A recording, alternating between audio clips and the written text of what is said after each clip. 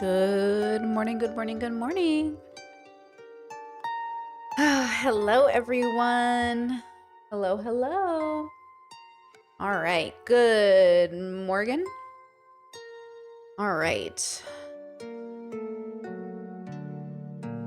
Got lots to go over today. I'm very excited, very sad. Moving into today's first story. Got a lot to go over. Let's go ahead and actually start with something. Oh, shoot. Hold on. Let me actually pull it up here. I actually want to start with something from one of you guys, a comment that I got. Let me pull it up here. Let me see. I actually just got it on a video and I thought, oh, that's a good question. Let's start off the stream with this question.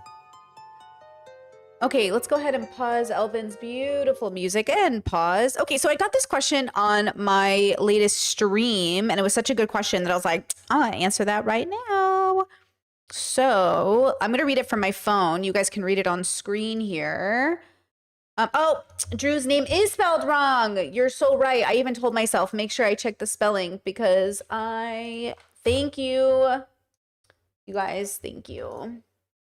You're so right. It is spelled incorrectly. Ugh, lifesaver chat. Thank you. Lifesaver chat. Thank you. Thank you. Thank you. Okay. So I got this comment just now on a video, like 12 minutes ago, literally. And it said, you said, I'm not able to function in life the way I used to when you were speaking about your autism. So do you think you were born with it? Or do you think it's gotten a lot worse? Or is that just a misspeak? That is a great question.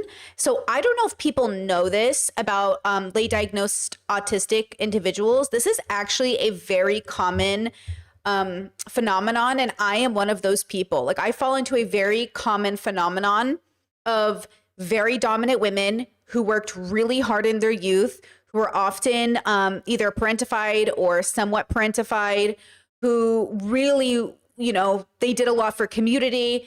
They buckled down, and as they healed, as they got away from those communities, as they became more independent, as they went to therapy, they actually noticed in all the ways their coping skills had been masking their autism or masking their ADHD or masking so many other things. So as I was younger and getting into adulthood and getting diagnosed with, you know, BPD and all these other things, as I was healing and going through my therapy stages, once I got into my mid 30s, all of those, you know, all of those worries I had went away. And now I was left with like a very raw version of Brittany.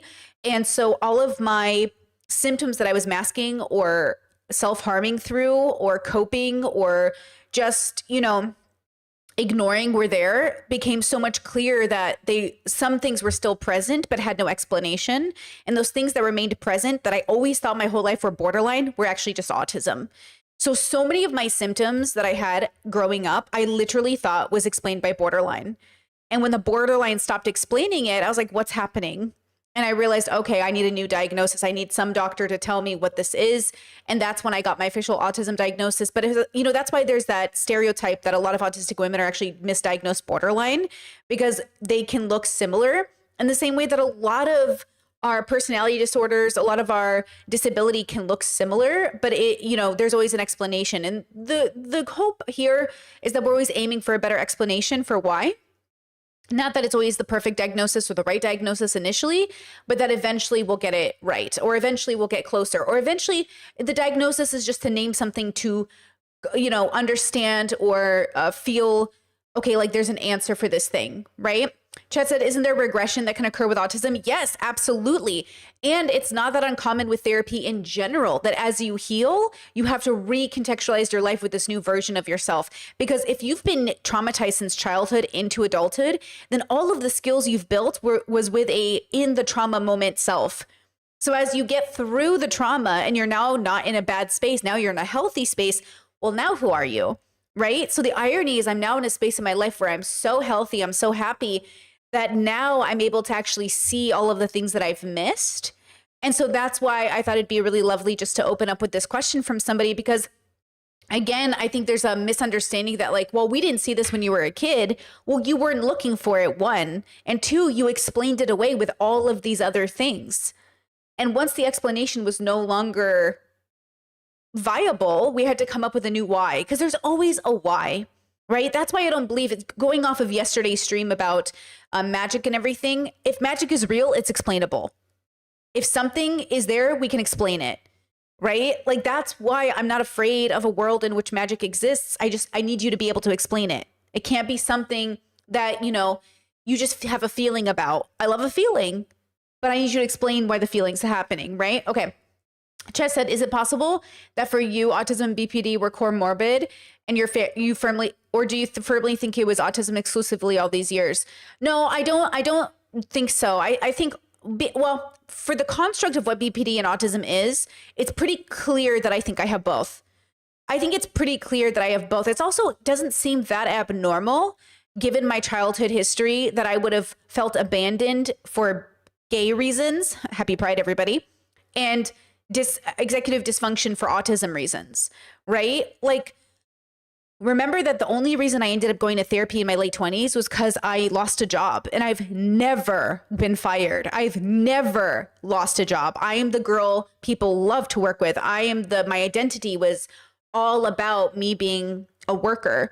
And so when I got fired, I was like, oh, something's wrong with me. Now, when I did that was the BPD. When I did the autism diagnosis, there was a mixture of the autism burnout mixing in with the BPD symptoms, right? My relationship with my parents, BPD. My relationship with work and everything else, a combination of BPD autism. So when I went in for my autism diagnosis, they made me write out a 7-page essay or whatever it was about my life. And I had to explain my work history. And I noticed a pattern in my own work history, right? It was crazy. Like a work history of one thing after another, right? Of me seeing a pattern of every 2 years, I have a major breakdown and burnout. That was autism. But the BPD on top of it was like really, really bad, right? Looking for myself, my place in the universe, wanting to kill myself at 8 years old because I knew I was gay and I didn't know how to be accepted in my family, It's like that kind of stuff, right? Chet said, what happened? A breakdown? No. Well, I mean, breakdowns were always happening, right? No, I was having a breakdown, which is pretty common. Like I was having a lot of breakdowns in my 20s. And I need to say this too. The version of Brittany in her 20s to this version now, I need you to know how significant of a difference it was. That the version of Brittany in her 20s was like breakdowns like twice a week, like full on meltdowns, crying fits, self-harming, but then I'd wake up and go to work and be like, hi, how are you? How can I help you today? And nobody would have known. Like the only people who knew were people I told or people who lived with me. Otherwise, like nobody at work would have ever have known that I went home and cried and self-harmed. Like that's not. Now, what happened was I was working for a nanny family and I called out sick too many times. And then they wanted an explanation for why. And I made something up that wasn't true. And then they wanted proof of it through a doctor's note. And I refused to give it to them. And because I didn't know why, right? I wasn't diagnosed then. I didn't know why I was having such a hard time. And they fired me because they felt unsafe that I wouldn't give them the reason for why I wasn't coming to work, which is fair. Like I get it. If I was, if I had a doctor's note, I probably would have given it to them. But the fact that I couldn't produce a doctor's note because I didn't go to the doctor was, I couldn't provide it to them. So they fired me. And when that happened, I was like, okay, something's wrong. Like something's wrong that I am calling out of work this much, that I am breaking down this much, that I am like crying in my car on the way to work. And by the time I get to work, you know what I'm saying? Like something was wrong, So anyways, once you're past that, like I don't do that anymore, right? I don't have breakdowns. I have burnouts, but I don't have breakdowns because I'm not breaking down. Like life is pretty Gucci. You know what I mean? Like I like my life, right? But as I've gotten older, my burnouts are still there. And I'm like, why am I burning out? Why am I burning out? Why am I burning out? Burning out is like a flame that keeps going out and I keep relighting my candle, but it doesn't stay for long enough. So now I'm like, okay, what is this? And that's why I sought an autism diagnosis. And my audience, to be fair, had been telling me for years, like, girl, I think you're autistic. And all my friends were like, girl, I think you might be autistic. And I was like, no. But then, yeah, I kept having all these burnouts, So burnouts, breakdowns, very different.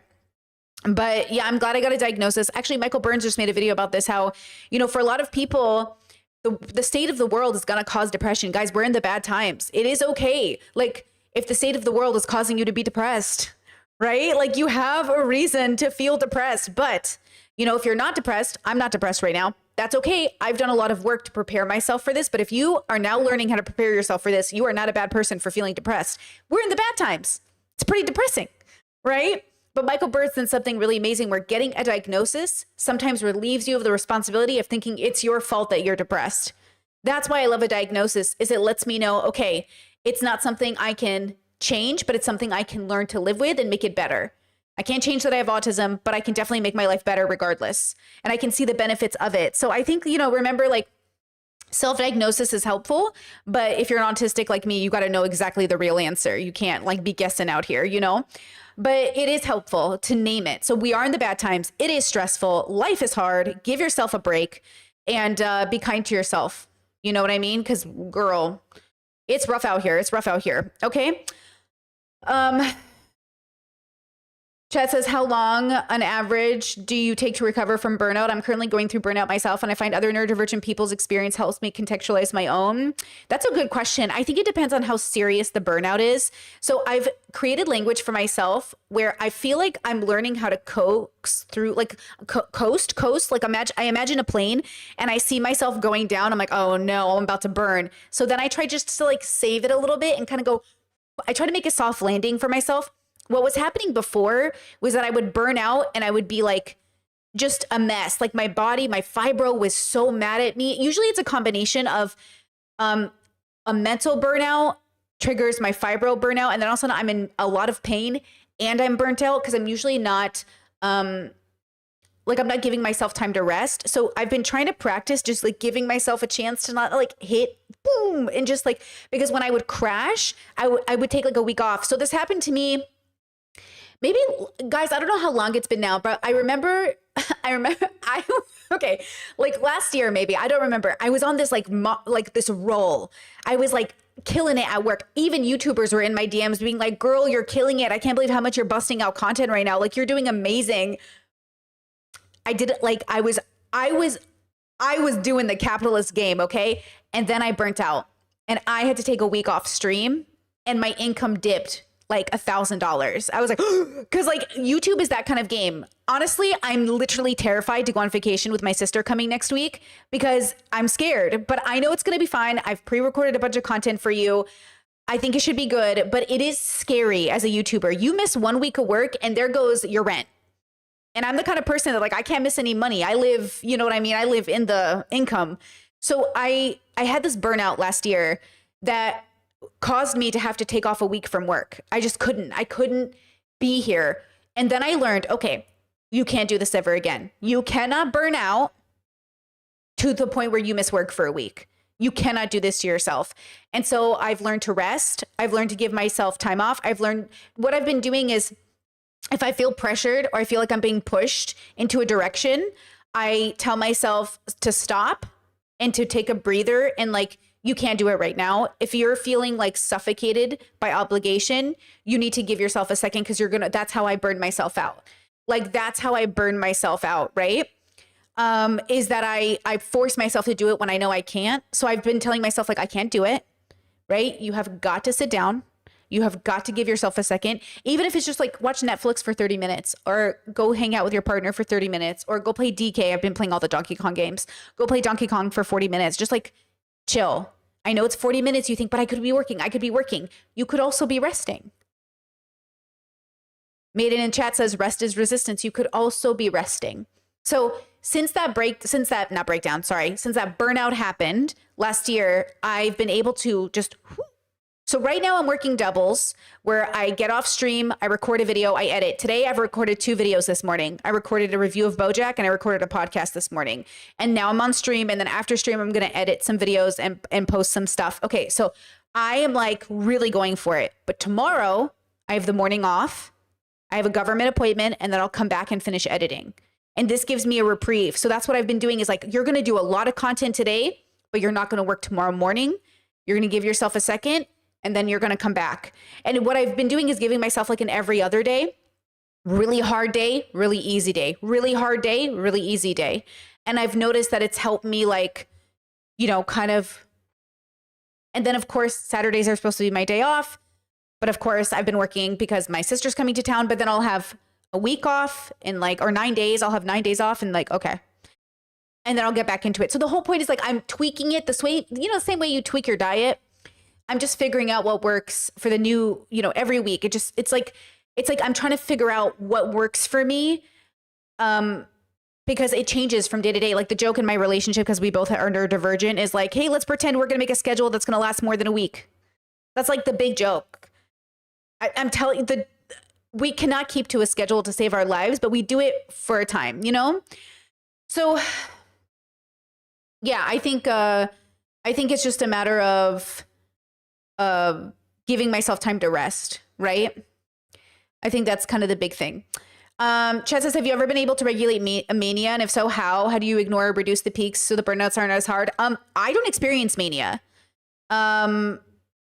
So I don't know. Like I don't experience it. I don't have a relationship with it. I used to think borderlines experienced mania when I was young and uneducated. And then I realized what mania is. And I'm like, oh, I don't experience that. So I actually don't know how to help with that. I don't know anything about mania. I'm so sorry. Chad says, as a late diagnosed, a lot of late diagnosed people reach a breaking point afterwards, are unable to get back to masking. Similar how experienced work related to burnout or depression can have long lasting effects. You know, it's interesting. I do kind of struggle back to the masking game, but I will say that I really do see it as necessary a lot of the time in a lot of situations. I have a podcast coming. Are you rude or just autistic?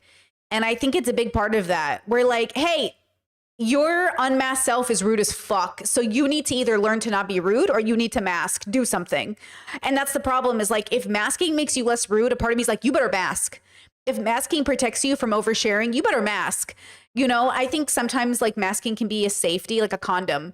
Like they're not great, but at least you won't have a baby. You know what I'm saying? Like it's not great, but at least it keeps you from getting yourself in trouble. Like putting your foot in your mouth. You ever hear that saying? Don't put your own foot in your mouth. It's like, girl, you better relax, okay? But that's, you know, a conversation for that podcast. Okay.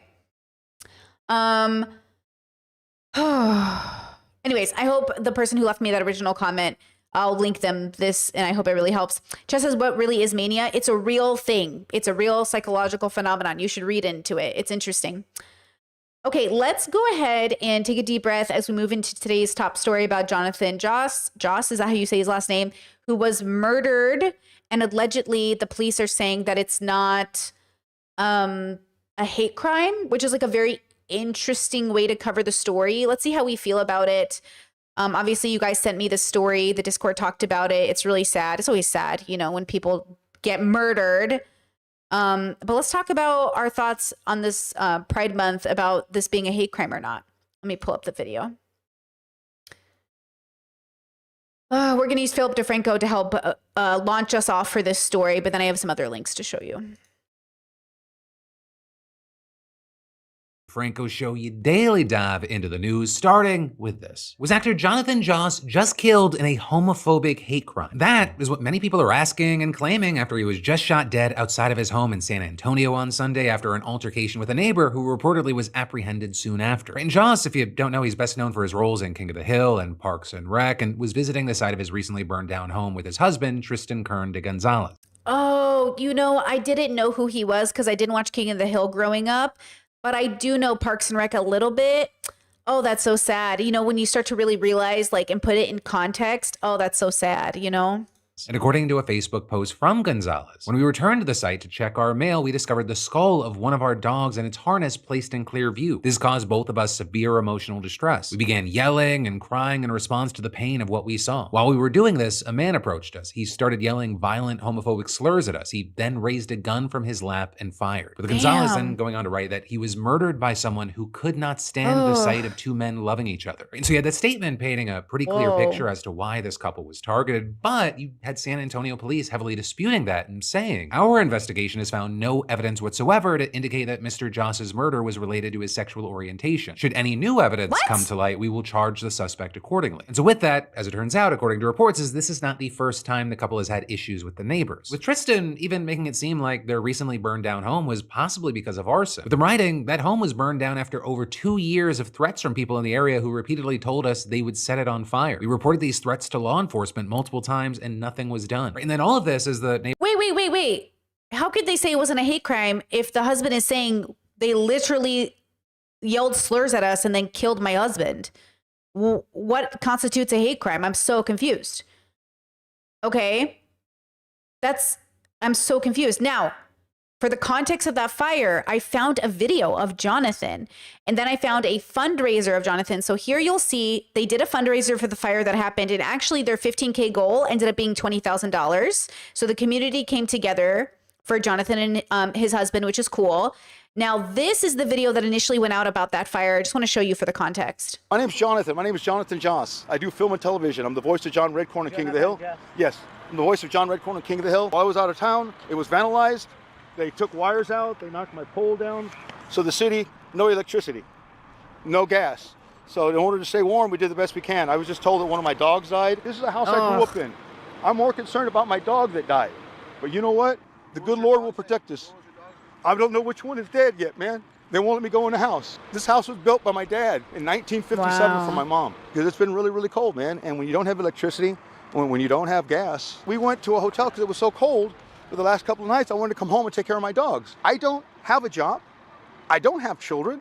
I'm missing one more dog. It's my fault, you know. Or if somebody came in and did something, who knows? But mistakes happen, man, and it's my fault for I guess leaving something on.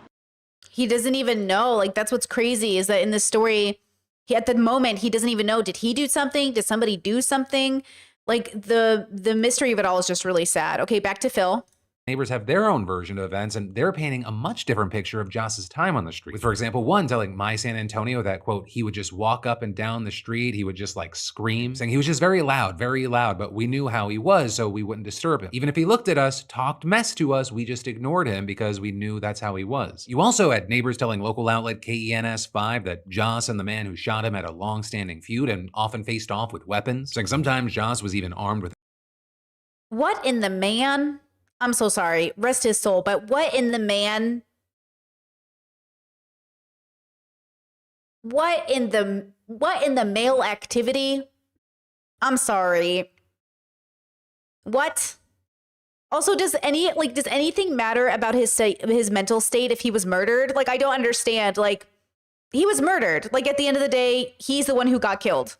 So even if he was mentally ill, even if he was a rude neighbor, even if he was a horrible plight on the internet, you know what I mean? Like, I get that, but like, why murder? What justified the murder is what I'm trying to figure out in these people's heads.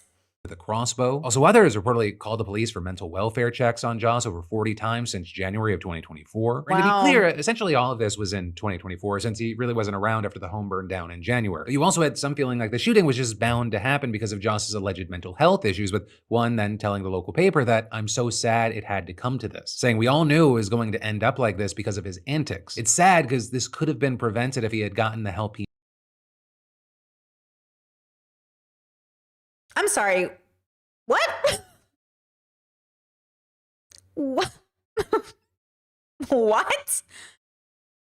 Okay, listen. Even if a man is a disturbance in the neighborhood and you hate his guts, you can't murder him.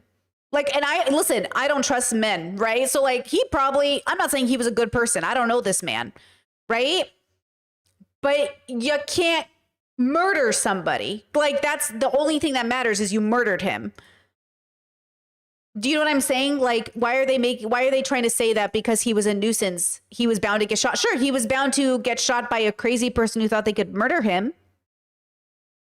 I don't understand the justification here.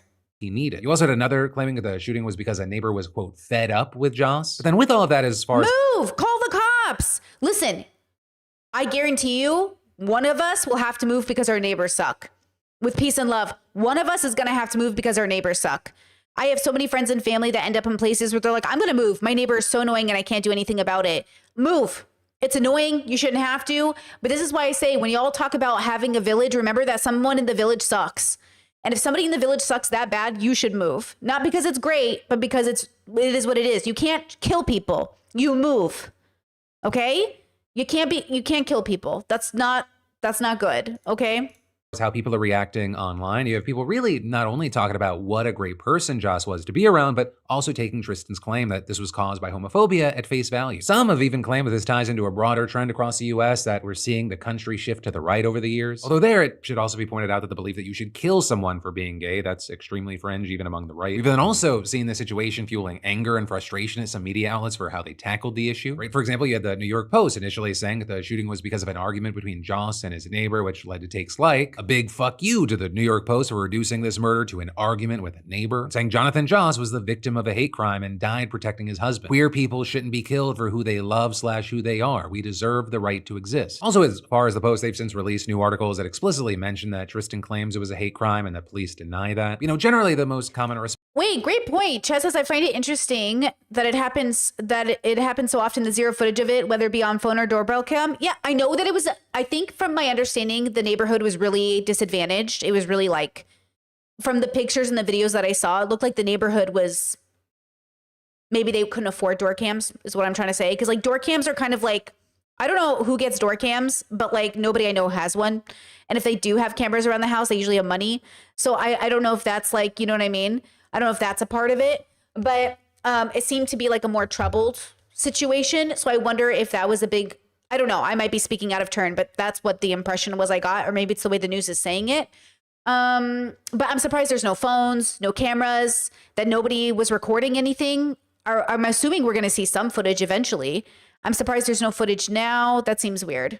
Response to all this has just been sympathy and sadness at just how pointless the killing was, regardless of the reason. With, for example, Nick Offerman, who had roles alongside Joss, writing in a statement, "The cast has been texting together about it all day and we're just heartbroken. Jonathan was such a sweet guy and we loved having him as our chief Ken Hotate. A terrible tragedy." And with that, I think it's important to remember, at the very least, whether it was because Joss was gay or having a particularly hard mental day after seeing his burned down home and dead dog, neither are an excuse for murder. But ultimately, that is where we are with this just... Wait, I'm so confused. Am I confusing the stories? Hold on. My name's John. Hold on. This was 4 months ago. Didn't he just die? Why is he talking about the burnt down house and his dead dog now? Right? Like, aren't those two different events that happened months apart? So I don't know why those two things are related. I don't know why Phil said that. Hold on.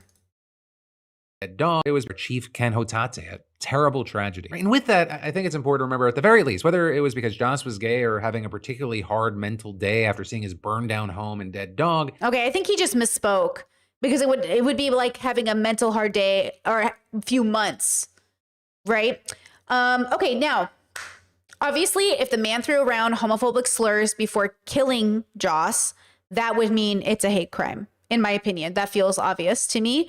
It could also be, because men are messy and people are messy, an actual case of two men having conflict and it ending up like this to some extent. And I'm not saying this because I don't think it was also homophobic. Like, it could have been a combination of was homophobic and was this thing, right? His husband said they just discovered the body of his dog. Yeah, but is the body of the dog that died in the fire? Or the body of a different dog that you guys are saying died recently, right? This is why the altercation started. Oh, hold on. Let me actually go back to, hold on. Let me do this because I think it's important. Not. Hold on. Okay, so, hold on.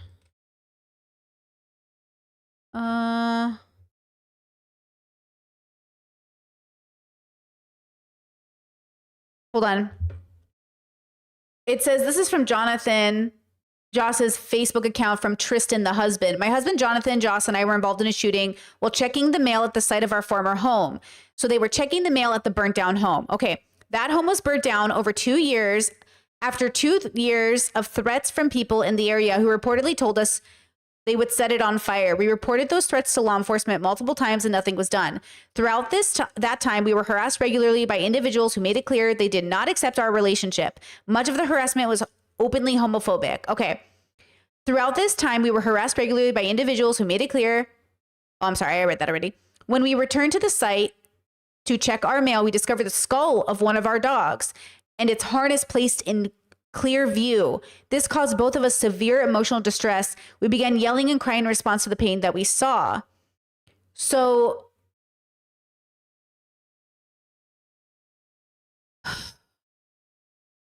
So are they saying, okay, hold on. Let me finish reading.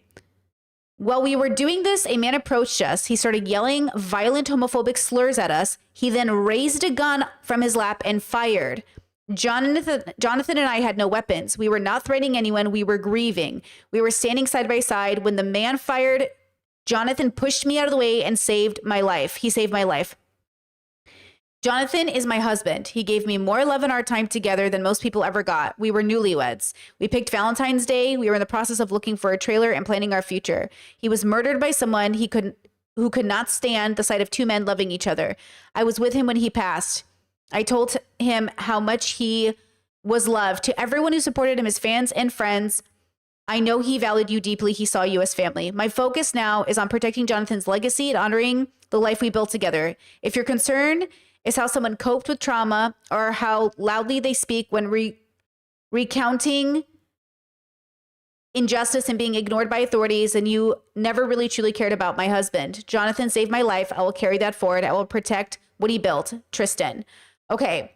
So so I think the skull from the dog was the one that burned down maybe, but either way, like whoever placed the skull near the mailbox, right? Whoever orchestrated the scene to be distressing, super unethical. The person who murdered him, super unethical. I don't know what we're talking about here, right? If we're really so, if we're going to be, obviously, I have no reason to believe. Okay, chat banned. No transphobia in my chat. Okay, thank you. No, not in the holy month of our religion. Okay.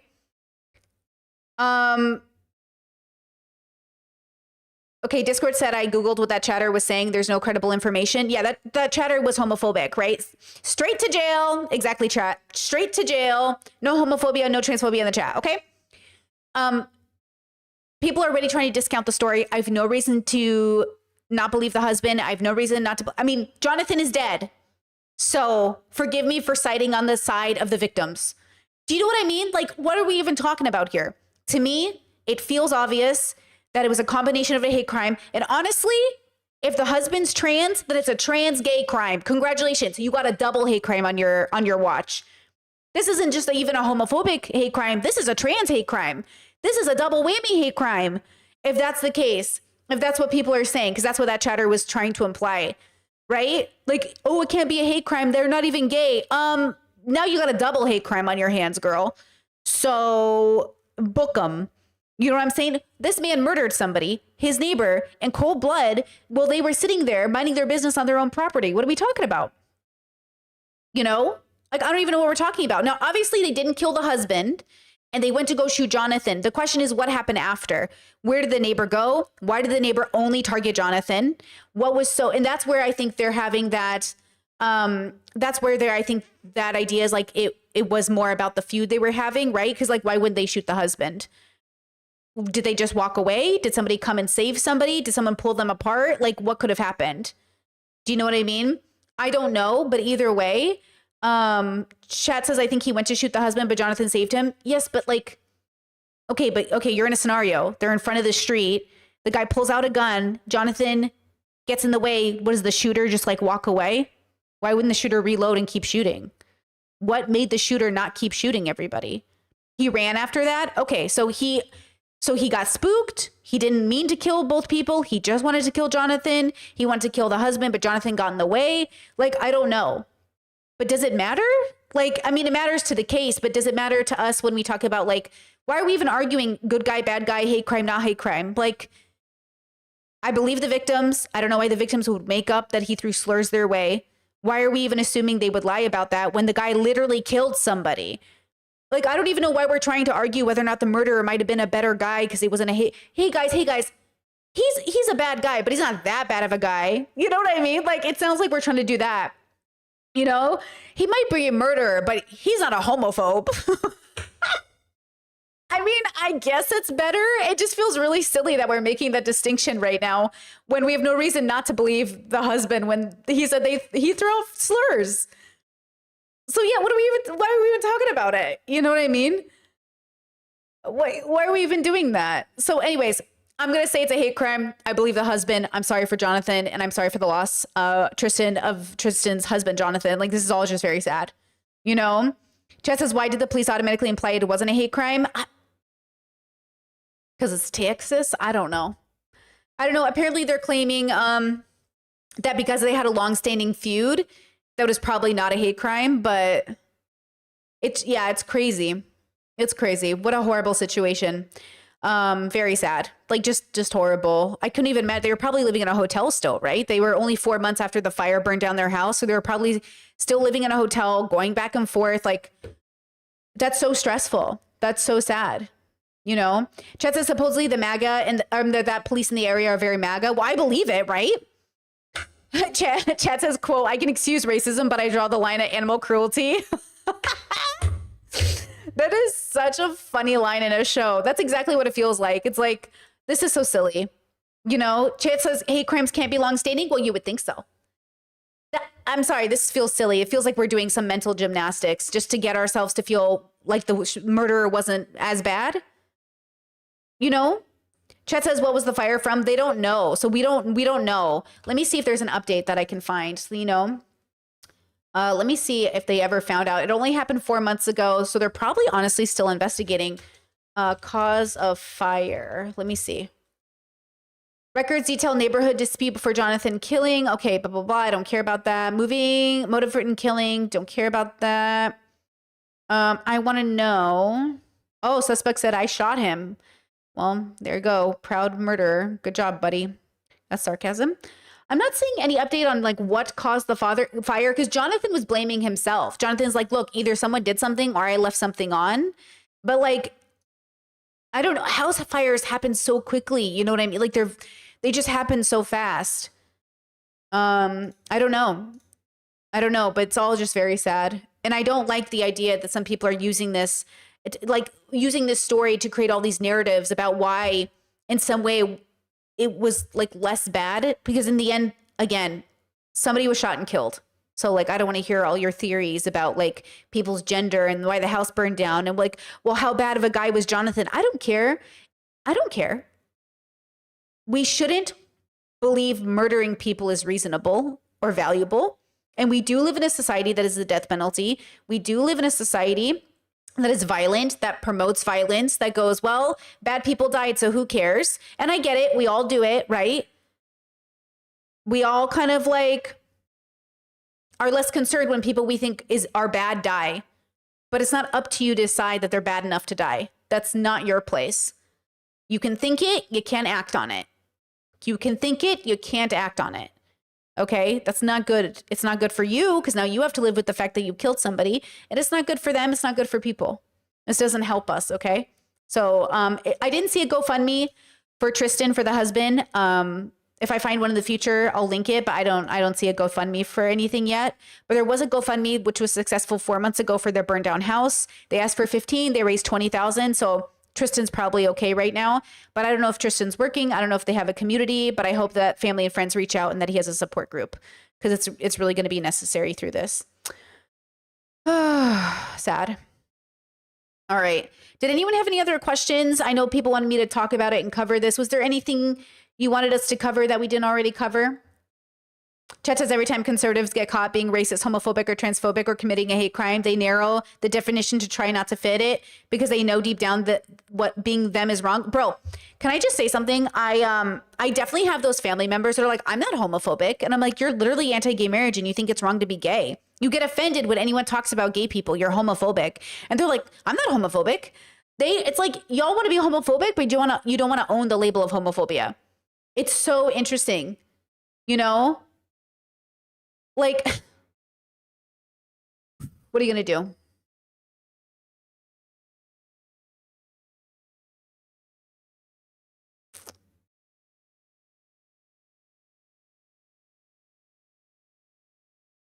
Let's see. Chet says, sorry, I know I sound like a broken record, but queer indigenous folk are at an insanely vulnerable intersection. They're targeted by homophobia, racism systematically in our colonized world. White fragility / hetero fragility goes insane. Yeah, Chet says they want to be bigots, but not called bigots. Exactly. They want to be bigoted, but they don't want to be labeled bigoted. Okay, let's see. Discord shared a news story, said Jonathan's childhood home where he still lived burned down in January. He lost all his belongings and 3 dogs were killed in the blaze. Oh, damn. A GoFundMe account has been set up to help Joss and his husband, Tristan, get back on their feet. We may have lost our home, but not our hope. We're moving forward with love and humor and a little elbow grease. We're incredibly grateful for every ounce of support. Okay, so 3 of their dogs. Yeah. And childhood home makes sense. They mentioned that in the video that I showed, right? The video I showed, he said his dad built it by hand, right? So we knew it was a childhood home. Yeah. Chet says childhood home is interesting. I mean, it makes sense, right? That's where his dad raised him, or where he was raised as a kid. And then he got that house. And look, he's an actor. He's not going to make a lot of money. He's an in and out of work actor, right? He was jobless when it happened. Now, look, there's a lot of trauma and a lot of issues that come with working in Hollywood. So I'm sure he was suffering. I'm sure they had trauma to deal with. None of that justifies the murder, right? Discord said it also means neighbors should know him. Well, they did know him. They just didn't like him. And by the way, he might have been very unlikable. You can't murder unlikable people. Like, I just want to make this abundantly clear. I don't know this person. I don't know what problems he probably had. He's probably a misogynist, right? It doesn't matter. You can't kill him. You can't kill him. There's no such thing as a perfect victim. You can still be a victim and be imperfect. You can't murder neighbors you don't like. You can't murder misogynists. You're not allowed to murder billionaires. You can't murder people, guys. That's not the society you want to live in. We do not want to live in a place where people just murder people. It doesn't matter. You can't murder your neighbors because you think they're annoying. But that's why your ability to murder somebody and throw around slurs makes it a hate crime, especially. You're motivated by hate. You're motivated by hate, right? Oh, sad.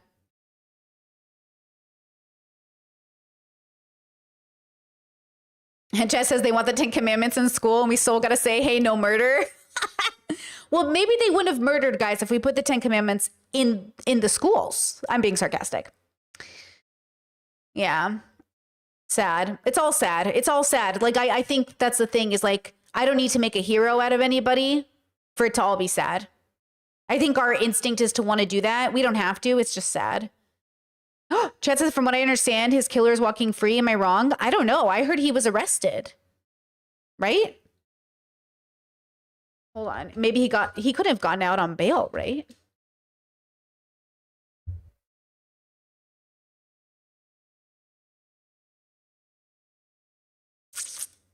I shot him. Okay, let's see. I shot him. Suspect in King of Hill actor Jonathan Ross confessed to police. The man suspected in the fatal shooting of King of Hill voice actor Jonathan Ross confessed to the crime telling police, I shot him. Here's the man here. Alvarez. Was it brown on brown crime? What's happening? The racists are going to use that. Pulled up his car behind Joss's as the actor was stepping to pick up the mail from his former home in San Antonio, Texas. On Sunday, the two got into an argument. An unidentified witness was traveling from Austin to San Antonio with Joss, watched the men argue from her car and heard Saya warned that he had a gun. Moments later, he shot 59-year-old Joss, the witness told. He later confessed to police, I shot him. A rifle in Saya's possession, Saya, was confiscated by police. He was charged with a felony of first-degree murder, and his bond was set at $200,000. His first court is for August.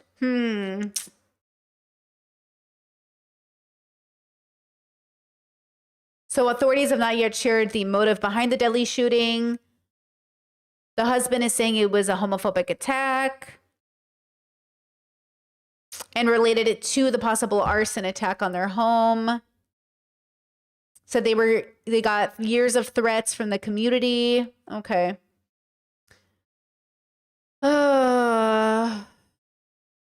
That's when Gonzalez, the man approached, or according to Gonzalez, the man approached them and started yelling homophobic slurs. He then raised, so Tristan Gonzalez is the husband, right? He then raised a gun from his hip and fired. Jonathan and I had no weapons. Weird. How sad. Yeah, I get, okay, so Fox 7 Austin chat says, there's an article stating he's out because he posted bond on Monday. That's crazy. How do they let him out? You know? How did they let him out? I don't get it. That's so weird. I can't believe we're just letting like first degree murderers out here.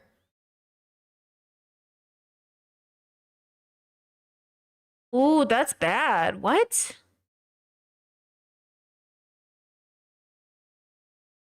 Oh, that's horrible. I don't understand why that feels safe. Like, what if he runs? Is that even safe for the neighborhood? What if he's a threat to other people? You know what I mean? Yeah, why is that available? I mean, he admitted I shot him. And they're like, okay, cool. You're out on bond. Pourquoi? What is this? That's horrible. Yeah, I think there's definitely probably, like, I'm going to assume homophobia and transphobia at play here. There's got to be. 200,000 is a lot for bail. Who paid it? Could have put a lien on his house. He could have used his assets to do it, maybe. Chat says, it's interesting to me how you can't understand this. When the Texas of it all, we're shocked they even arrested him to start with. Are you being snippy with me? You said it's interesting to me how you can't understand this. Oh, I'm sorry. Would you like me to... What did you guys expect? He's a gay. Of course they're going to shoot him. I can't believe you guys are all shocked. He's a homosexual. He probably deserved it. What do you guys... Are we joking? I'm sorry that I'm just trying to show compassion. Obviously, we all know murder happens. But if we keep pretending like it isn't a shock, we're going to start treating it like it's not a big deal. We know murder happens, guys. But let's not be sociopathic about it and be like, well, what do you expect? It's Texas. That's the same attitude the neighbors had. What do you expect? They were fighting. It's a bad attitude to have. Just because homophobia is expected, you don't have to act like it's not a big deal. You know, that's what I'm trying to say. You said it is interesting to me that there are places that are good where this is shocking. It should always be shocking. Not to you, but to the community. You should appear shocked. That's what I'm saying. You should appear shocked. Even if you think it's a duh, sure, kids getting raped is also a duh, but God forbid you don't act shocked. Act shocked. It's shocking. Be shocked. Don't allow yourself to stop being shocked at the horrors of the world, as long as you also don't let it make you fall apart. That's the problem. We have stopped being shocked at the horrible behavior of people. Okay? I don't mean to come for you, but you're the one who typed in my chat and was brave enough to actually put that in chat. Okay? So, girl, I had to say my piece. Okay, let's move on because this is just sad. Wishing the family best because it's just horrible. Okay.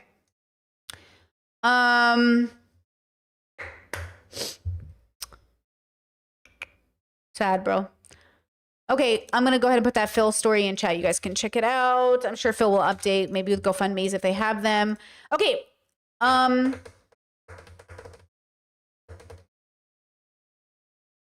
You know what? Let me take a 2-second break because, you know, the girl, I drank coffee right before this girl. I got pee.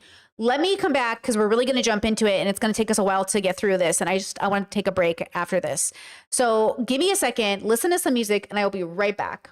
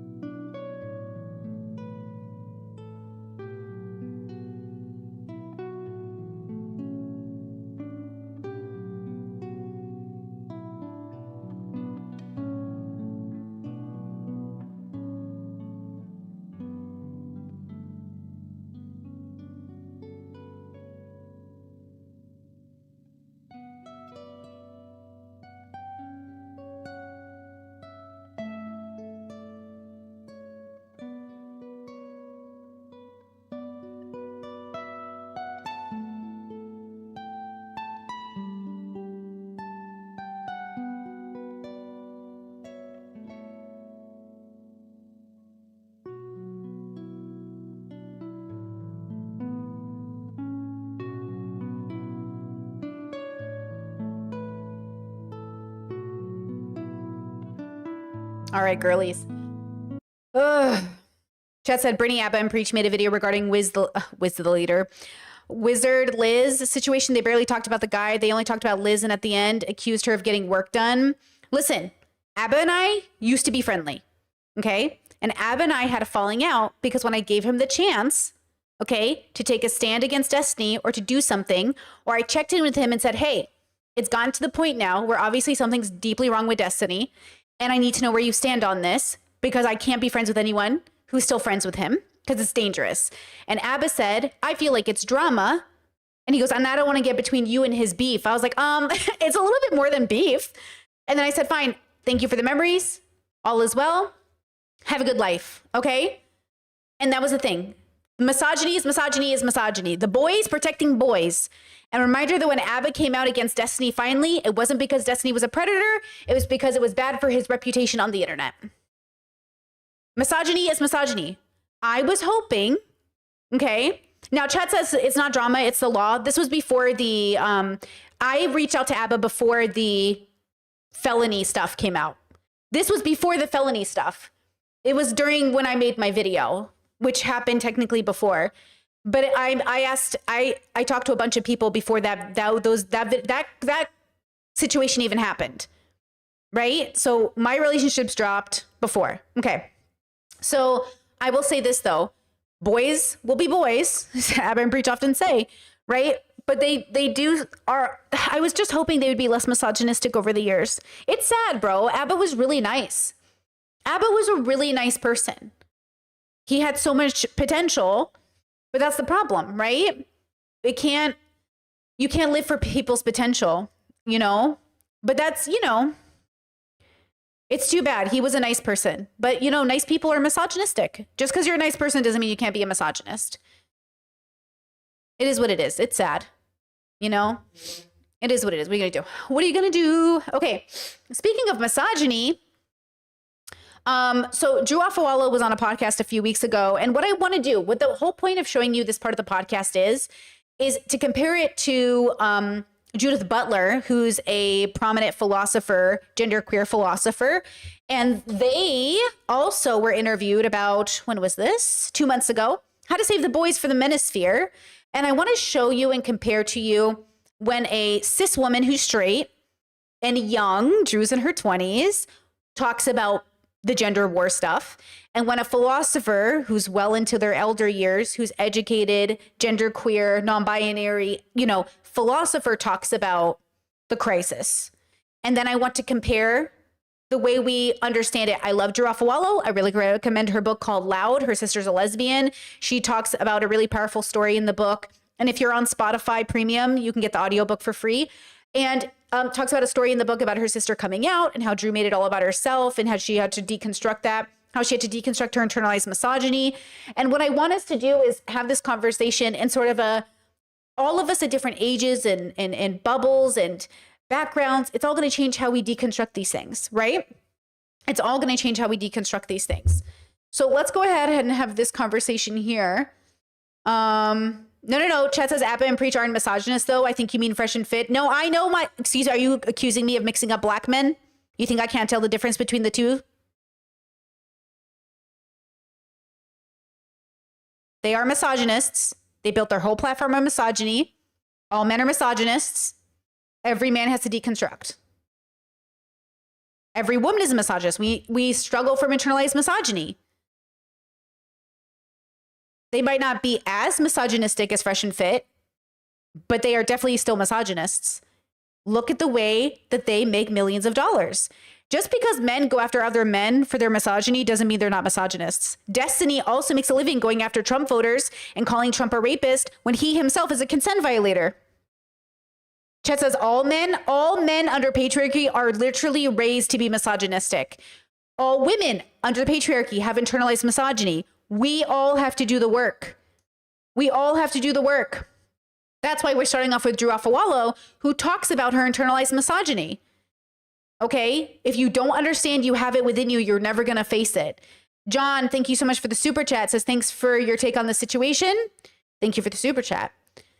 Okay, so let's go ahead and talk about it because I think it'd be really cool. And I like both of these people, and that's why I thought we'd use them. And they're different, you know? Drew and Judith have very different lives, and I think that's kind of exciting. Okay, let's go ahead and start with this podcast. Oh, this podcast here is called Girls Gotta Eat. I'll go ahead and link it so you guys can check them out. I've never heard of them, so I don't actually know their vibe, but let's go ahead and check it out.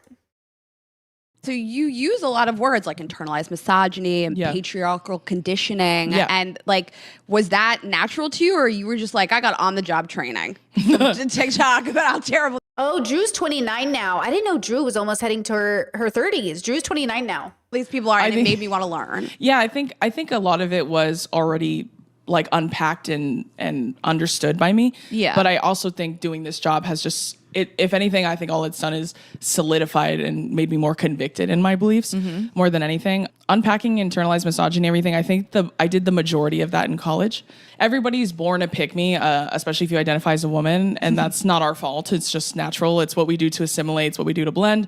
That is so powerful. Everyone's born a pick-me. It's like what we're raised in. Every man is a misogynist. It's what you're raised in. I'm not blaming you. I'm saying, do you know that it's happened to you? Are you willing to look at your own brain and say, man, am I doing this? Do I sometimes think men are literally better than women because of the way they're born? And then, you have to think, do I literally think I'm better because I'm white? Do I think I'm better because I'm this? Do I think I'm literally better because of the way that I was born?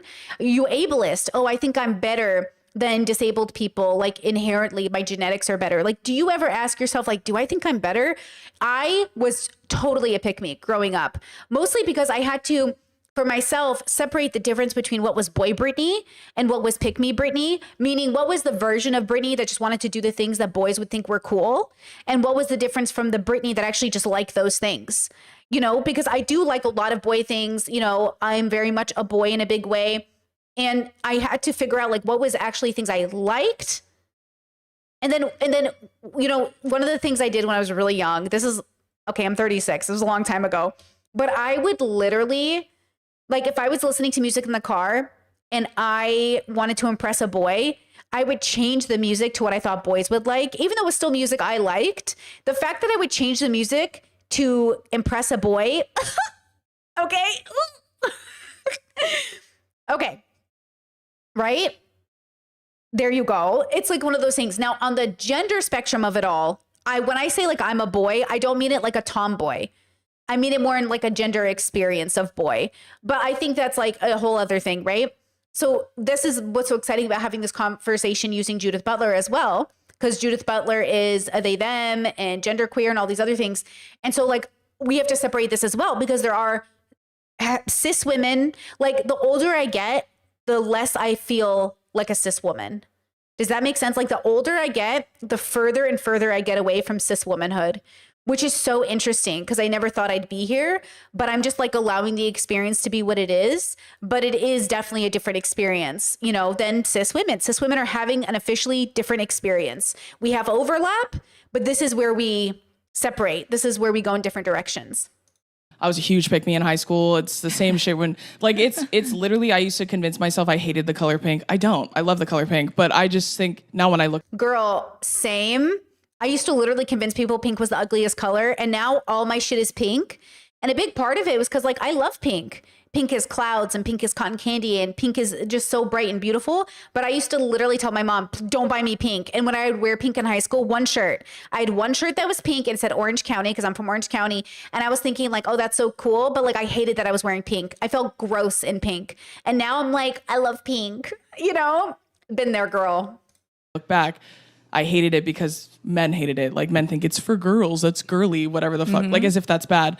So I was in my strongest pick-me phase, I would say, in high school, which is natural. And then I think when I got to college, that really shifted for me. As far as the verbiage of things like internalized misogyny, I think that just came with time. But also I, went to college and I took a lot of sociology courses. I took a lot of courses on things that helped me understand the world as a whole. And that's why sometimes I encourage people to go to secondary education if they can and they want to. Like, Chat says, I don't know if Drew is saying she's done with unlearning misogyny. I think it is a process that never ends. I don't think she would say she's done learning it, but I think there's a distinct difference between women who have never even realized it, right? Like the person earlier in my chat who was like, all men are misogynists. Like the fact that, you know what I mean? You haven't even considered it. The fact that you haven't even had the conversation, right? the fact that you don't even know in what ways like you've been racist under white supremacist America, and the ways that you don't even or have to admit to yourself like, oh shit, I think that's like a racist thought. Did I just have a racist thought? Or oh shit, I think I just had like an ableist thought. Like, oh man, how do I feel about that? And then deconstructing it. Now, I think where we lose ourselves in the conversation is assuming that any of us have discovered the real answer. So I just want to make it clear, like deconstruction, it reveals the answers, but it doesn't mean we've really all ever come to the conclusion. So we never ever stop like unlearning, right? That's why individual people of color can be racist, even though the system is white supremacist, because like we all have to deconstruct. And so there's like a conversation around that. Of course, you're never done. We're always learning. But I think that's why for me, deconstruction will be a lifelong journey. For other people though, they just want to stop deconstructing because they think it's a waste of time. I think that's because you think you don't understand deconstruction. Deconstruction is the opposite of stagnation. If you do not deconstruct, you are stagnant. And that's okay. You can choose that. A lot of people do. But that's what that is. Because deconstruction isn't to take it apart or to destroy it. It's to take it apart and find the flaws and put it back together. Right? And if you deconstruct, you might have to reframe like how you see the world. And you might have to lose your religion and lose your belief in people and maybe even lose friendships. That's why it can be scary, right? I just think it makes you a better person. I think knowledge like is almost like an exterminator of ignorance, which is a good thing. So it's good when we are well informed. It's a good thing. Beautiful. Yeah. It's interesting because you talk about it in your book, which I really encourage people to read, and I really enjoyed reading it. Wow. It's incredible. But you talk about it, how from an early age you had a feeling of like, I don't really care about men. But you also said I was a pick-me girl. Yeah. And I think caring about men is sort of what leads to being a pick-me and being this like kind of girl. It's like, I'm not like other girls. Yeah, I think it's a twofold. They can exist in the same body. I think it's one of those things that... Wait, Chat says you can't control intrusive thoughts. You can choose how to feel about them or choose not to act on them. I don't know if that's what you're referring to when I was saying like, oh my God, was that a racist thought? These are two different things. I'm talking about actually having a racist judgment. If you've ever looked at somebody or looked at, if you've ever like, okay, I'll give you a fat phobia example because I suffered a lot from fat phobia growing up. Looking at a fat person and thinking there's something immoral about them because they're fat. That was a judgment I used to have on people. A judgment. That is fat phobia.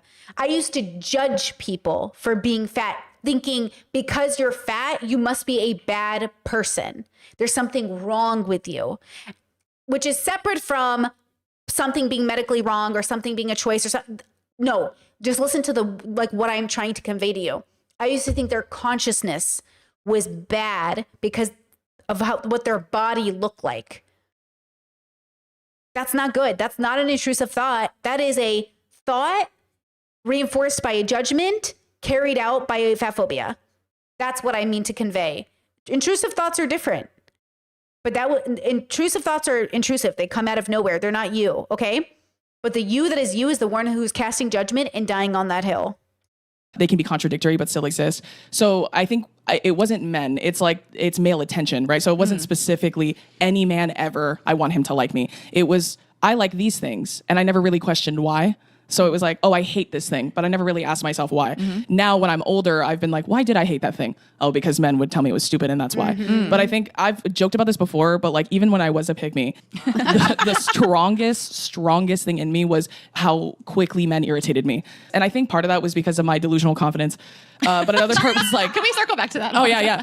I've had what I like to describe as borderline delusional confidence since I was younger. You couldn't tell me shit. You still can't. But like when I was a kid, especially, you couldn't tell me anything. Like I just thought I was the most awesome person alive, which I still think now. And it's never been at the like detriment of others. It's always been like, I think I'm awesome. I think you're awesome. Yeah. That's always been my mentality about myself. So like when I was younger, I never really took a lot of stock or value in what I looked like. When I hit puberty, I loved makeup. I loved being a girly girl, that kind of stuff. But I never thought to myself, I'm going to do this because men like it. I would always do it because I liked it. I think there's always that, assumption that men have that women dress the way they do for either women or men. Yeah, lots of people are externally motivated. So this is true. A lot of genders, a lot of people, a lot of whatever, they're externally motivated. But when you're a truly internalized person, not always, you're not one or the other, but I am much more internally motivated than externally motivated. So like my whole life, my family would say, Brittany just does whatever she wants. You know, my family members, my siblings would even be like, oh my gosh, Brittany, you're so loud and obnoxious in public, but somehow everybody gets along with you and they like you. And every time I think people are going to be mortified about you, somehow like people like you in the end. But like my siblings, almost like the ones who have like major anxiety, and I have anxiety too, but a different kind. They're always like, oh my gosh, are people going to get mad at you? But then when they see how people love me and they're so warm with me, they're like, I don't get it. I don't get it either, girl. It's probably the gay.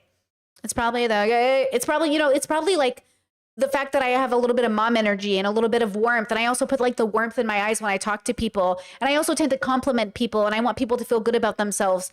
But I think also me being sure of myself makes people feel sure of themselves. And so it's like this like revolving door of confidence, which is really nice. Chad said it's the hair. Maybe it's the hair, you know?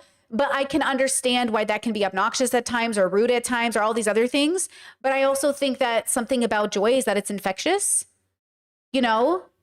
Chad says, I swear I like you more because of your hair. Hey, very possible. But I think people like joy is infectious. Laughter is infectious. I think people want to feel comfortable.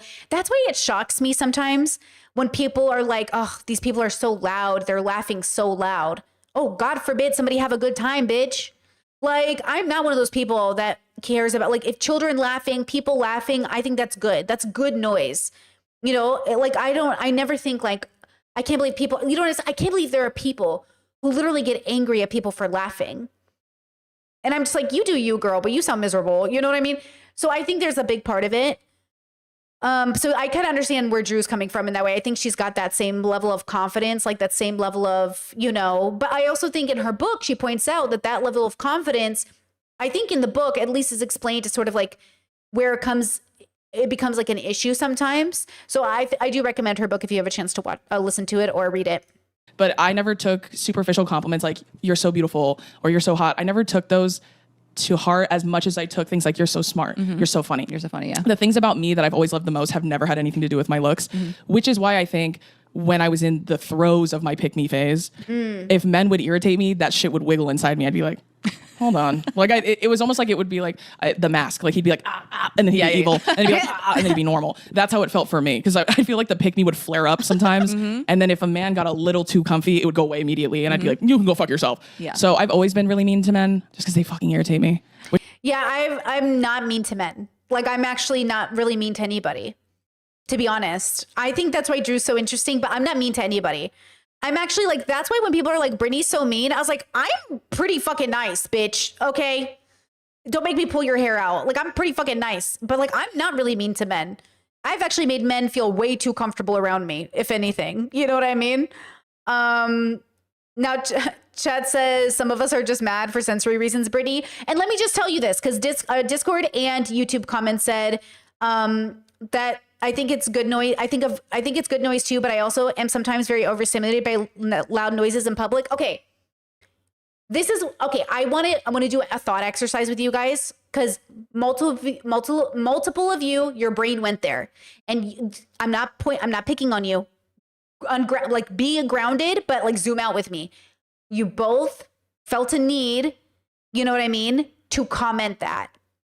That's exactly what men do when women explain that they're hurting and men go, yes, but what about me? What do you think makes your brain bring out that comment when the context doesn't make sense for the situation?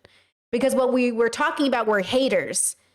So why would you bring up your sensory issues, which are so valid and have nothing to do with being a hater? What part of your human brain, that very normal thing that's so a part of us, needed to say that out loud, right? It's not bad. It's okay.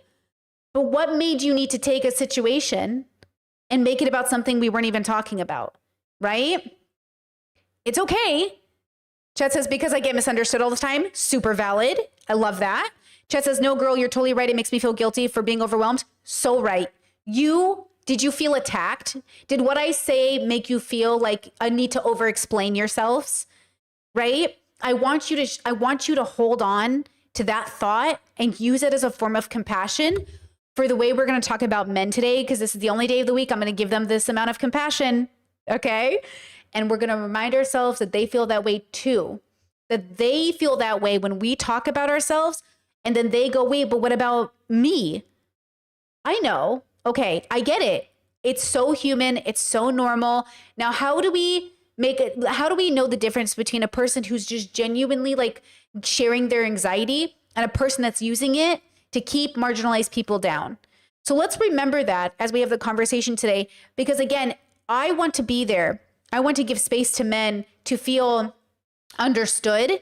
The dilemma is that now that I've understood you, are you also going to take the work to work on that thing? Are you going to take the time to work on that thing? And that, are you going to make me do all the emotional labor? You guys are great. My commenters, what you guys just did was very human and very okay. You're okay. The question is, do we know that that's what other people are doing when they're doing it? And then how do we know when they're doing that and then something more malicious, right? Because I think that's what really happens here. And again, I'm trying to signal to the misogynist to leave my chat. But if you're really a man who's genuinely not understanding his place in the universe and you don't know where you belong, then I think that philosophy can help you. Therapy can help you. Deconstruction can help you. And if you're willing to do the work, then like you're welcome to be in the community, right? And that's kind of the point, is that you still got to do the work. And as long as you're doing that, then based, right? All right, let's continue with Drew. Which I tell people, I'm like, I mean, obviously, you ever hung out with one? They're fucking awful. Well, so let's talk about you being engaged to a man. Sure. Like, and I'm just curious about your dating life before that. How long have you been with your now fiance? This year will be 8 years. Oh, a long time. Okay, Yeah. so in like early 20s. Mm-hmm. Yeah, early mid 20s. So how did he get in there? I met him in high school. Okay. Yeah, Oh, so you've at my known him. prime pick me phase. Yeah. Okay. That's how we met. But you've like That's- evolved together. I just want to like Yeah, hear yeah, about totally. it. You know? When we were in high school, we were friends in high school. It's a real enemies to lovers arc, I like to jokingly describe. No, but we were really cool. We were close friends in high school, went to different colleges, dated other people. Did you date in high school? In high school, How's the volume? Is she much louder than me? Am I like super quiet? I changed my mic settings earlier.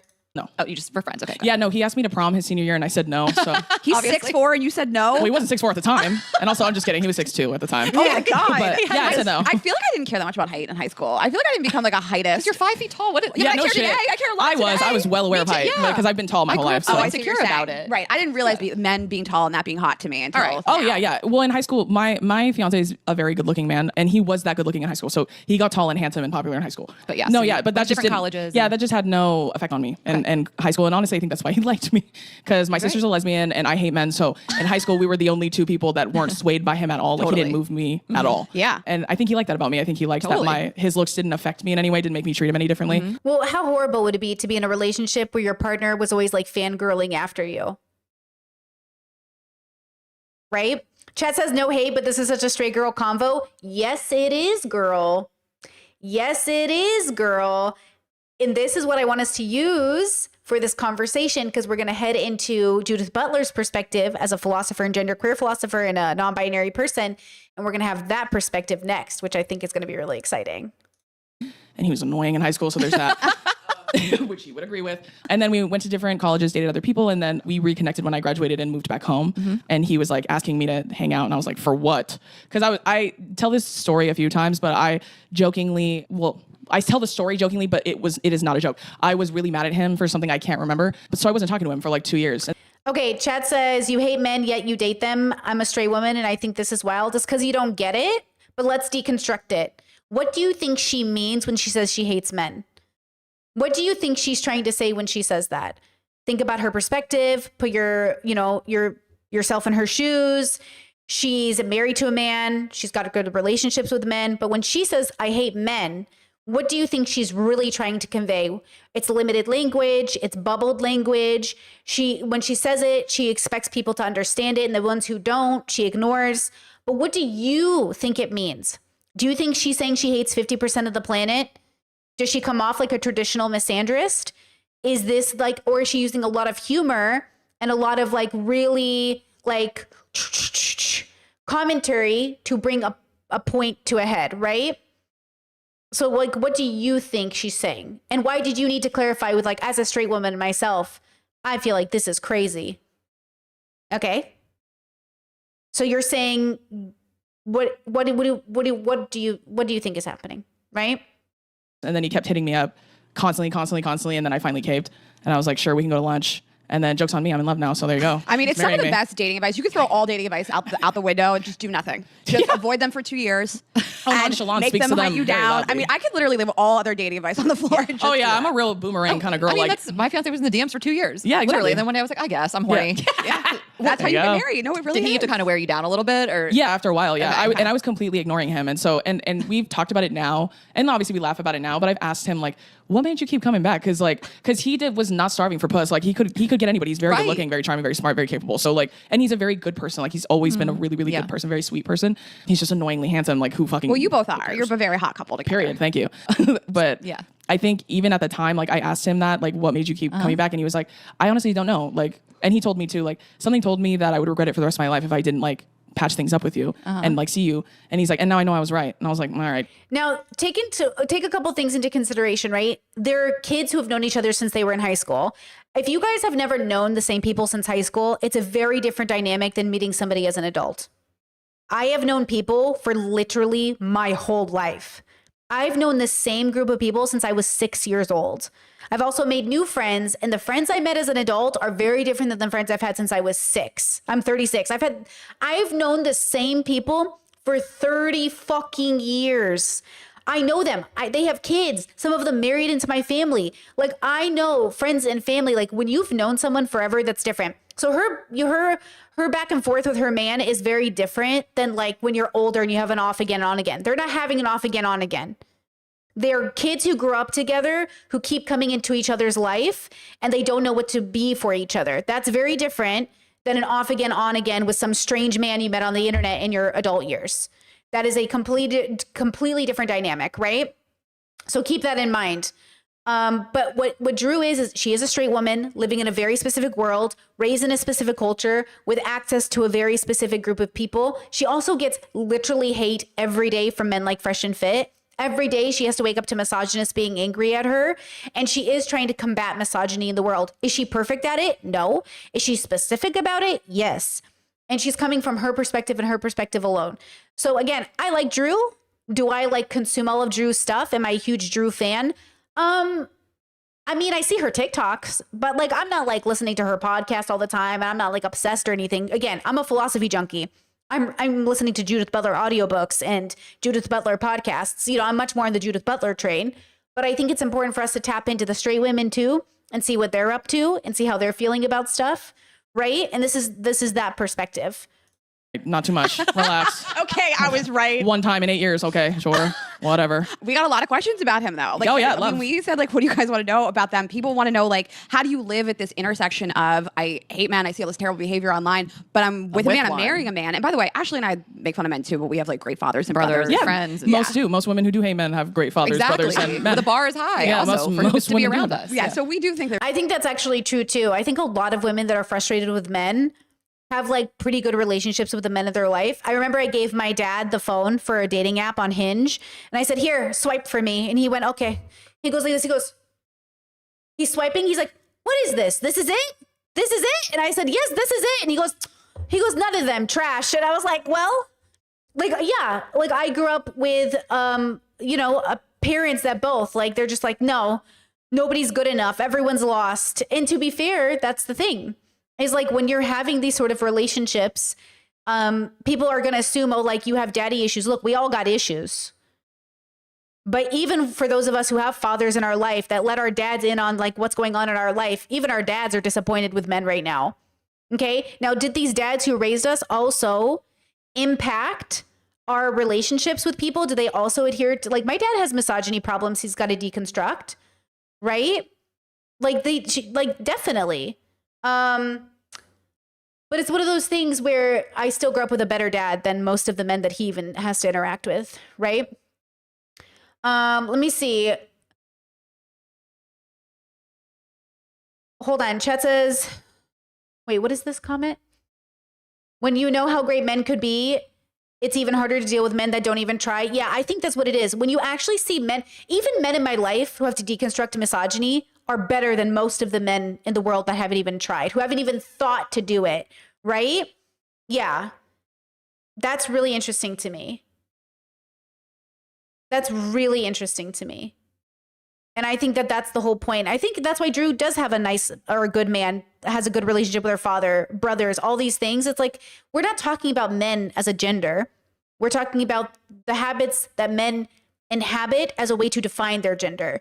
If men are saying, I am inhabiting these aspects of manhood, cheating, debauchery, getting into fights with my neighbors, getting into bar fights, like this is what makes me a man. A real man spits on the ground, hawks a loogie every day. Real men chew, real men cheat, real men do, this is just our biological experience. Well, then, yeah, you're kind of giving the reputation that all of us should be afraid of men. When, who's that football player we just covered, the conservative?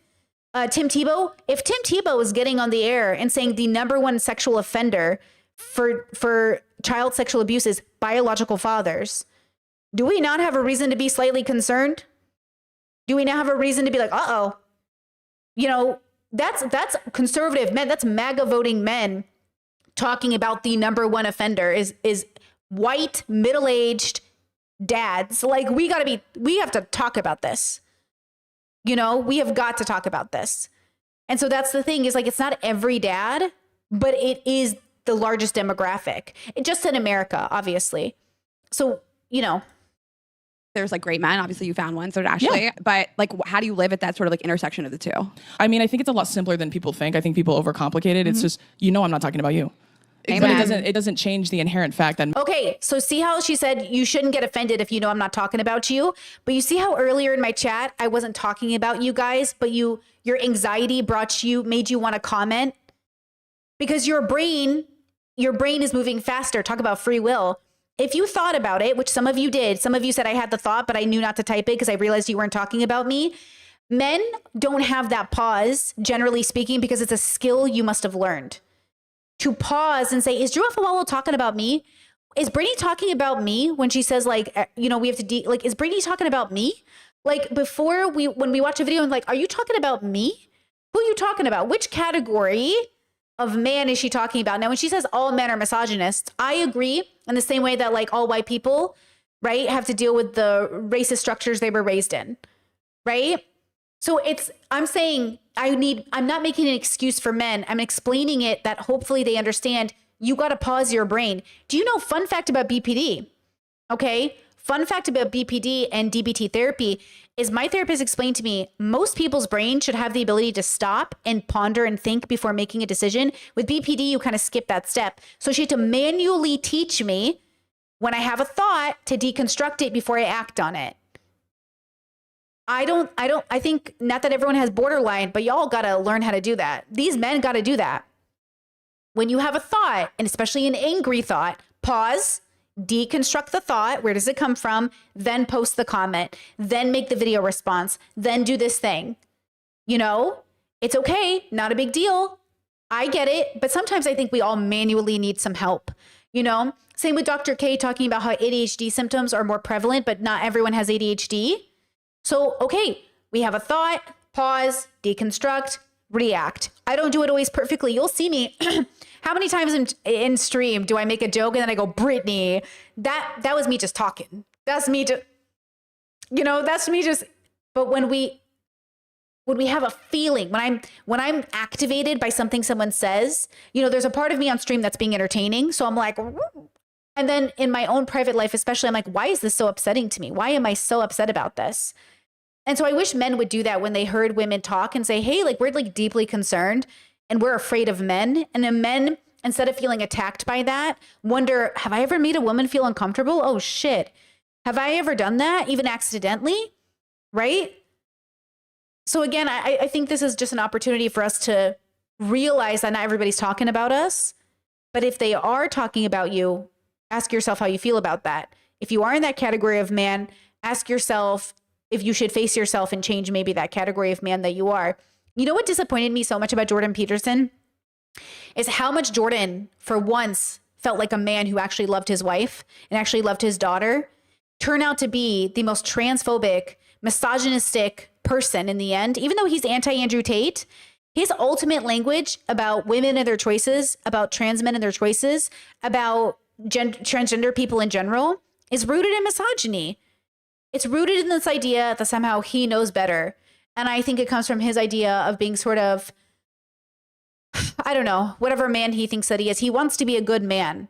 The problem with being a good man and wanting to save people is that maybe you weren't meant to be the hero in this story. And maybe you just ended up being the villain. And that's the problem. Okay? And just a reminder that when I mentioned Endeavor and Vegeta in that Jordan Peterson podcast, we love Endeavor. We love Vegeta.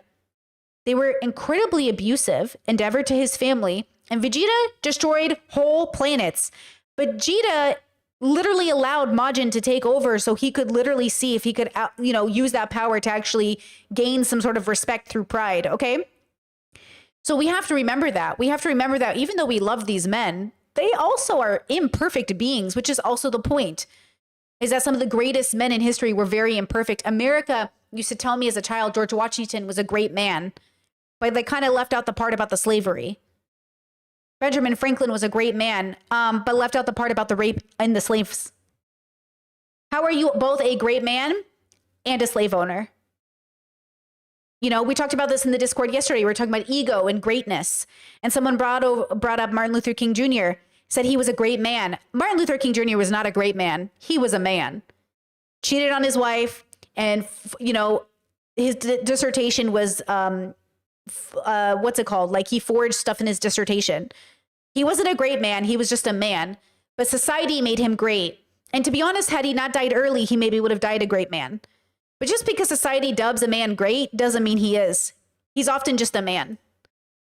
So all these great men in history that everybody loves, y'all throw around the word great a little too loosely, in my opinion. Men are evil. That is true. Like man as a whole is evil. Like just as an entity, a general idea, men have inflicted violence and oppression on the world in ways that are irreparable. Plagiarized. Thank you. I was losing the word for that word. Plagiarized. Thank you. Like it's okay if we say that out loud. It's okay if we say that men are inherently evil. It's like it's not exactly. Even Stephen Hawking cheated on his wife. Stephen Hawking cheated on his wife. Arnold Schwarzenegger cheated on his wife. Trump cheated on his wife. All these men be cheating. What does my dad call a cheater? A rat. Rats cheat on their partners, regardless of gender. Not all men, but for some reason, always. Also, I kind of feel bad every time I say that because rats are actually super smart and they only live a couple of years and they're actually very cute. Man, every time something terrible happens, always a man, like 99% of the time. So I feel like it's a lot simpler than people may think. I don't hate. Hold on, let me rewind it because I think I missed it. In ways that are irreparable. Like it doesn't change the inherent fact that men are evil. That is true. Like man as a whole is evil. Like just as an entity, true, 100% agree. A general idea. Men have inflicted violence and mankind, all of us are in our evil. In a philosophical sense, out of sync with our joy, our kindness and compassion, we are engaging with evil. All of us engage with evil. That's why moving through the world as if you haven't done wrong is a part of the problem, right? Oppression on the world in ways that are irreparable. Like it's okay if we say that out loud. It's okay if we say that men are inherently evil. It's like it's not all men, but for some reason, always a man. Yeah, I think patriarchy makes evil men, and it's man's duty to disentangle their identity from this patriarchal system that makes them evil. Because the patriarchy tells you in order to be a good man, you must dominate. You must enslave. You must cause harm. That good men, to be a real man, means to hurt people. And so our boys are being raised in an environment where they have to fight their inner good, or even the part of them that wants to do different, and they have to feel bullied to engage in harm so they can, quote, be real men, right? Chat says, I never got that message.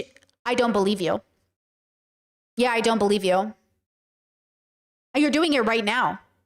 If you never got the message that you have to hurt people to be a man, what are you doing in my comment section right now? Not listening to the fact that people have been in pain over this thing that you probably haven't even noticed you're doing. Chet says, that's not how I interact. You can believe what you want. I believe you believe that. I believe you believe that. I believe if you, are you telling me have you ever thought about it? Is this the first time you've heard it? Have you considered it? Have you ever considered the way the world has told you to be? Have you ever even thought about, are you saying you've moved completely, in this perfect environment where no one ever raised you to think as a man, you must protect women? As a man, you must be dominant over them. As a man, you must open a door for a woman. As a man, you must assume the woman needs help. Because this is a form of harm wrapped in what you think is good service.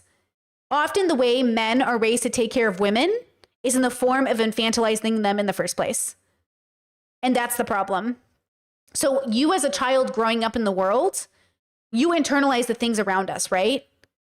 We internalize it. It's our job to say, oh man, I don't know why I thought you were too incapable, right? Yeah, chat, nice guys versus good guys, exactly. Good men help the vulnerable. Good guys think everyone is vulnerable because they are women or because they are this thing. No, LOL, you're wrong. Okay, with peace and love. Why are you in my audience? Why are you watching me right now? Where'd you come from? Why are you even watching this channel?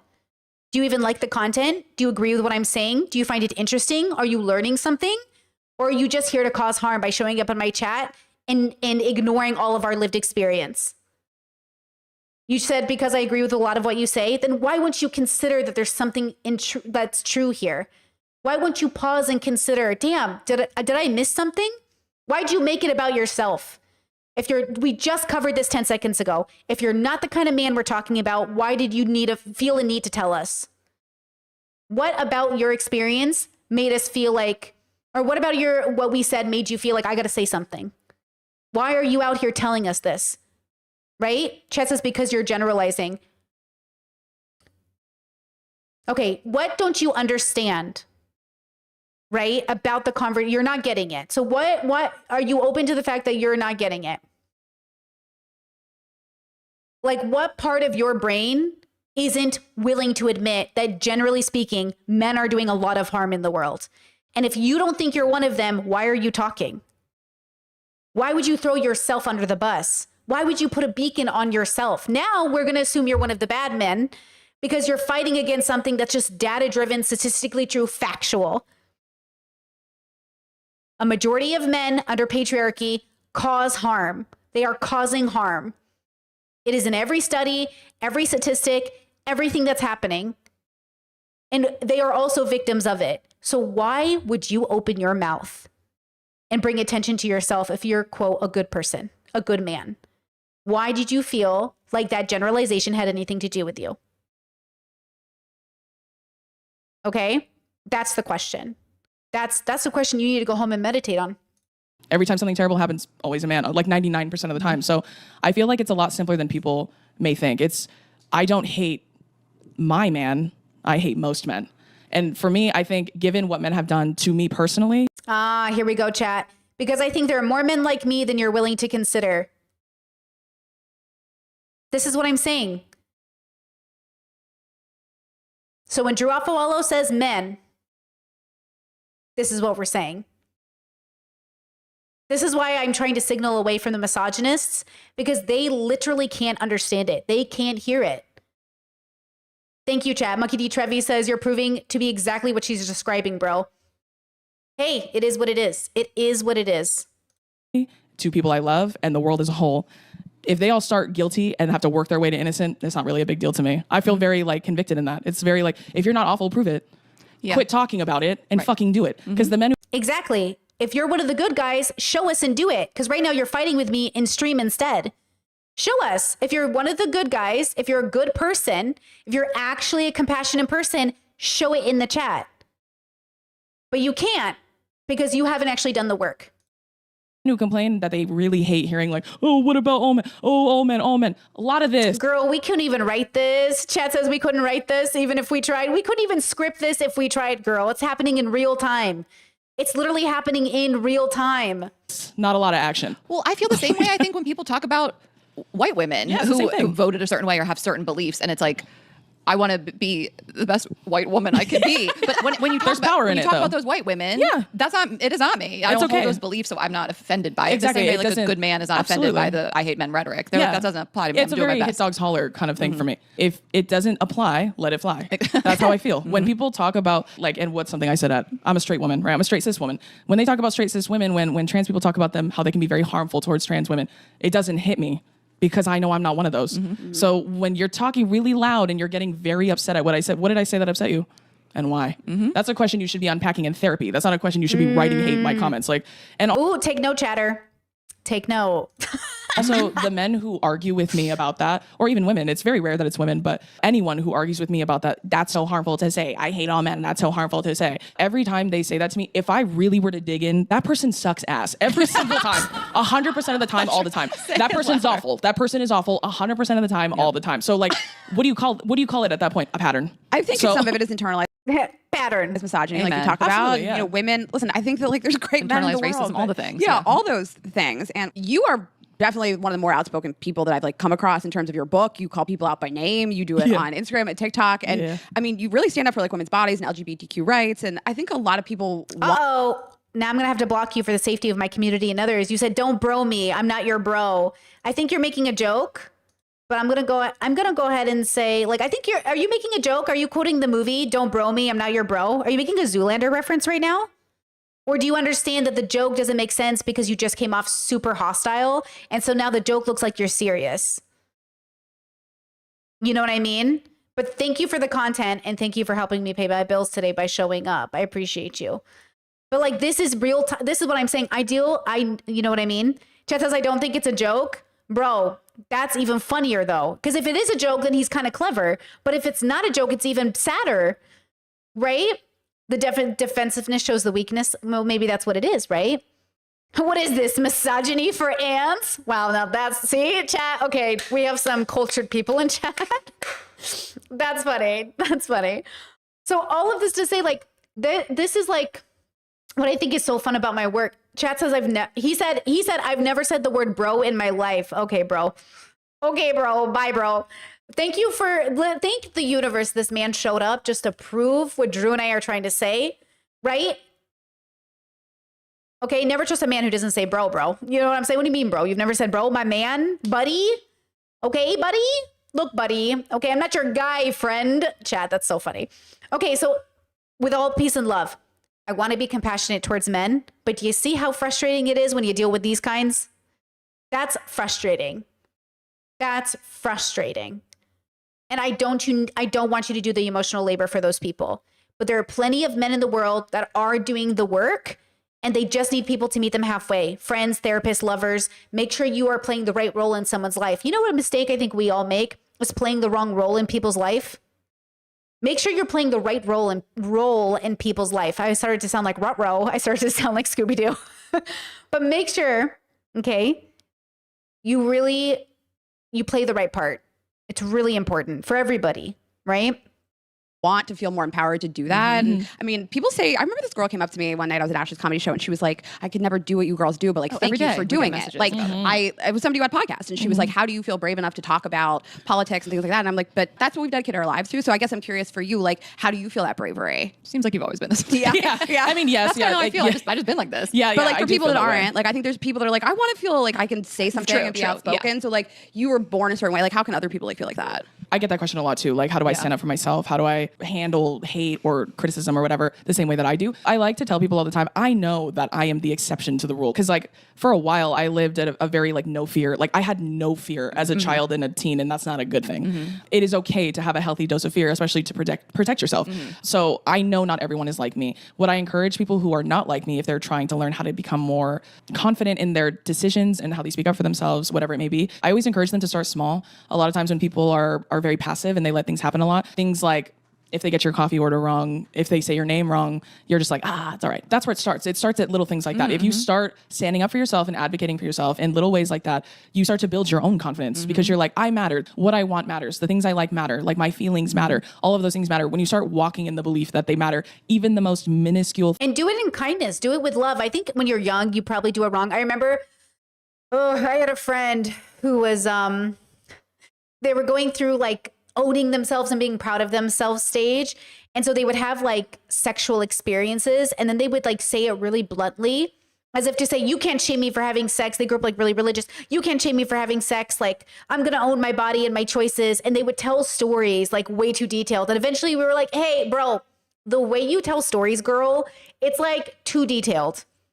Like I could taste his cum. The details were too, it's too much, girl. My imagination running wild. Like I don't want to taste your lover's cum. You know what I'm saying? See how gross that was? I hope you all envisioned it. I hope you all got the ick from imagining it yourselves. That's how it felt. I was like, you're being too detailed. You're being too detailed. Thank you. Okay, we're being too detailed. Okay. So then, yeah, see, Chat said, okay, Penguin, welcome to memberships. Chat said, why are you doing this to me? I made a real gross face. Okay, see? So we have to learn how to take ownership of our life and advocate for ourselves without being that person, okay? So if somebody gets your name wrong, be like, oh my gosh, that's such like a cute way of saying my name. It's actually pronounced this, which is no big deal. I just want to let you know for the next customer, like my name is actually pronounced this. If it matters to you, okay? If it matters to you, how people say your name and all that stuff, that's okay. That's valid. But there are ways to say things that don't make people feel bad for being wrong. But what I've noticed about people and their psychology is, man, when they feel wrong, they get defensive. And that could be from trauma and they're growing up with parents who always bullied them. But like being corrected is really hard. And having the wisdom to correct people with kindness is hard, you know, and you can't do it in all circumstances. There's a difference between me reading a comment on chat and me dealing with a real person in real life that I can see and smell and interact with and be like, hey girl, like so on and so forth, whatever I'm trying to correct them on, right? So I like that Drew is saying this, but I just want to warn you guys, right? I want to warn you guys not to get not to be rude when you're correcting people if possible. If possible. Now, if they're rude with you back, then, you know, no judgment if you're going to, you do you, right? Okay. Things like they said your name wrong. They called you the wrong name. They didn't say, excuse me. They got your order wrong. Like when you start like standing up for yourself that way, I think naturally over time it starts to snowball into bigger decisions, like bigger ways that you can stand up for yourself. Also, just want to say this as somebody who can not pronounce her husband's names perfectly every time. I literally cannot say my partner's name perfectly every time. I say it wrong. I really think there's a balance between making people feel bad and just like accepting that like not everybody hears the uniqueness of an accent perfectly to say names perfectly right. Okay? Like I've gotten better saying it, but it's literally I can't hear it. I can hear it, but I can't hear it. I actually hear their name better when their mom says it. When their mom says it, I can hear it better than when they say it. So I just want people to be compassionate towards each other. Or like when people in Croatia asked my name and they were very much like, how do you pronounce it? I was like, what? You're making this so hard. It's just Brittany, Brit, it's all my name. And they're like, but I don't want to get it wrong. Girl, I'm not thinking about it that hard. But I can understand if you have like a truly unique name and let's say your name is like, it might feel like, oh, my name is Alex, but you keep calling me George. Then I would correct people until they got my name right? Like I would want to correct them. If it was that distinctly different, if it wasn't just like how it sounds, but like it's actually a different name, then I would also be like, I'm going to teach you how to say my name. So I think there's a difference. There's a nuance there too. You know what I mean? So be kind to yourselves, be kind to others. Yourself. If you can just rip the and pay attention to those who are deliberately and on purpose mispronouncing your name to make you feel bad. Band-Aid and do something crazy like me, feel free.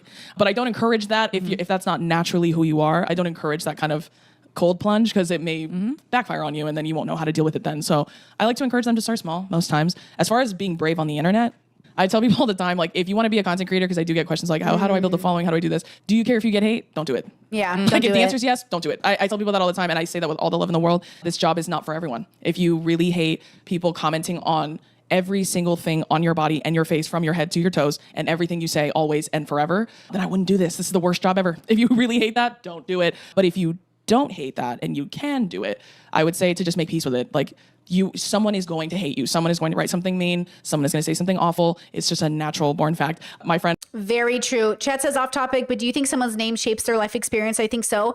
It's not up for debate. It literally scientifically has been researched that your name impacts your level of income, the relationships you have, and whether or not people have decided to trust you based off your name. It is not even up for debate on whether or not the name you have shapes you.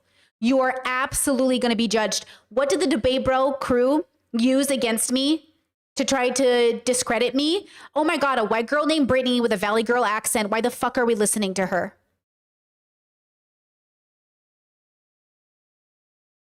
Yeah. Oh, an Indian guy named Mohammed with an Indian accent. Why are we listening to him? Yeah. Oh, this guy's name is what on his resume? No job. Oh, this name sounds black? No job. Oh, this name sounds this? You know what I mean? Studies have been done. We already have the research. That's why families will name their kids American names. That's why immigrants change to American names. There are literally studies on this. It is a real phenomenon. So yeah, what you name your kid matters, which is why people are critical about what people name their kids. Because your kid is you're about to you're going to get in a world of hurt. Or, and I think this is important, some people choose to name their kids traditional names as a way to say, you will learn how to say my kid's name. And there's something to that. There is something to that. I just think, there's a balance, but I don't think it's wrong to name your kids a traditional name. And I don't think it's wrong to name your kids a more, quote, culturally acceptable name either. But keep it in mind. Keep it in mind that it will impact your kids, right? I mean, I've even seen the memes, and I think they're based on reality from my understanding, that people of color will literally whiteify their voice when they do customer service so people are nicer to them. Or, oh my God, I had this whole call to the IRS that made me laugh so hard, where you could tell we were both talking very serious, hello, my name is Brittany. Yes, we were very serious with the conversation. And then I broke character and I said, girl, oh my God, girl. And then she started laughing. She started saying girl back. And then we started gagging on the phone. And I was like, I'm so sorry. And then we were laughing with each other. And I realized we were both doing the customer service voice to each other. But since I broke character first, it gave her permission to break character. And then we had a really fun phone call by the end of it. And I was like, thank you. You made this so easy. She's just thank you so much. And then we were just and there's something about that. There's something about that is so human. But yeah, that customer service voice, that's a real phenomenon. Because callers will pick fights with you based off your voice. People will pick fights. Your voice is such an important thing. Your voice alone. You want to talk about something that shapes your reality? What you sound like. What you sound like can get you jobs or get you fired. What you sound like can get you laid or not get you laid. Yeah, everything makes people either like you or hate you. So when you own something that's yours, like Drew would say, when you own something that is yours, this is mine. This is my body and my voice and my name. And you either like it or you don't. But this is mine. This is who I am. This is a part of who I am, rather. Mm-hmm. Yeah. Mm-hmm. Friend Emily Mariko, are you guys familiar? Mm-hmm. Yeah, I got into her because of the salmon bowls, obviously. Right, I love her. Mm-hmm. She's so great. I use her as an example when I answer this question a lot, where I say Emily Mariko doesn't talk in her videos, never. She never talks. She's at this point probably said a few words in some of her videos, but for the most part, she makes no noise. None at all. Mm-hmm. And she gets hate. Yeah. I walk into people's homes and swing on them. And if I were to be shocked that I got hate, I'd be a hypocrite. Right. So my point being, it doesn't matter. Does it? It doesn't matter. If you're her and you're just completely fucking mute the entire time, they're still gonna write hate. Yeah. If you're me, they're still gonna write hate. So I encourage you to just do it. If you really wanna do it, do it. Make content, do it. And nothing's really gonna stop you. If you really wanna do it and you feel like you have something important to say, something impactful to say, I think nothing's gonna stop you. Not even hate. You know what I mean? If no one's hating on you, you're not relevant. Exactly, yeah. If you're doing it right, you're triggering something. People even, as of late, hate on Beyonce. She was safe for so many years. Now it's just people are doing it. It's you can't escape it. It's for no reason. It's truly, it's just the nature of humans. Totally. It is what it is. But I'm someone who gets inspired by hate. I'm someone who I crack it under my nose, those smells. See, I'm not like that. Drew is really popular. Drew has a New York Times bestseller. I am not like this. You would think because of my dominant personality that I am not. I cry. I actually cry under the weight of hate. It makes me sad. I am not. I'm a crier and I am not ashamed of it. I sit there and I'm the world is suffering and I can't do anything about it. No, I practice letting go of my attachments and accepting that this is the way the world is because it makes me sad. Not because it's about me, but I know for a fact that healthy people aren't lashing out at me. I know for a fact that healthy people aren't making hate content about me. And so I'm damn, you're really fucking sad, bro. You're lost. You are lost in the fucking sauce. And that makes me fucking sad. And it makes me sad probably because every angry man I see in the internet probably represents a version of a brother that I have. And they all remind me of my brother. I remember when I used to watch Ethan, I'd say, oh my God, doesn't he remind you of the brothers? And my siblings would be like, who? Who does he remind you of? I was like, all of you. Just different parts of boys remind me of my brothers. When you have 8 brothers, you really get a span of personality of boy. And then you're just man, every boy I see reminds me of my brother. And it kills my soul. Every time I see a man, Myron, I even got a brother that was not exactly Myron Belief, But the sadness I see in Myron, the brokenness I see in him, that was a little boy at some point. At some point, Myron was a cute kid living his best fucking life. And then boom, he became Myron Gaines. That's sad, bro. There's something so sad about it. But I warn you and I caution you against treating all these grown, dangerous men as little boys, because they're not. These grown men are no longer little boys. Now they're just dangerous. So be very careful. But yeah, some part of me will always feel bad that those little boys never had a chance, bro. What did B.O.B. said? The kids never had a chance? Yeah, sometimes it feels like the kids never even had a chance.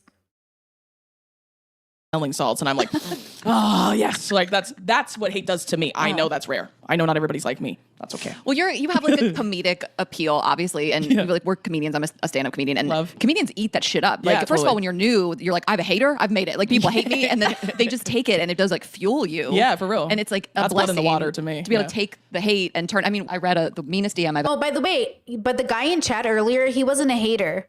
He was just a man. And I want to tell you the difference, right? A hater to me is somebody who like goes out of their way to go for the creator. Like, man, you really spent some time on this. A guy in chat who's enjoying the content and then has a problem and won't see past his fucking nose, that's just a man. That's an average ass man right there. You know? But they're still both annoying. I've ever gotten. I read it last week. The reel is blowing up of me reading the meanest shit some of this girl's ever said to me. I was like, let's clip it. Thank God. People like, I'm following you now. I love this podcast. Like people, it's just like, oh yeah, you're able to benefit from it. Absolutely. If you're telling me, girl, my business stands on the shoulders of men who hate me. Yeah. Yeah. They are pillars in my business. I'm grateful. I will say I do get more views. You know what I mean? The more angry men show up in my videos, I do make more money off them. There are, you know why girls touch grass and we're way too busy volunteering, right? We're too busy like building communities to be in people's comments like that. Like some girls aren't, young girls aren't. Young girls are very on the internet, okay? And that's okay. But like the men in my comments leaving angry comments, like thanks for paying my bills. Like peace and love, peace and love. Grateful to y'all. I have a question for you. Sure. I think you're gonna laugh. But so does anybody ever say to you like, well, shouldn't we, I can't even say it without laughing, it's so stupid. Shouldn't we coach men? Don't you ever want to like teach them how to be better? Like what responsibility do you have to like teach men? And like, are you just like, I don't want to teach them anything. I want to help women help each other. Yeah. I mean, well, they didn't come out of my coochie, so it's not my fucking problem, is it? Like, it's not my problem to, you want me to train grown men to care about women? No. Yeah, see, that's crazy. That is a crazy thing to be like. So, okay, you know how the conservatives like PragerU will be like, people who owned slaves back in the day, the times were just different. They didn't know it was wrong to own people. Okay, right? What? Okay, but they want us to go and kind of be compassionate to those people who owned people and raped people because they didn't, quote, know better. It was a different time. I'm pretty sure rape's always been pretty bad. Pretty sure owning people has always been pretty bad. You know what I mean? I understand your holy books all about slavery. Okay. But like, that's crazy. Same thing with misogynistic men now. They're going to say, well, it's just it's the culture. Yes, it is both. So let's deconstruct this because sometimes people get it really confused. Saying you are a product of your environment does not also say, so then I guess you can do bad things. When we say you're a product of your environment, we're saying that as a way to prevent it from happening. So we create better environments to prevent it, but we still have to go in and change the environment. Just because you're a product of your environment doesn't mean it's okay. It explains why you're doing the behavior, but once you're made aware the behavior is wrong, now you have to decide whether or not you engage with facing that wrongness. So when I say, hey, people are a product of their environment, I'm pointing out why they may have ended up this way with all the other confounding factors. And then we say, okay, let's make sure that we change the environment. Let's make a better environment so people turn out better. That doesn't mean people who turn out, like people in really healthy homes also can suffer from systematic issues like racism or internalized misogyny. You can be raised in the healthiest house ever and still have to contend with the world you're in. It's pressure on you too. And then your parents are products of that environment. And so they have to deconstruct, and they probably haven't by the time they have you. So then you have to deal with your parents' trauma. That's why we call them generational curses or generational trauma, right? So yeah, you have to contend with the explanation not being an excuse. That's what I learned in therapy. It's an explanation, not an excuse. You still have to apologize when you do a wrong thing, even if you have a sort of quote explanation for why you did the wrong thing. That's how I feel about it. Right. I truly feel like you're a grown up. Be a grown up, right? Yeah. I feel like sometimes the misconception about my content is that it's to solely get them, like, oh, all you do is roast men. That's what you do is you roast. That's true. That's part of what I do. That is true. There's a greater message and a greater objective at play, though, which is I'm empowering women and anyone else they harm. Men harm not just women. It's not just women that they inflict harm on. If you really are an intersectional activist in any way, you'll know that there's many different intersections that they violently oppress. It's not just cis women, cis straight women specifically, that they harm with their content, with their fucking jokes, with all their bullshit that they put online. So my goal, I don't give a fuck about the men that I fuck up. I don't know if that's hard to hear. I don't care at all. I don't care about their feelings. I don't care about their livelihood. What the fuck? You think I care about what your life looks like after this? I don't care at all. What I care about is how people see me react to the shit you say online. I want them to see how I react to it, how I don't internalize it, and I keep going forward. That's what I want people to see. They are nothing more than a pawn in my very large game. They don't mean shit to me. Why would they? Like, why? And you know what's funny is a lot of these men attack me first or others. Right, you started this shit. Yeah, you started it, but you can't finish it. Right, You exactly. came to my job. I mean, that's how it goes, right? Chad says, let's change the incentive for bad behavior, but doing the bad behavior is still on the individual. You know what's crazy about that? That's a great point. I had one of my siblings was like, they saw an episode of a YouTube channel that basically talked about a boy job, like a very typical boy job. And they were like, oh my gosh, what is this? Like, what's this about? And I was like, let me tell you, this industry that you're slightly interested in is an industry adjacent to a boy bubble that is very inherently misogynistic and honestly sociopathic. That I understand why you're dipping your toe in it, because I also dip my toe in it thinking like, oh, is this how boys are making money? A lot of industries that boys are interested into, especially ones that are surrounded by like kind of get rich or be rich, they're usually at the expense of people. They're usually at the expense of others. But since they think everyone else is doing it, they think, oh, that's how you become rich in America. But not everyone is doing it because most people aren't rich in America. Most people are not willing to do what these people are doing. And that says to me that people are better than we think they are. But that doesn't mean good people don't have things to deconstruct. So I was trying to explain to him, like, dip your toe in, see if it works for you and your values, right? Because you can't tell a young person what to do. I said, but I personally found that it was too unethical for me to engage in this particular way of making money. That's what I found for myself. And they were like, okay, cool. Thanks for letting me know. And do I hope they get out of that and pick a better job? Yes. But do I understand why under capitalism, they're trying to make money in a way that feels like it could make them free? So maybe they're willing to do it? Sure. But that's why we have to remind people that not all money is good money, right? Yeah, well, exactly. And it's always like, I've said this before too, it's insane to watch how quickly men develop empathy after they watch me eviscerate one. After they watch me fuck a dude up, all of a sudden they care about feelings. All of a sudden they care about, well, what about how he feels? I don't give a fuck how he feels. Right. It's funny because when they Exactly. The problem is that the problem is like when people are talking about the way they've been hurt and then you come in and go, I've been hurt too. It's like, okay. Now, I understand, right? I do understand why, how do I say this? Why neurotypical and autistic people can get confused at this. If you're autistic, like I am, if you're neurodivergent, it is okay to be in conversation with somebody who is also autistic or neurodivergent.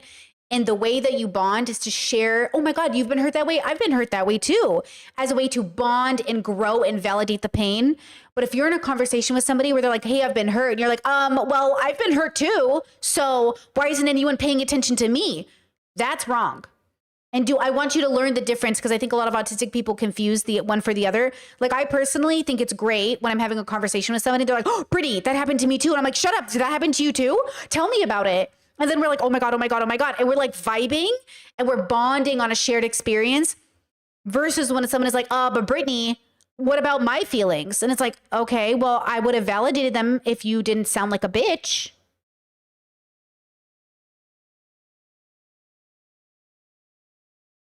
You know what I mean? Okay. ask me, do you ever care about the men that like hurting their feelings? No.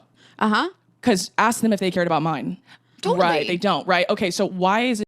Hold on. Chet says, I do appreciate her intent, but I do think her TikToks have this negative energy that mirrors the men she hates. However, in long format, she's less like that. Then don't watch her TikToks. right? I don't have a TikTok. I'm very bad at TikTok because I cannot contend with the platform. She can. There's a reason she has like 9 million followers or 15 or whatever it is. Like, don't watch her TikToks. Just like, you know, some people I'm better in long form. I suck on TikTok. I just suck at it. I don't get it. I don't know how to make a TikTok. Don't watch her TikToks. Read her book. Watch her in different platforms, but understand that you're not the audience for her. It doesn't change the idea that her conversation doesn't make sense for people who need to hear it at the time, right? Everybody has a place. But yeah, her short content does have aggression to it. Like I said, I watch it when it comes up on my feed, but like I'm also a little bit, I think I'm at a different stage of my life where Drew Afawalo's content's not for me. It's not for me, but it is for somebody. And for the people that it's for, I think they need a lot of help right now. Especially with the way the misogyny is on the rise. Like, we need to be more prepared to say like, no, I don't have to go out with you just because you asked me. No, thank you. And like to turn people down with compassion, which Drew might not be ready to teach compassion, to be fair. Like, Drew is not trying to teach that right now because she's not ready it's hard to teach women to be compassionate to men when no matter how a woman says no, sometimes it doesn't even turn out good. A woman can say no to a man in the nicest way possible, and a man will still try to make her uncomfortable. A lot of men in my life have approached me on the street and said like, oh, hey, do you want to go on a date with me? And I'm like, oh, thank you. I'm not interested. And as I try to walk away, they've like went for my arm or try to grab my hand or followed me. And I'm like, hey, following me down the street is not going to get me to say yes to you. And they're like, well, it's worked sometimes. Yeah. I don't think you should put people in that position. I don't think you should put people in a position in which they feel they have to say yes to you. Or actually, let me just say it like this. I don't think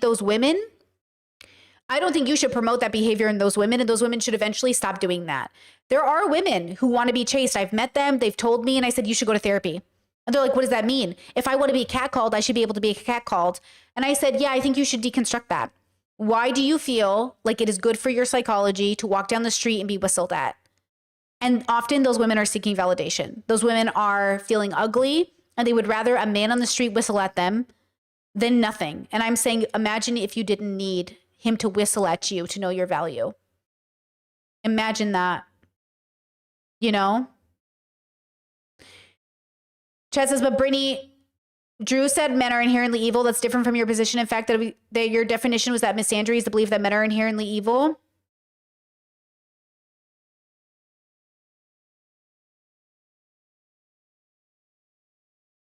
I think this is a language barrier. Okay.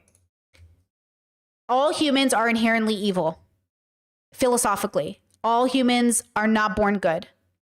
Man is mankind. Men is specific. She specifically said, mankind, we're all born evil. Then she said, men, right, who haven't deconstructed patriarchy, they engage in evil acts. Okay. All humans are born evil in a philosophical sense, so we deconstruct that evil. Misandry believes men biologically, because of the way they're born, are evil, bad. That's different than saying mankind is evil, or to say that men are born evil because of patriarchy. These are different thoughts, and the language is just a little skewed. Because if somebody in Drew's position thinks men are inherently evil, they wouldn't marry a man, right? Unless they were somehow keeping him hostage in a sense, right? Chad says, what does evil mean? Well, it depends on the bubble you're raised in. Do you know evil often is associated with religious bubbles in which they think the evil is associated with sort of like the sin of man, right? All men have evil on their hearts. All men are tempted into evil. Evil is associated with Satan and stuff like that. So you have to deconstruct the word evil because some people think evil is monstrous. Hitler was evil. He was such a monster. He wasn't a monster. He was a man. He wasn't a monster. He was a man. Man, women, humans, mankind engages in evil. All people can engage with evil, right? So you have to think about what that means to be a person. There's layers to this. And I think that's going to be difficult if we're all not having this conversation. Like, this is the joke I made yesterday.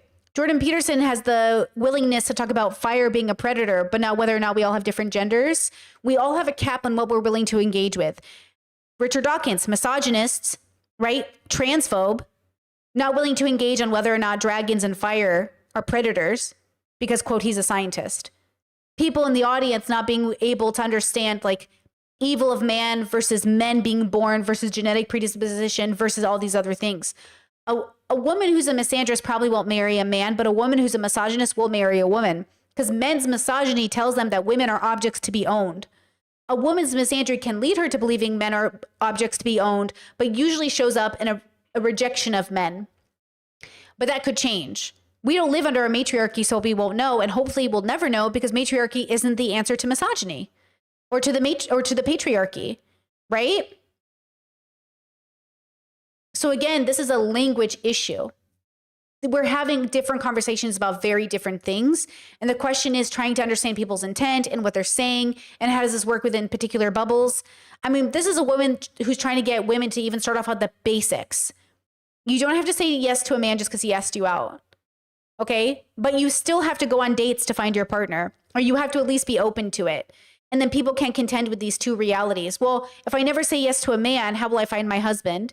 But also I don't want to say yes to him, so maybe I shouldn't. But then how are you going to find a husband if you never say yes? It's like, depending on who's listening, we're all going to take different lessons from what's being heard.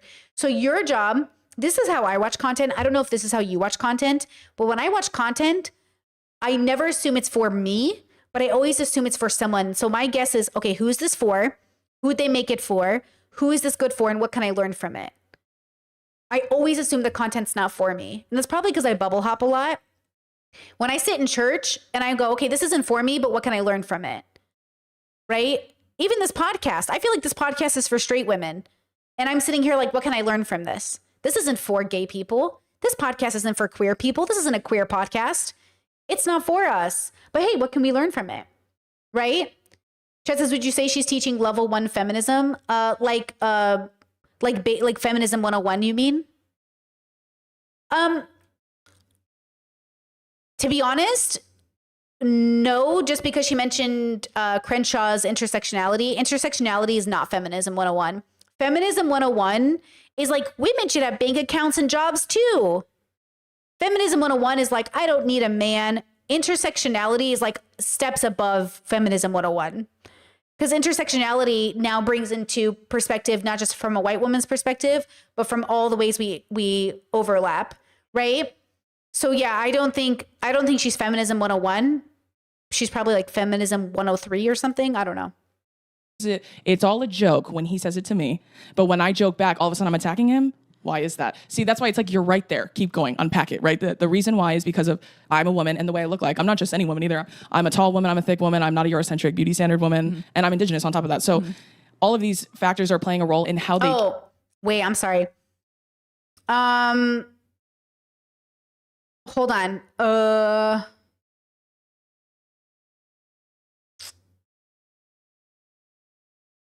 Hold on. I see you two, both of you are chatting in chat. You said, her position would be she believes men are inherently evil. She loves her man, so her man's the exception. This happens with people that like are racist, but they find like a brown person they think is pretty. They're like, I normally don't go for brown people, but like you're the exception. That's racism. That's not, the exception doesn't, that's still racist, right? Her man isn't the exception. Her man is the proof that not all men, but most men because of patriarchy. But do you see the difference? Because being a man is the one that like she's not saying her man is one of the good ones. She's saying her man is proof that good men exist, but that if you're raised improperly, you will inherit like bad ideas about the world. She first started off this section talking about how women are the problem, but you guys probably just missed that, right? She said, no, by that logic, she'd be a misandrist. No, you're not following. Okay, hold on. Let me try to be more clear. Drew starts off this podcast calling out women for being pick-me's. She pointed out the flaw in women, literally. Not a misandrist, period.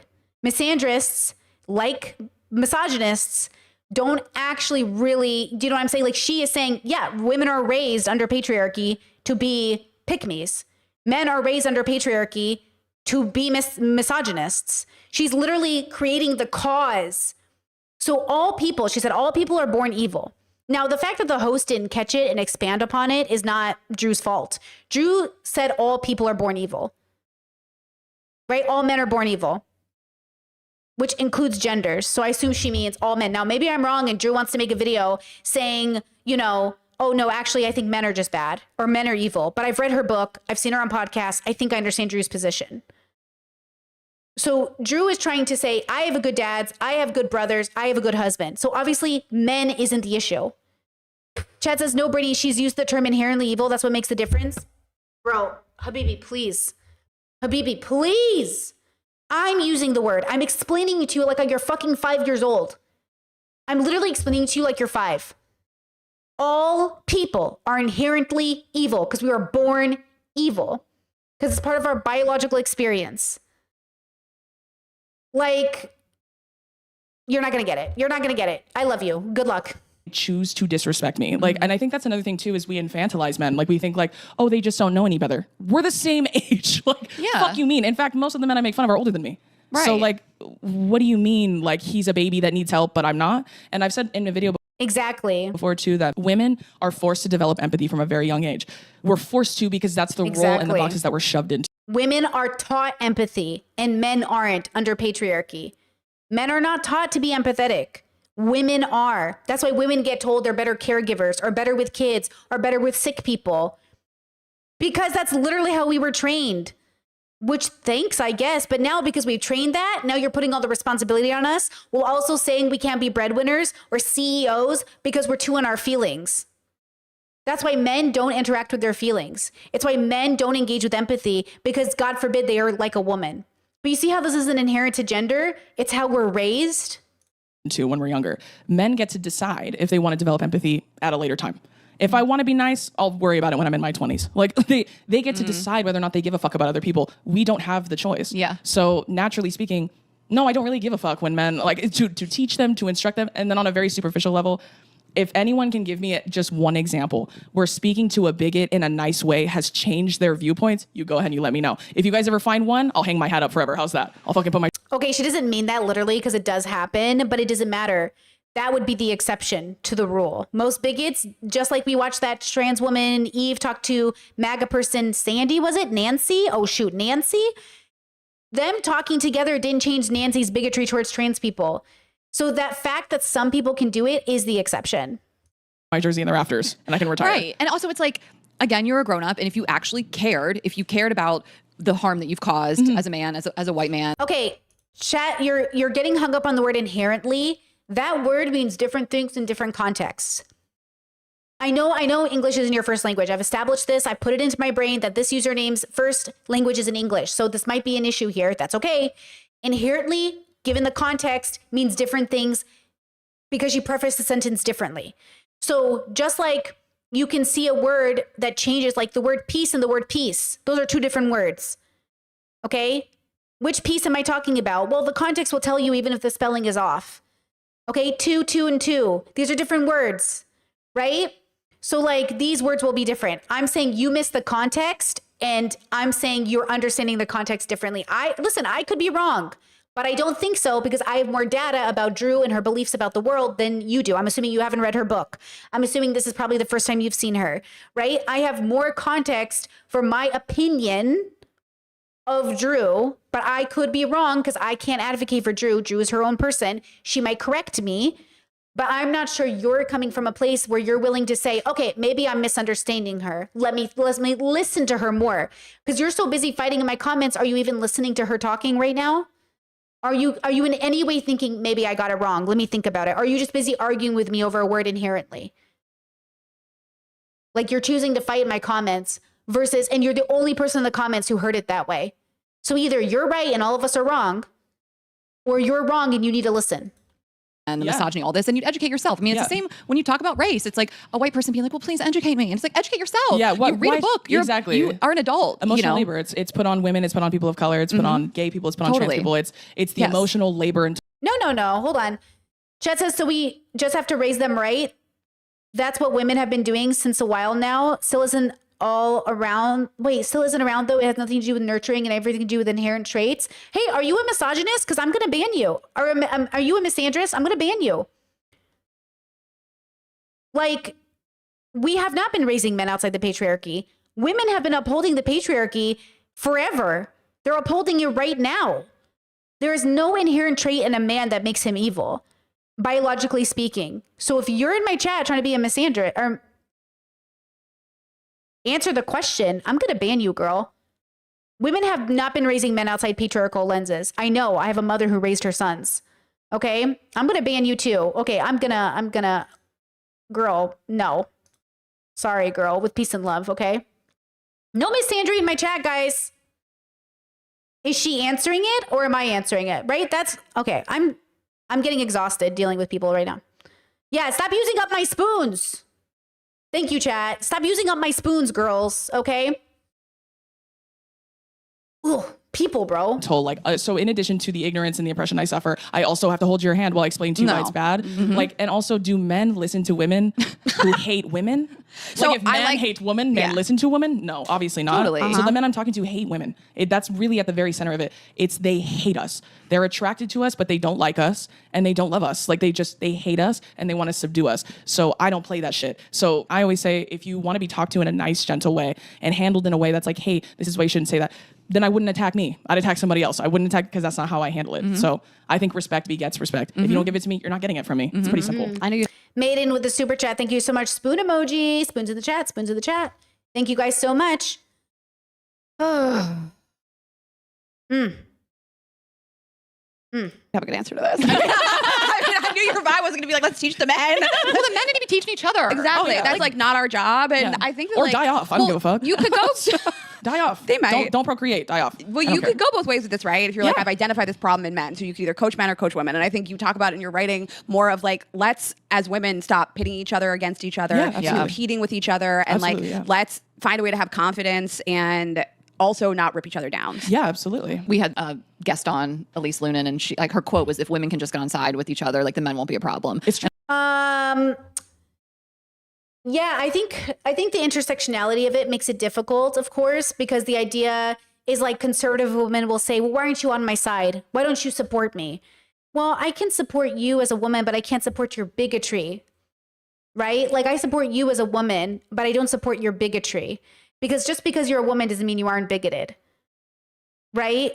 And so that's where the discrepancy comes in, right? Where women also have to deconstruct. So if you've got a bunch of girls that are upholding the patriarchy and you're like, hey girl, I just feel like, and I understand it, right? I've been there myself. When I was in the Debate Pro bubble, a lot of girls were like, Brittany, stop talking to these misogynists. And I was like, they're going to get better. They're going to get to know me and know my community. And I'm going to introduce them into ideas they've never heard. And maybe it will help. Well, it didn't help. It didn't make them better. None of those boys ended up getting better from it. So then when I say, okay, I'm giving up on them, they go, oh, I can't believe you think of me this way. I can't believe you think I'm a misogynist. And I'm like, that's the problem. Even when we make space for these people, they don't want to get better. And they do think they're always right. And that's their business if they're going to deconstruct it or not. Okay. Now, chat, again, you keep arguing about what Drew said and what she meant, but you're the only one who heard it that way. That should be enough for you to pause and think, maybe I got it wrong. And the fact that you're not doing that, I will block you. You're in my chat all the time and you're still not working. You're not getting better. I want you to think better. Take this moment to say, okay, guys, I'll keep listening and give it a second. You're the only person who got it that way. Okay? So that tells me you're the standout. So either you are smarter than everybody else, including Drew herself, or you're just wrong. And the fact that you're not getting it is interesting. And maybe you really want to know the answer, and I'm glad people are engaging with you, but you do this every time. So my question to you is, do you think you've been learning since you've been in my space and you've been here? Have you gotten better? Have you become a better thinker? Or do you just like to argue, right? Keep arguing if people will engage with you, but like, think about it. Just think about it.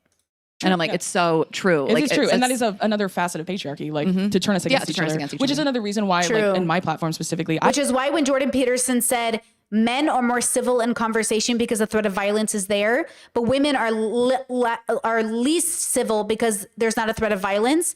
And he goes, women don't even want to fight with other women. Like women don't even want to be with other women. You mind your business.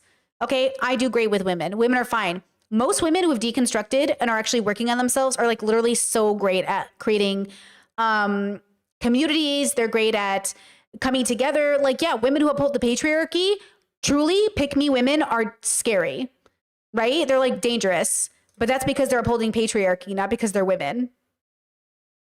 Okay. I think anyone who upholds patriarchy is dangerous no matter gender. Okay.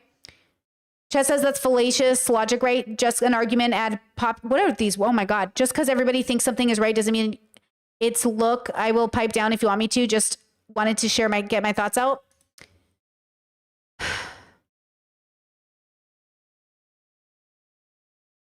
You sound like a 15-year-old boy on Reddit who just figured out the debate boy bubble and you've read like one book on philosophy. I want you to be a better thinker, but God bless me, I can't make you drink just because I like took you to the well, you know? I think that's the dilemma. You know what I mean? All right. He says, okay. Well, he said something and then he deleted it. I hope you have a good day. Have a good day. I've had women be very awful to me. I've had women be very bigoted, very racist to me. Oh, look, she just brings it up right now. I've had women be awful to me. Thank you, Drew. Like say really terrible shit to me. And I've held them accountable, but not in the same way that I make fun of men. I don't make fun of women the same way I make fun of men. And the reason for that is very intentional. I could very well do that. I don't. And the reason being because I feel like that's a facet of patriarchy. It's to get... Exactly. Punching down on an already marginalized community is not as good. Punching up is different. But she's saying it right now. Of course women of course women attack her. Of course she has problems with women. But it's not as bad as the attacks on men. Same with me. Most people who have ever harassed me on the internet have always been men. When my community was mostly men versus mostly women as it is now, my days were stressed. So Drew is doing it right now. She's doing the thing that counteracts that commenter's comment for the last fucking hour. She's saying, of course women have problems, but the problems manifest differently. Just like with gay people, the problems feel different. Though gay people suffer from misogyny, gay men suffer from misogyny. But we used to think, and first, like a second wave feminism, probably, I think that's the right one. We used to think that gay men somehow deconstructed patriarchy enough to be to be safe around women. Gay men rape. Gay men have raped women. Because everyone keeps thinking rape is about sexual attraction. It's about power. That's why men rape each other in certain circumstances. Like, just because he's gay doesn't mean he's safe. It's not about being gay, but we think it is. And that's what the new wave of feminism and intersectionality and deconstruction is giving us. A realization that, like, it's not your fault for trusting him because he's gay and you thought he wouldn't sexually harass you. The truth is like, gay men feel entitled to women's bodies, and it's a part of patriarchy. I've had it happen to me. You probably had it happen to you. Like, being gay isn't enough. Okay. Discord said unrelated. Love your necklace charm. Thank you. It's my wedding jewelry. Thank you.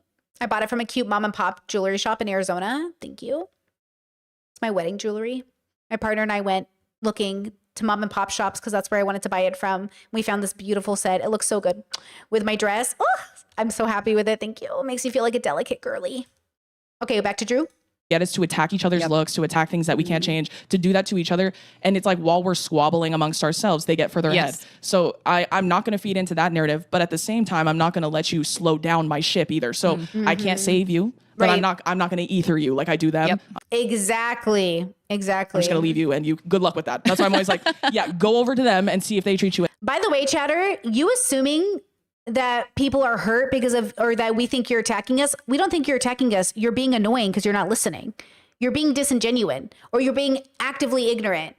We're not saying you hurt our feelings. We're not saying you're being hostile. We're saying you're being annoying. Do you know the differences between the words? Like, you're just being annoying. Like, we've already explained it to you 1,000 times. You're the one not getting it. So instead of having the humility not to argue with everyone, you're doing exactly what Drew is explaining men do. You're doing the man thing, where when you don't get something, you double down instead of accepting that you might not get it.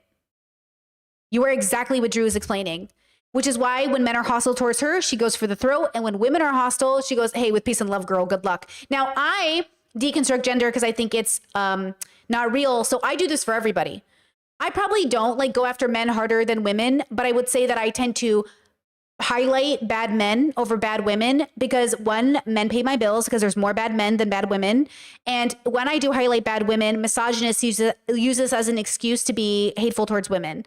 And I don't want that to happen, right? I think that's what Drew's trying to say as well. When we highlight the bad activity of women, it just makes misogynists feel like, see, when you highlight a bad trans person, they're like, see, trans people.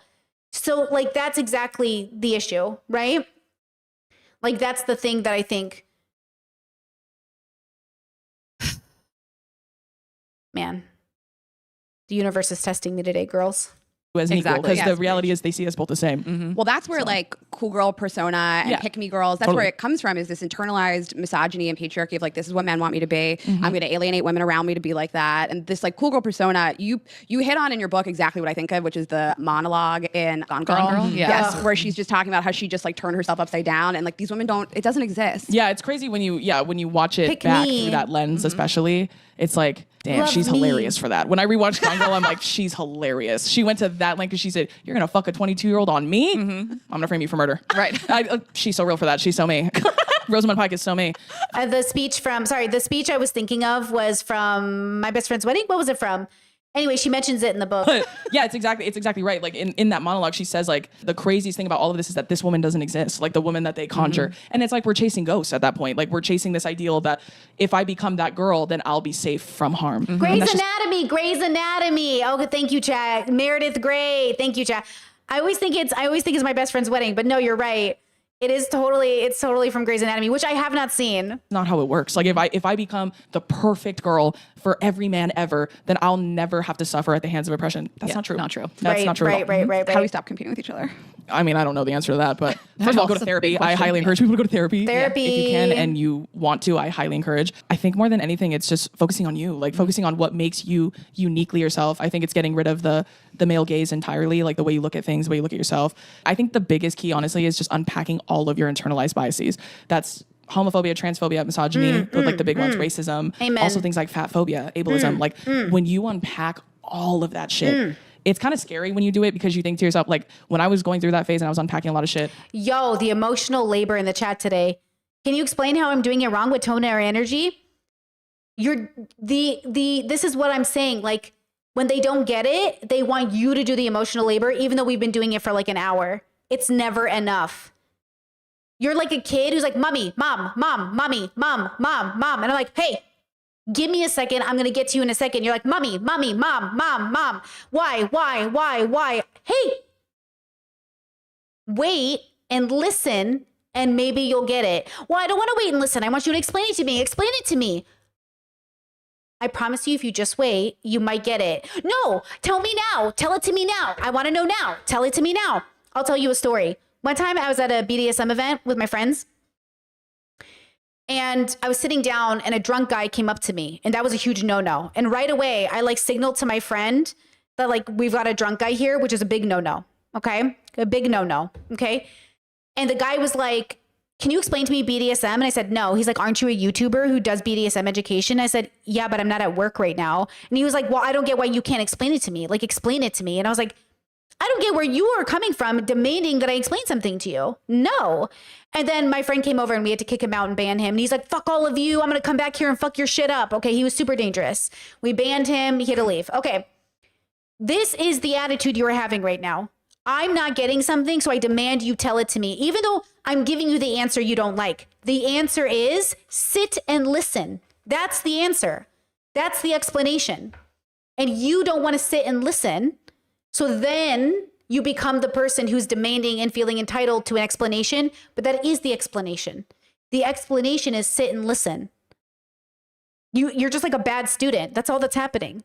You're just a bad student. You would be a teacher's worst nightmare, right?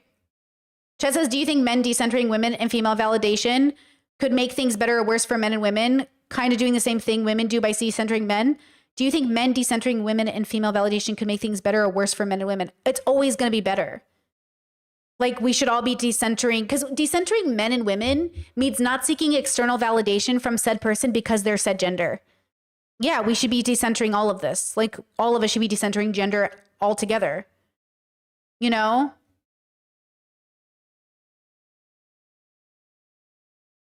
Okay, chat, we're done. You said, well, saying I don't understand presupposes what you know to be true. And the fact is I do, is so do I. And that's called a disagreement. That's what's happening here. You know what they say? I agree to disagree. We're done. Okay, I'm going to put you on timeout. You can come back tomorrow and try again. Oh, Lord. Bye-bye. Okay, so we should all be decentering men and women. We should be decentering gender from our lives. I have a podcast coming up for Father's Day about decentering gender as it relates to fatherhood. Because right now there's a conversation happening on TikTok about whether or not it's safe for fathers or appropriate for fathers to change their daughters' diapers.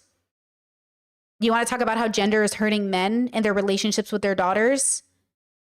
We got to have some conversations. When Tim Tebow says the greatest sexual offender for children is their biological fathers, you're telling me that doesn't come from how they're raised? You think we're products of our environment with all these like generational trauma and epigenetics and all these things, and you don't think, right? And you don't think that's because of culture? You don't think your trauma is keeping your boyfriend or father away from your daughter? Like when women say, oh, I never let a man change my daughter. That's trauma, girl. And it's happening because there was a lot of molestation and rape in a lot of people's families, and they don't know why it happened. It didn't happen because your person was born a man. It happened because of the way those people are conditioned. Now, in some rare cases, it seems to be clear that some people are having a biological predisposition, which is causing them to have, no matter how much work or interception or therapy they get, a bad relationship with consent. But most people can be raised right. We're not raising people correctly. So yeah, this is hurting fathers. This is hurting men. Like this idea that like, oh, men should never see a little girl naked. Why are you having sex with men who you're afraid that they're around little girls? This is bad. I couldn't even imagine being raised in a home where my mother was afraid about my father taking care of me. We did something wrong. Something went terribly wrong, that we would be terrified about fathers changing diapers. Now, this is a very small minority of people, contrary to the conversation that's happening around men and women and how men are actually not changing diapers because they don't feel like they have to because they work outside the home. It's so funny how one community is having a conversation about men should be changing diapers and another community is having a conversation that men should never change a girl's diaper. We're suffering. People are suffering. And we, instead of like knowing why we are suffering, we're creating more suffering. We are suffering so unwisely right now, so unwisely. And I first started going to therapy, I started thinking about my career aspirations when I was in college. Like I was really thinking, I was like, if I get to the center of this and I find out I was only doing that for men, I'm gonna kill myself. Like I was like, no way, I can't do that. I can't do that. Like if I found out the only reason And look, when she says doing it just for men, imagine now you're doing it just for society, just for the Republican Party, just for your religion. It's saying, I want to do this for me and not because I've externalized it out. But a lot of men are raised to never think about what they want and to only, quote, be good men for their family, to show up to serve others, but in a way that is not helpful for them or their family, right? Men should have the right to think about what they want in their life. Do you even want to be a dad? Do you even want to have a career? Right? That's why when people try to criticize my partner for not having a job, I'm sorry that you were raised in an environment that made you feel like because you're AMAB, you are obligated to have a job. I'm sorry that you're still suffering from the patriarchy that has told you as a man, your only service to society is having a job. I don't believe that. I think you are much more than a moneymaker. I think men are so much more than moneymakers. And that's why women who ultimately believe men are there to spoil them and take care of them, while ranting and raving about women being CEOs, are still upholding the patriarchy because you're still obligating men to making money. Yeah, that's why women who are so worried about paying their, quote, men's bills, just don't date a bum. Just don't date a person who takes advantage of you. But you will be upholding the patriarchy if you still say men ought to make money as men. That men who don't make money are lazy. That's patriarchy. That's bad. That's not good for anybody, right? I wanted to work in football was because I wanted to impress men. Oh my God, horror. That's actually what I was asking you earlier. I was like, that's actually what Ashley meant. And you're like, my dad played in the NFL. Okay, relax, guys. That's why I was like, oh my God. Like when I was unpacking that, like really unpacking it, it's horrifying. Because then you start to think like the male gaze. Oh, hold on, Chad. I'm going to correct you on your sentence structure, but not on your, I think what you're trying to say. You said, yeah, true. Men are not taught to be introspective or not taught to have been taught introspection. Men are taught introspection. Men introspect. They just eventually stop. That's the thing. Deconstruction and introspection are two different things that go hand in hand, right? But lots of men can introspect just fine. They have the skill set. They just don't improve the skill set. They don't go deeper. So that's why my levels is about depth. How deep are you going into the introspection bubble?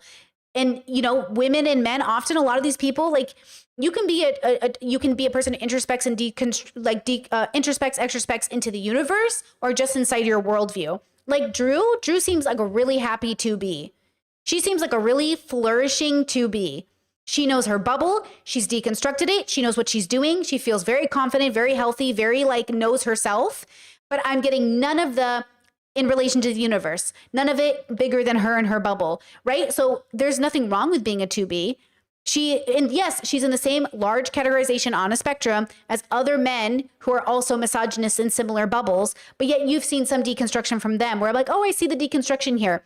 Like you can be an intersectional feminist and somewhat of a misogynist, because we're all misogynists, right? Who are in the same bubble. But that's why I don't want you to get too hung up on like, what level am I? What level am I?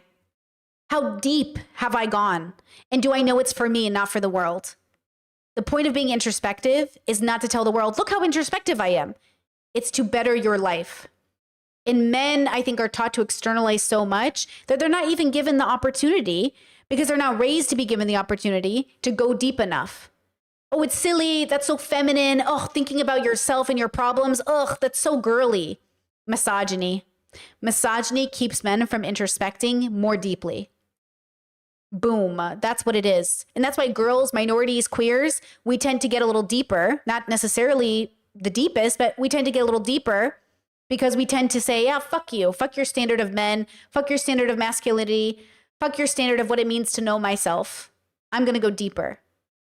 You know, and then you get a Jordan Peterson who goes deep-ish, but then doesn't go that deep at all because he gets stuck on how it feels so intense. Now, imagine, you know, but there's something on the other side. You go deep enough that it feels like your world is shattering, and you go deep enough that your world gets put back together in a healthier way. That's why deconstruction is scary. It can feel like you're at the bottom of a tower that's being, you know, collapsing on top of you, but collapse it around you instead and put it back together to be a better tower. Don't get scared at it coming down. As long as you're standing in the right place, it won't hit you. And even when it does hit you, because you have the dust and the debris, like it will pass. And that's the problem is like, I think people are afraid of getting squished under the which it can happen, by the way. People do go crazy, which is my whole argument on this week's podcast about, is he going to turn into Azula? When did Azula really lose her mind? Because she certainly had it intact before. Why did Azula lose her mind? Ugh, that's a question. Gaze is so perverse. It can go to things like how you talk, how you walk, how you dress, how you do your hair, how you do your makeup, how you do your nails, what you like, what you listen to, what you watch on the TV, what you read. Like all of that is so perversely affected by the patriarchy and by what men like and what men deem popular and men think are cool, what girls like, whatever. So I think when you unpack that for real, there is no competition amongst women. Like you don't feel it at all because there's nothing to compete for. There's no man at the end of the rainbow. There's no like, oh, the grand prize for hating all women is I get a man. Right. Also, some fucking prize. And trade in my girls for that. I'd like to see what that man looks like. Oh, great. Chatter said they teach us introspection for useful things in quotation marks, things to learn useful in quotation marks, skills applicable for a job, but never generalizing to life in general or to question the system itself. Exactly. Which is what a sad like state of affairs. What is sad? Look at the way the traditional Western boys do philosophy, and then look how queer people, and I can't wait to get to Judith Butler after this. Oh my God, it's going to be so good. Actually, yeah. I can't wait to get to Judith Butler because I think it's going to be so good just to show you the differences between how different people tackle it. Because this is Drew during their own, having their own relationship with deconstruction, intersectionality, all these things, right? Oh, I'm so excited to see like specifically like a career philosopher, talk about it. Also, please notice that Judith Butler doesn't have debate Jordan Peterson videos.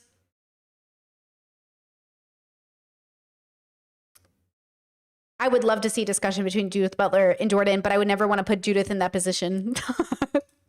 Oh God, no. I mean, if you are a woman listening to this and you catch yourself writing a hate comment or a DM to another woman who's just living, who isn't Marjorie Taylor Greene, and like, you know, it's like a woman who's just cooking or doing whatever, you know, ask yourself why you're triggered and just start there. You know, like we see these messages come in and we have it pretty good. We love our audience. Oh my God, they're amazing. But the people creep in, and especially when something goes viral, forget it. It's over. You're like, who are you people? Right. But it's just like, there's part of it's like mentally ill. And you're like, I want you to figure this out. I'd like, as a woman to woman, I would love you not to act like this. Yeah, like empathy.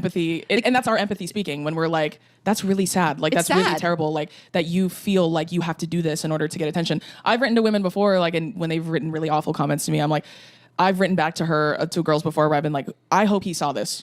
Whoever you're hoping sees this comment, I hope he sees it. And I hope you get a text back, girl. I hope you get that. I hope he reaches out. Girl, I hope your day is going all right. I hope you got it. I hope you got it, girl. Like, I'm rooting for you. You see, I'm still rooting for you, even though you're not rooting for me. Shit.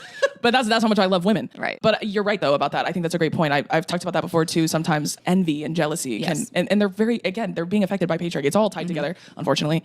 But I think a lot of times when we're honest with ourselves about why we feel the way we do about women. So, like, if women are existing, even online or even in your own personal life, like, there's women, and I know we've all had this when we're like, I don't know, I don't really like her. But you have no real reason to not like her. I think that feeling is very common in girlhood, right? Sisterhood. And I think what's important is to stop that thought in its tracks and ask yourself, why don't I like her? Yep. Oh, do I not like her for a valid reason, or do I not like her because I'm a hater? And I think if you admit I'm being a hater, sometimes if you say it out loud, like you have the thought and you're like, that's me being a hater, I'm being a hater. When you diagnose it like that, it stops coming, because you're like, I have no reason to feel that way, but I'm feeling that way. Why? Probably because the world has conditioned me to not like women who dress a certain way, talk a certain way, act a certain way. And that's not how I feel. That's conditioning. I think when you start, like, it sounds so archaic and so childish, but like when you do it out loud, I think it helps a lot. And if you are a hater, keep it to yourself for the group chat. Right. They won't, but we'll be able to tell the difference. That's the like difference of like a stable person and an unstable person. I can hate somebody and I'm just going to tell you about it. Talk my shit. Well, and in their comments. And when you have good friends, like good sound walls, when you bounce shit off them, sometimes they're like, I don't know. And then you're like, I'm being a hater. I'm being a hater. It hurts my feelings when I say something to Ashley like once a year and she's like, I don't really feel like that. I'm like, I feel so attacked by you right now. So you're calling me a fucking pick me. Okay. We'll check each other out. That's a good thing. Like a couple times a year, and it really hurts my feelings. I'm like, I thought we were exactly the same all the time. Okay, what happened here? My sister and I were talking about something the other. I forget. I brought something up, and she goes, "Oh no, I'm being a hater. I'm being a hater." Yeah. And I started laughing, and she's like, "I'm being a hater. I know I'm being a hater, but I'm in a bad mood, so I'm gonna be a hater." And we were laughing, and then we worked through it. And I think like that's sisterhood. Like it's truly like bouncing it off each other, and then you're like, "Am I being nuts?" And then your girl's like, "Yeah," and you're like, "Okay, period." Just acknowledging you're just hating. Yeah, it's fun. And when you do it and you say it out loud, it's kind of like when you say things out loud, and you're like, I sound real dumb when I say that. Okay, good thing I said it out loud. Now I'm never going to think it again. Like, it's checking yourself. It's accountability. I think feeling those feelings is human. I think the way you act on them determines whether or not you're a good person. Absolutely. Thank you. And listen, it's fine for you to think what somebody's got going on is stupid. I think plenty of people have stuff that's going on is stupid. Very human. And I have to also ask myself, like, is this jealousy? Like, telling yourself I'm not jealous is not going to make you less jealous. And, absolutely. You know, you meet girls that are just like not that friendly, not that nice, and I'm just like, you seem a little insecure. Yeah, and then you feel bad for them, and then you send them on their way, right? I feel like there's a difference between jealousy and envy. Like, I think jealousy, there's something really malicious inside of it. Like, it's like I want that and you shouldn't have it. I should have it. Envy, I think, is like, damn, that looks awesome. I wish I had. Interesting. The traditional terminology in my bubble is that jealousy is the fear of losing something. So you become possessive over it. Like your partner goes on a date with an opposite sex person and you're jealous of the fact that they're spending time with other people. Or, you know, your kid wants to spend more time with their other parent and it feels like, oh, I'm jealous. I feel like I'm going to lose my connection with them. And then envy is you shouldn't have that thing. I should have that thing. That I want the thing that you have, but not like the thing you have in like a, oh, that's nice. I want something similar, but definitely like I want that thing. And you like, I want the thing you have, like your wife. I want your wife. I'm envious of your wife. I'm envious of your life. I'm envious of your kids.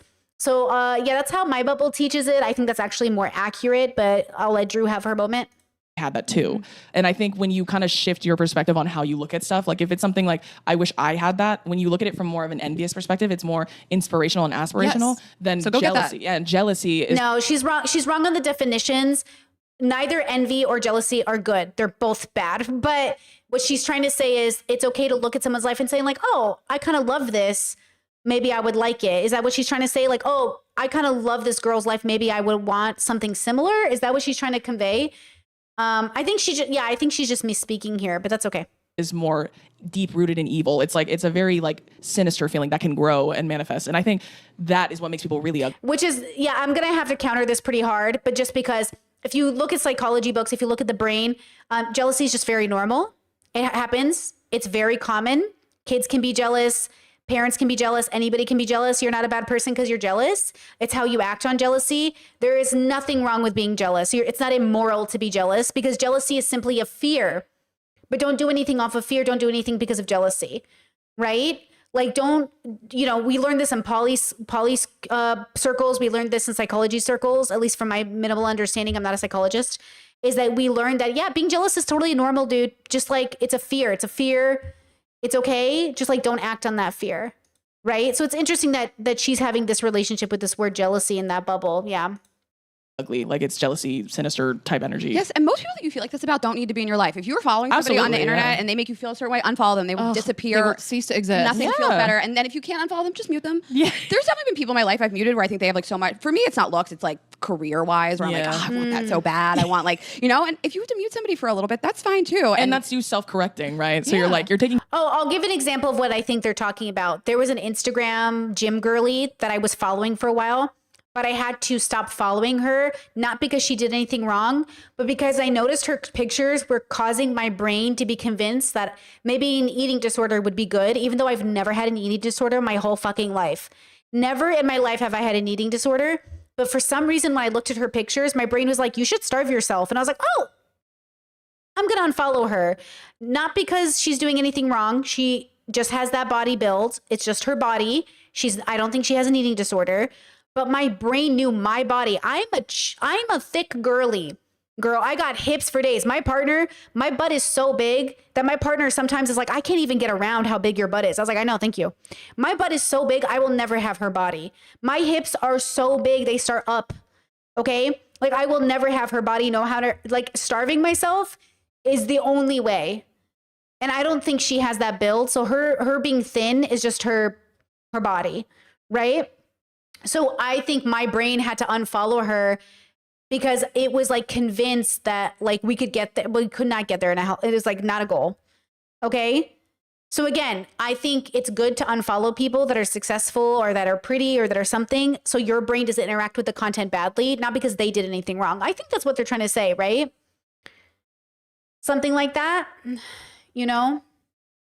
Chat says humble bragging girl. Well, that's the thing though, is it? A lot of girls trying to get their butts smaller. A lot of people trying to get their butts smaller. In different cultures, a big butt is not a sign of good things. I'm just blessed.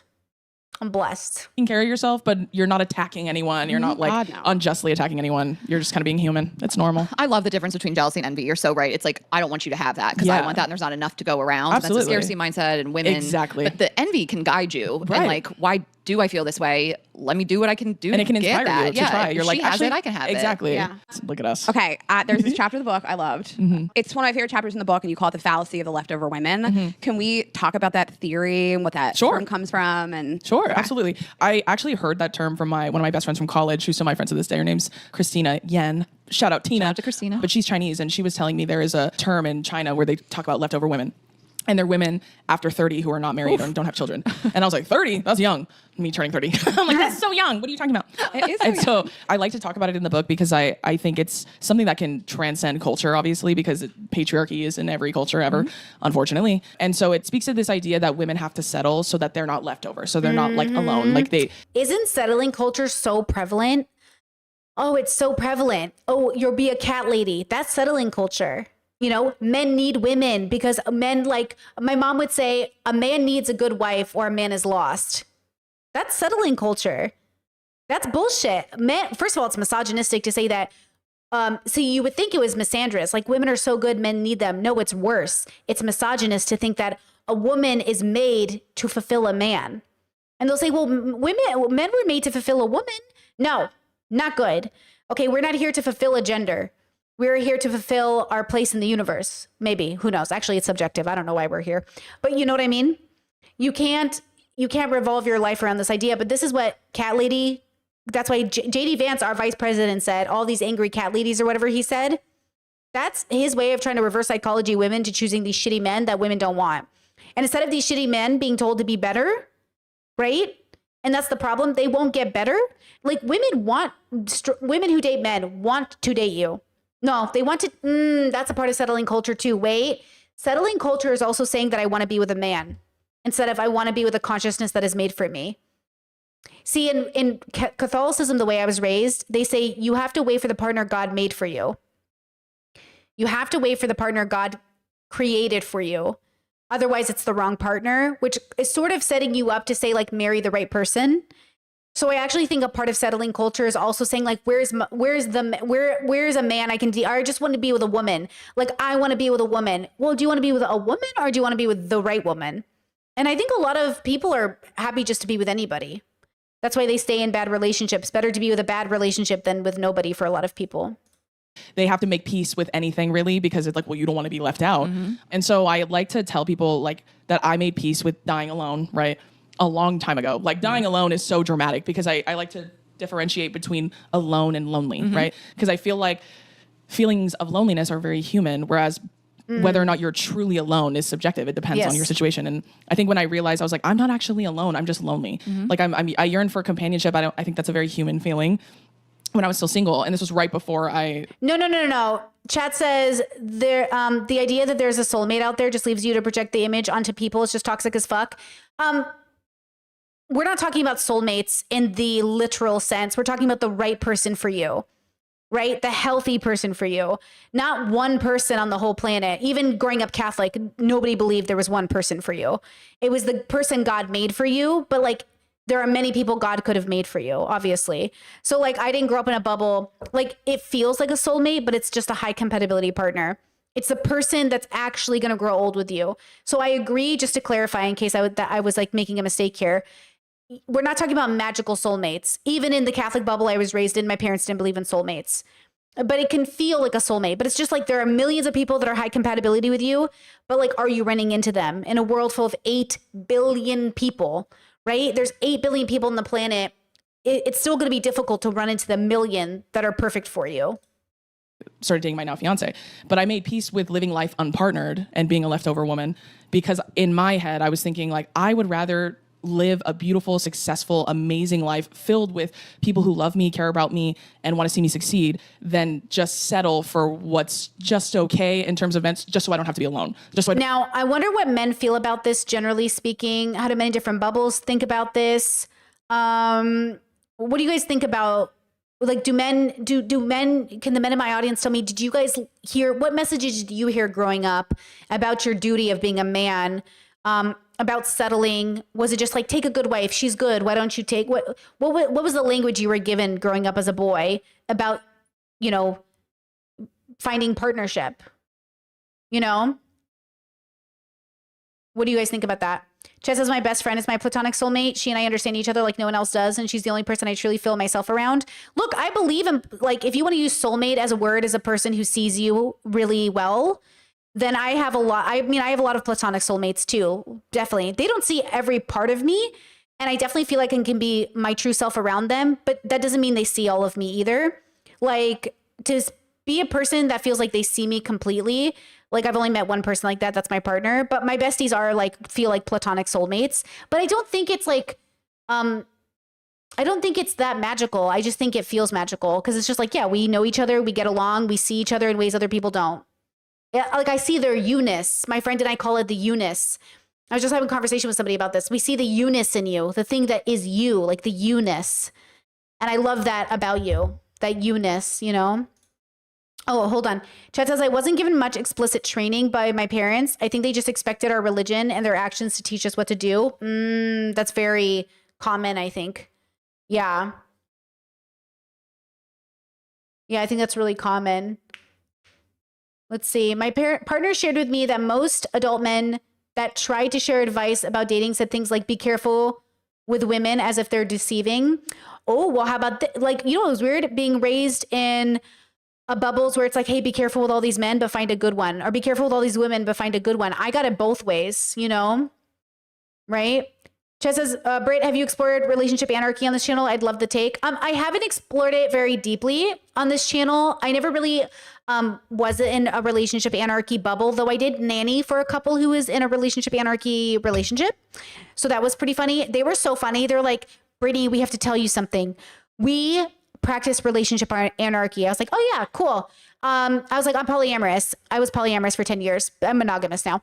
And they were like, oh my gosh, great. But don't worry. We're not like a weird BDSM or anything. And I was like, because I was like a BDSMer polyamorous person.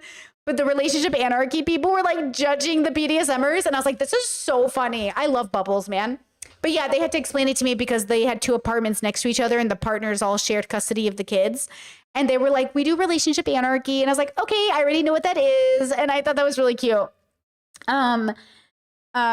But yeah, in Friday's video, guys, so I have to take off tomorrow. I have a work thing. I mean, not a work thing. I have a government appointment tomorrow. But Friday, when we come back, there's a YouTuber. The ick is so, just looking at his channel, it's so bad. Named Marcus something. You guys asked me to review it. Apparently, he says God sent him a message saying he has to be in a polyamorous relationship. And so his wife and him have a third now. And it looks incredibly toxic. I cannot wait to cover it with you on Friday, girls. It's going to be so good. Ooh, I can't wait to deconstruct this little bubble with you. Ooh, the red flags were flagging when I was looking into the bubble. Ooh, it looks bad. It looks bad. Let me tell you. I don't have to be single. It's kind of like when you're in high school and you're like, oh, it's so lame to go to prom by yourself, right? Like, oh, I can't go by myself. I have to go with a date. And then you end up going with someone you fucking hate, which I did 2 years in a row. No! Right. So it's like, it wasn't even worth it. Like, I didn't even go to prom. I was like, fuck prom. And one of them was the worst date I've ever had in my entire life. So I thought to myself, I wish I went alone. I wish I went alone. I wish I went with my friends. And I feel like that's a really good metaphor for life. It's like being a leftover woman is a fallacy. It's not a real thing. It's something that the patriarchy has created and devised to basically manipulate you into settling, because instead of men getting better, they'd rather you come down. Yes, exactly. And instead of, exactly. So we're going to end on this note and we're going to move over to Judith. But this is the problem. So the settling culture says, hey, come down here with me instead of you going up. But then when this person wants to move up and their partner doesn't join them, they have to settle and stay down, or they can keep moving up. And here's what I recommend. When your partner goes, you go with them. When they go, you go. When you go, they go. And you got to pull each other up. So when I learn something, I tell my partner. When my partner learns something, they tell me. So we're always teaching each other. We're always keeping each other in the loop. Same with my siblings. I hear something, I text all my siblings and go, hey, I just heard this thing. Now, some siblings do not want the update. Some siblings are like, do not update me. I do not want to know. And I'm like, okay, you're staying ignorant, but that's a decision. But my siblings that are like, tell me when you've learned something. I want to be in the know. So it's like, you don't want to, some people want to stay in the dark. That's a decision. But for me, in my ideal relationships, right, we're always making each other better. We're always giving each other the information to be like, oh, don't stay ignorant. Don't stay ignorant. But it also has to be something that person wants. Ignorance is a choice. At some point, it's just how you are, like as a child. But then at some point, you go from being a child to being a person who's choosing to stay ignorant. And in religious communities, this is age specific. Like in a lot of communities, the age of 7 is when you have to be accountable for your actions. Because I feel like at the age of 7, you're able to discern, which is interesting. And I do think there's something to be said about the conversation at hand.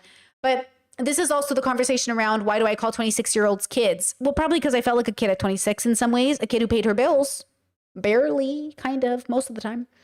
But I think what we're really trying to say is you haven't learned the wisdom of discernment. And until you learn that, you're kind of like a kid. But at some point, we can't keep making excuses for you, and we can't keep explaining it away. When you're 7 and you make a mistake, okay, right?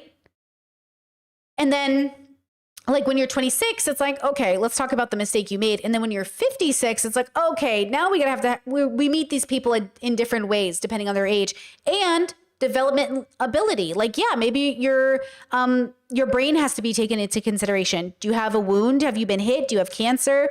Are you mentally disabled? Like, are there intellectually disabled? Are there things about you that regardless of your age, I'm going to meet you differently when you make a decision? And then at some point, even though you don't know what you're doing, if you're causing harm, we still have to protect people from your actions without, again, punishing you or being cruel to you, right?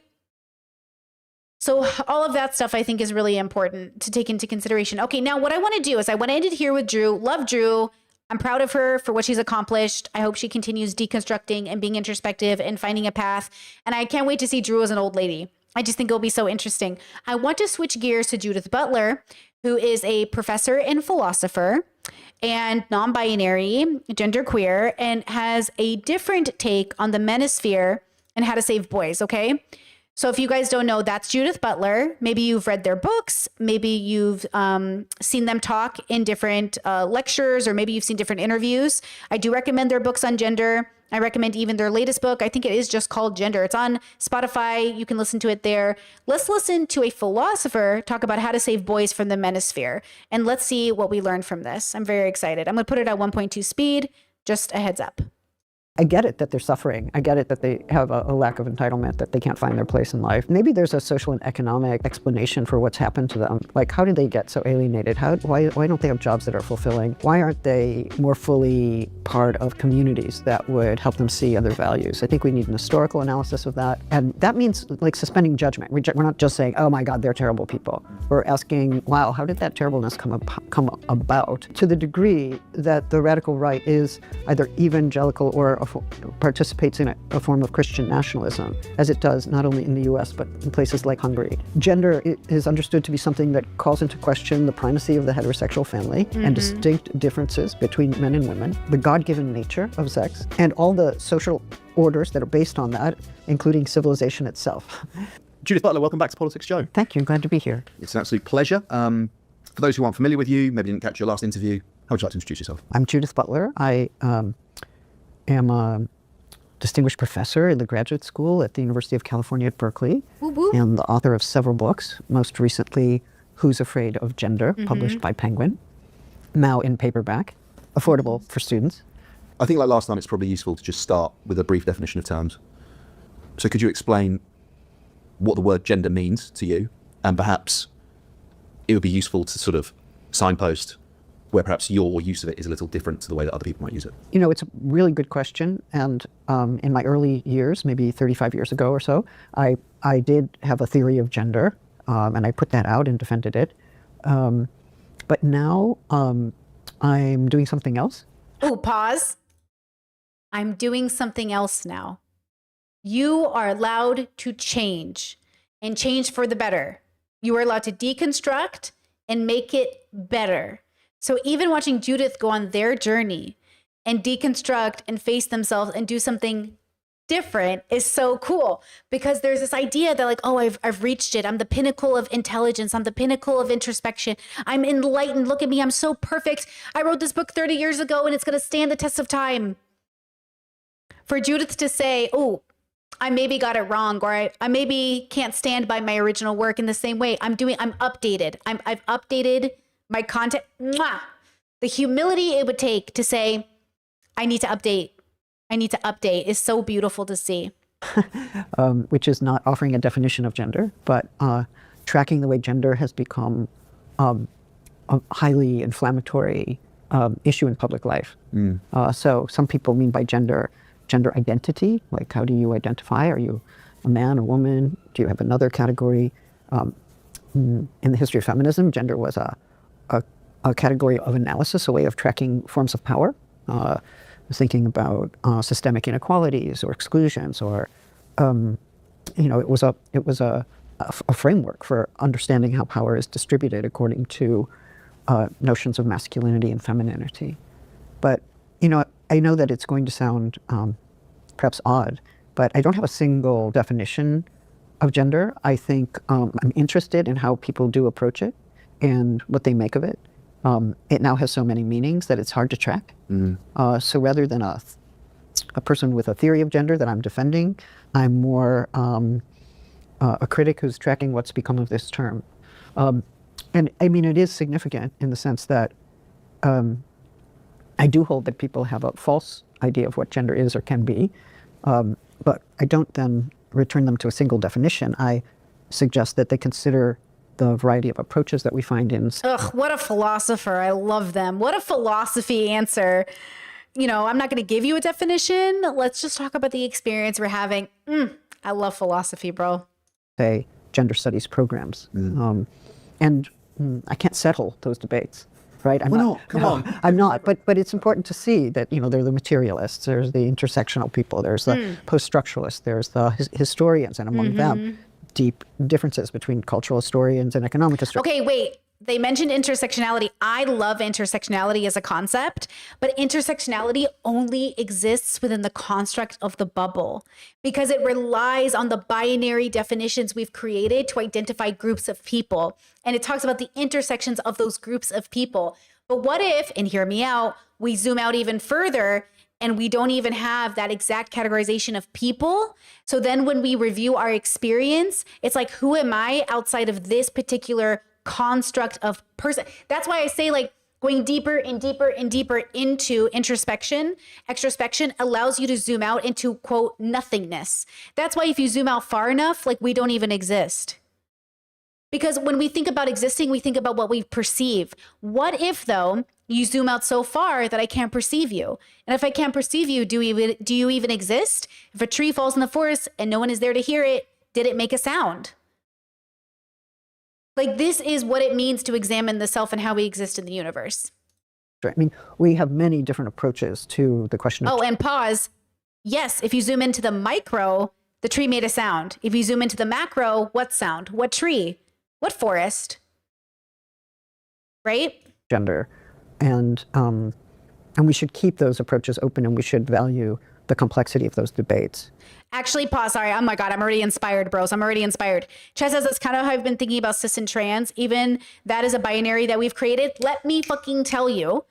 Okay. So somebody came into my comments the other day and they were like, even though you're trans, I agree with you. And I didn't correct them. And then even now people are like, are you cis or trans? What are you asking me? Like, what do you think you're trying to get at when you ask me if I'm cis or trans? I'm not having that relationship with gender anymore the way I used to. I don't know what you mean by that. I think I know what you mean by that, but I don't relate to it in that way anymore. I think those terms are relatable and I think they make a lot of sense, but they do exist on a binary. And as I age, I'm just further and further away from that binary. So like when people are like, but are you cis or trans? I don't know, dude. I don't know what you mean to say, but what are you trying to tell? You're trying to figure out who I am.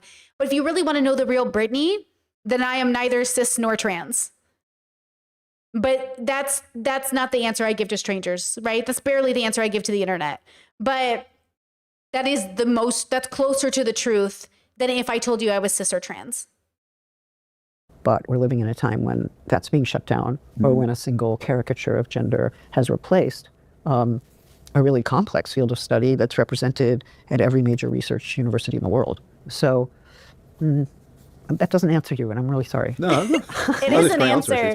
It's a great answer. Okay, so without talking specifically about gender, you got me thinking there about whether or not that's part of a broader, perhaps academic, discursive trend to seek to... Ooh, wait, chat says, I am gas but human. No, I don't even know. Like, when you zoom out in this philosophical sense, are you even a person? Like, what is a human? A human is a label, a construct we've created out of our evolutionary process. We only need it as a word to explain to other people the difference between non-human and human people. Have you guys, what is it called? Guys, help me out. What's this belief system about humanist, like not humanism, humanist? It's the human superiority thing where they think like the world is for humans. What is this belief? Vegans talk about it a lot. They say like the people who think like humans are the most important, the world is for humans, it was created for us. I forget what this is called. Speciesism? Speciesism? Is that what it's called? Speciesism? Something like that. I think we should deconstruct that.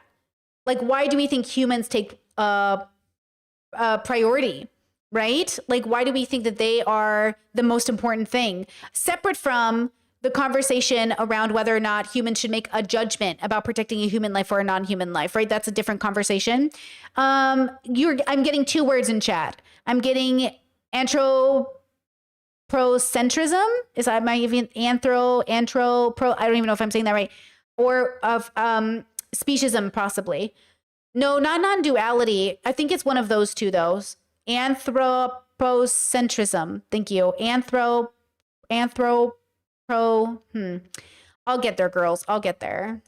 reduce and simplify, could be gender, could be economics, could be politics, take your pick, whether you think that what's happening in the field of gender studies in terms of it becoming more intense, national politics, people invoking gender in quite an explicit political way, is that unique to gender studies? Do you think there's a broader trend going on about sort of the rejection of complexity, the rejection of nuance, the rejection of intellectual debate? I think the opposite. I think that the academic study of gender in relation to race, histories of colonialism, capitalism, ecological catastrophe, like all of that has become much more complex in recent years. So most people who are in departments of gender, women's studies, sexuality studies are also very involved in other kinds of issues, looking at the history of race, the intersection of race and gender. How do we think about the two together?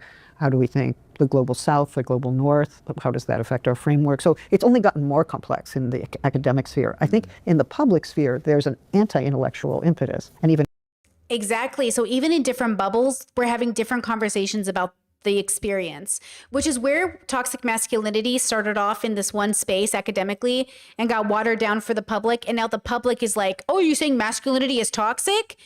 Because they have such a reductive way of listening to language. It is so reductive for you to hear toxic masculinity and then assume they mean masculinity is toxic. What? Why does your brain do that? It's okay, but like, why does your brain do that?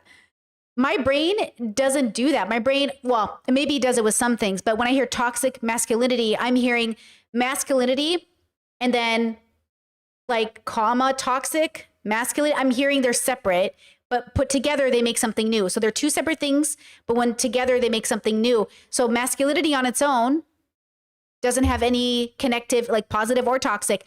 Positive and toxic are things you attach to something.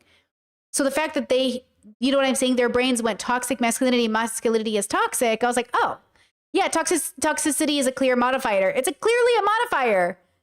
It's like, what are you doing? But like Judith said, there is anti-intellectualism, people, like humans are smart enough to discover things, which means we do know some things. We don't know everything, but we know something. An anti-academic animus, which is which says, oh, all these people are doing the same thing. And they have a single doctrine, and they make you line up and pledge allegiance to their doctrine. Of the flag. And also, I wonder if this is why it does feel like grifting from a lot of the misogynists online, where are you literally saying toxic masculinity as a talking point because you know it's a dog whistle or like it's something else? Like, why are you saying it like you don't understand it? It can't be that hard of a concept for you to understand. But you keep saying it. And so then I'm like, are you grifting? Are you being like genuinely intellectually like, what is happening? And then that's why it starts to feel like a grift, because you can't be this stupid. But then ignorant, you can't be this ignorant. But then maybe you actually cannot figure out the difference between masculinity and toxic masculinity. But then at that point, like, I start to get that fear again where it's like, I know I'm not that smart. You cannot be that dumb. You know what it is? It's literally knowing I'm not that smart and I can understand it. So you have to understand it because you can't be dumber than that. And then there's this idea of like, are people dumb enough not to get it even after you explain it to them 1,000 times? And then is that willful ignorance or is that an intellectual disability? No judgment. And you can't take one of those classes unless you come out believing the same thing as everybody else. And that, to me, is, well, we could make a comedy out of it, except it's really deathly serious because there are attacks on gender studies programs, and there's attacks now on gender as the very concept of gender. Like, we can't think about the different configurations of masculine, feminine, and other kinds of categories throughout history or across cultures. We can't look at them from the history of science. We can't look at them from the history of economics. No. We're not allowed to even talk about the thing. We have to go back to either a biological reductionism that says there's only male and female, and that biological difference is a fact, and end of discussion, right? And an immutable fact, kind of taking religious language from the Vatican, which is what Trump has done. And so, you just get this hard line, which is a doctrine, by the way, and a suppression of inquiry, and a suppression of open debate, and an attack on universities and critical thought more broadly. Critical thought in the true sense of critical thought, that is to say, belonging to the history of critical philosophy, which looks at the conditions of our lives and seeks to... Ooh, interesting, chat.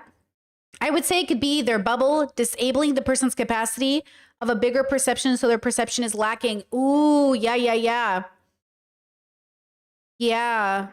Well, if we know that parenting is difficult and it's hard to actually educate offspring because the parents aren't also educated, and this is most people, there is just no way the world is the way that it is, and most people aren't living in some form of ignorance. And I know from my own lived experience how ignorant I have been and how ignorant I will continue to be, which is why I'm constantly trying to work on that. So it's obvious that we as a collective aren't where we could be, but we're so far in so many ways it feels like we are. I think because we have all this technology and all these amazing things, we give ourselves so much credit, which is so fair, but not credit in the right places or in the wrong. Like, I get why people say, well, if I can hold the whole world in my phone, if I have AI and all these amazing things, then we must know something. We must be very smart. But then I tried to think of technology as a thing that took a certain level of smart, but not the one that actually heals humanity and makes us like better as a species. It just makes us like, it doesn't make us compassionate to build AI. Just because we built computers doesn't mean we're compassionate, you know? And I think right now the world needs a lot of compassion, but the dilemma is like compassion has to be a symbiotic relationship. If you only have one person who's trying to suffer with, compassion means to suffer with, one person on one side doing all the work, then eventually they'll be depleted. You have to give them the spoons back. It has to be a symbiotic relationship. It has to be something you do together. You can't just take, or give. It has to be, we do it together. That's how you don't take advantage of people. The way you avoid taking advantage of people is to make sure you're giving back. That's why we say give back to the community. Don't just be a leech on communities. Don't just be a leech in your marriage. Don't just be a leech, but that's a individual relationship with self that has to be had in order for you to be a good community member and a good person to the people around you. And that's difficult because if your parents don't teach you how to do that, how will you teach yourself? We just reached the point in BoJack Horseman where we get a much more detailed relationship, or a much more detailed view of his mother's past and how, she became the person that she is, and she raised the person that he is. And the more you learn about it, the more compassionate you are towards BoJack, for sure, right? But that though it explains why he's the person that he is, he's still responsible for breaking that generational curse, as we all are. We're all responsible for at least attempting to break a generational curse, right? So we try our best, but it does bring out the compassion. But if, that compassion is never met, if BoJack just keeps taking, then all his relationships will eventually leave him. And then that will fulfill the belief he has that everyone leaves him and that no one really loves him. And therefore it's just like this self-fulfilling prophecy, right? Now, I just finished season 4, so no spoilers for 5 and 6, but it's coming, girl. To uncover what we're presupposing about those conditions and how we might think critically about what we have assumed to be true for so long. Not the sense in which, say, the gender critical movement uses it. For them, critical is just negative, like against. But that's, I think, a misunderstanding of the history of critique and critical philosophy. But you see, now I'm getting nerdy. Let's go on to let's go on to something else. We are here for nerdy. Okay. We are here for complex. Well, I'm trying to make nerdy available. That seems to be my new job. Look, you mentioned Trump. He's been elected since we last spoke. Yeah. Perhaps you could talk a little bit about how that election connects to Who's Afraid of Gender, and how, whether or not you think that evolves the central theme of the book. How does it touch it? How does it change it? Yeah. Well, in the book, published last year about this time, I remarked that the anti-gender ideology movement had come late to the United States, that it was active in Latin America, in Eastern Europe, in Russia, in parts of Africa, way before it became something that anybody even knew about in the U.S. And it's clearly entered the U.S. through an elaborate network of churches and family councils that are very conservative in nature. And they were able to connect with Pence and Orban met, and then Trump and the Republican Party more broadly, in what's called the CPAC, the basic conservative political action committee that debates what the platform should be. So we can link all those things, and we see that towards the end of the campaign, Trump drew attention to the fact that Kamala Harris was in favor of trans rights more broadly. And then there were some vicious caricatures that were communicated about her position for instance, a robocall that went through the state of Michigan claiming that Kamala Harris, if elected, would authorize trans surgeries on undocumented migrants, right? So, of course, this is not true, but that's never stopped Trump and his people from saying things. But what it did is it aroused people's fears about trans surgery on young people, trans surgery in general, and migrants who are said to be replacing them in their jobs or contesting white supremacy in the United States or any number of things. Eating dogs, yes, all kinds of pretty vicious caricature. So he put those two things together, appealing to people's fears, but also their deep prejudices. Appealing to people's fears, again, brings us, and I'm going to say it over and over again until it hits the right person at the right time. Don't do anything because you're afraid or desperate. And people will manipulate you through those things, right? That's why capitalism targets men. Somebody said this on TikTok, like nobody ever talks about how men are targeted with sex ads the way women are targeted with like eating disorder stuff or diet fads. Yeah, we have to talk about those things. We should talk about the fact that men and their desperate desire to have a partner is targeted through capitalism by these horrible companies that are finding ways to manipulate and take money from these men. I mean, Andrew Tate literally bragged about taking men's life savings away from them by pretending to be women on OnlyFans and in his sex websites. So yeah, I don't want that for you either, right? I don't want that for you either. There's nothing wrong with spending money on a sex worker. There is something wrong about a sex worker taking every penny out of you when they know that like it's unethical. Gambling, unethical. I don't like it. Like, I don't like it. And I get it. Like, I don't want to grow up in a world like my mom would make us avoid the mall in the Victoria's Secret section because she thought it would tempt us. I don't want to grow up in that world where like, it's like a threat to see women in a bikini. Like my parents literally stopped going to the beach because people's swimsuits were too immodest. Like, that's not what I want for the world. I don't want the world to become so afraid of the human body that I can't see somebody in a bikini, right? But I also don't want for the world a reality in which we do not examine how capitalism preys on the vulnerabilities of people and certain populations and then targets them and exploits that vulnerability. We have got to be able to have those conversations without saying, get rid of all bikinis and get rid of nudity and get rid of people. It's not about the nudity. It's about our relationship with the nudity. And I know this because I've deconstructed. I know what it was like to grow up in a conservative home and to experience nudity. And if you guys don't know my story, I was a 22-year-old virgin and I saw my first penis when I was 22 and it wasn't even from a lover. It was at a BDSM party with like 100 people and there was like naked men walking around everywhere.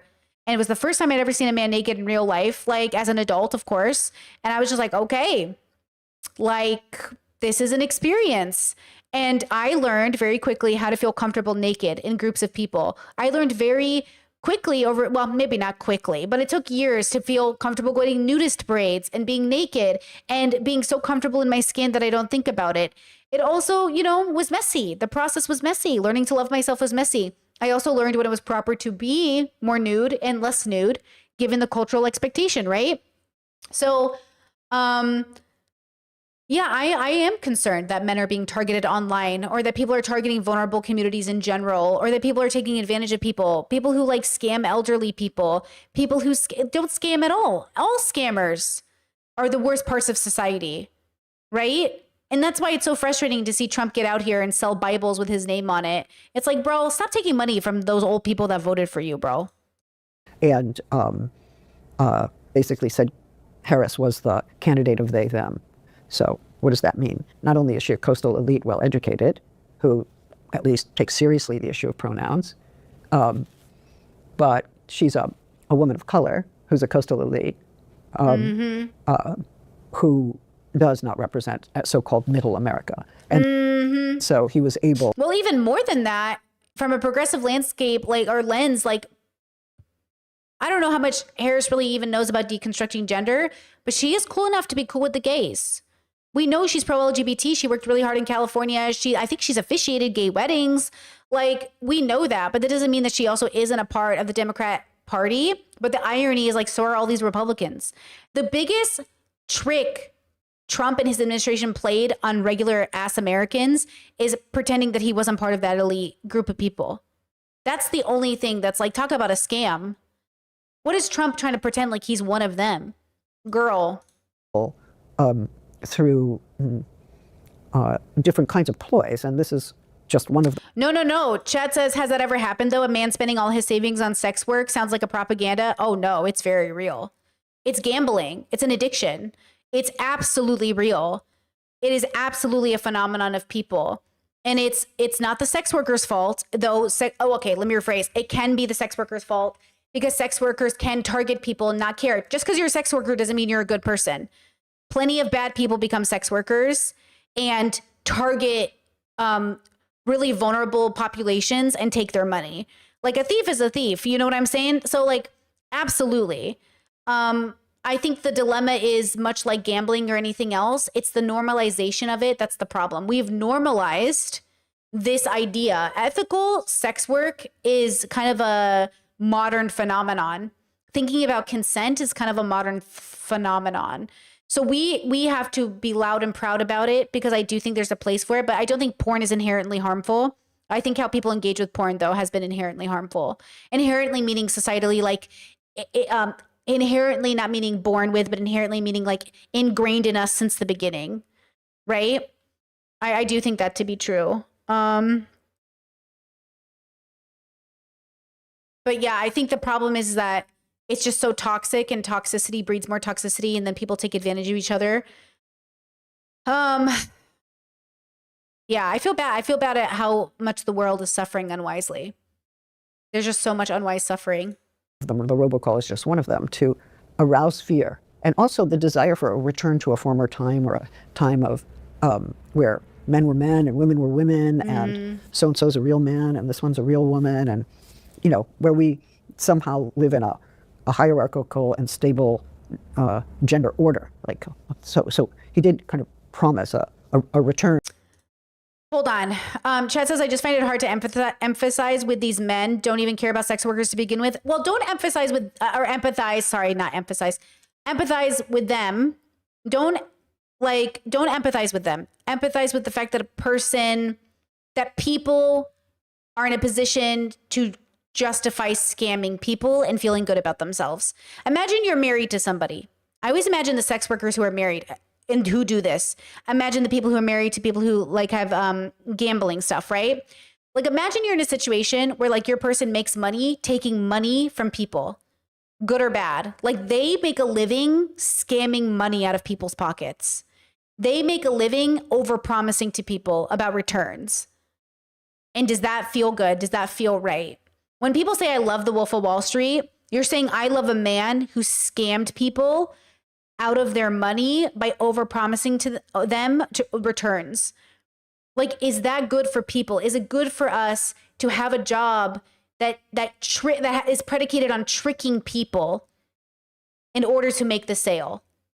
If you have to trick somebody to make money from them, is that ethical? That's the question. To that kind of stability, although stability is not something that is of value, I think, for him. He knew how to use it as a rhetorical appeal. So it has become now quite serious with the executive order banning gender ideology extremism and claiming to do so in order to save women. And that means, I wish men would stop trying to save us.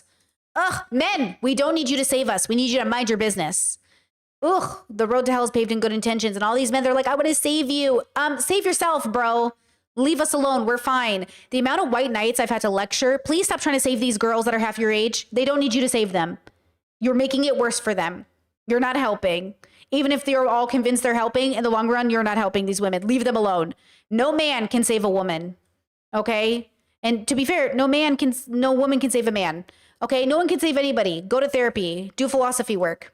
Now that we're seeing all kinds of public policy, including public education, take gender out of its policies, out of its libraries. We're seeing granting organizations say they will not consider proposals that have gender in them. We're seeing healthcare organized. Research has been defunded. Education resources have been taken off government websites. Like, we are absolutely in the bad times, guys. So do your work, do your self-care, meditate, love your family, do good by your community.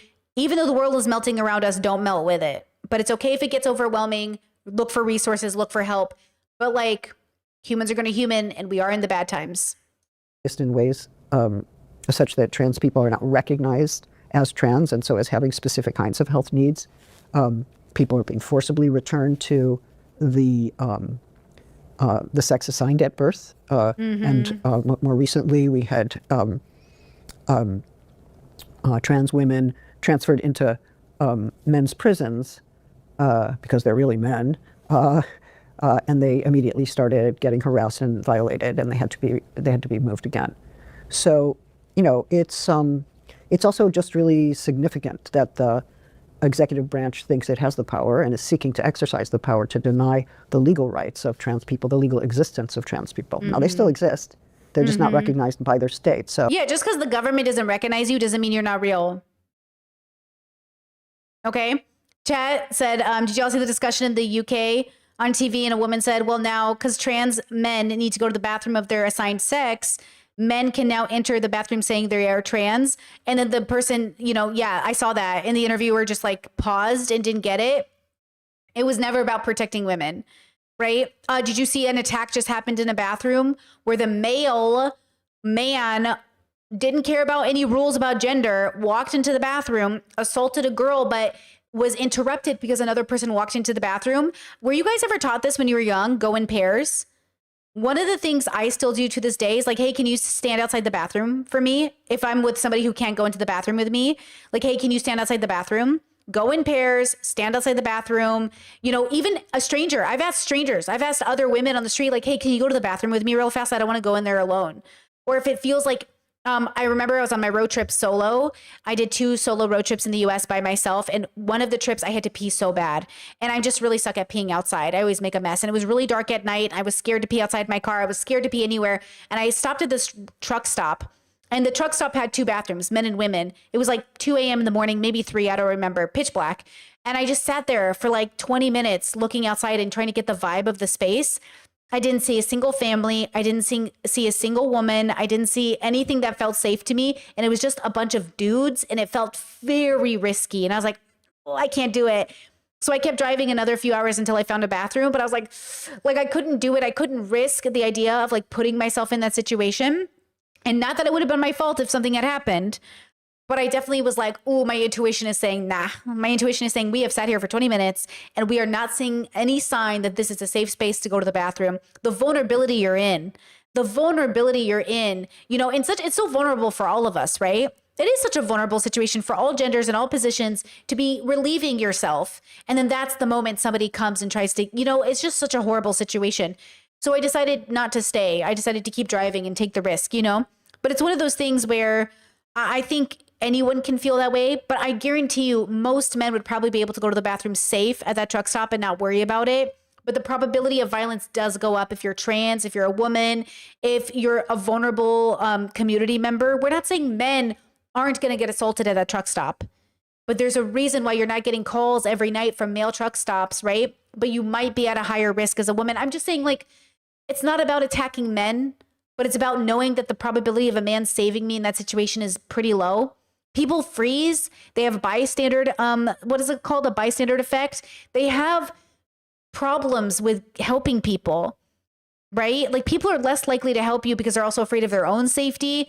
You know, I've seen all these men make YouTube videos about not getting involved in fights between people, but calling the cops because they also don't want to get, assaulted. It's scary living in the world as a person who's vulnerable because even if people are, quote, good people around you, they might not be able to feel, they might freeze when called into action, right? So, yeah.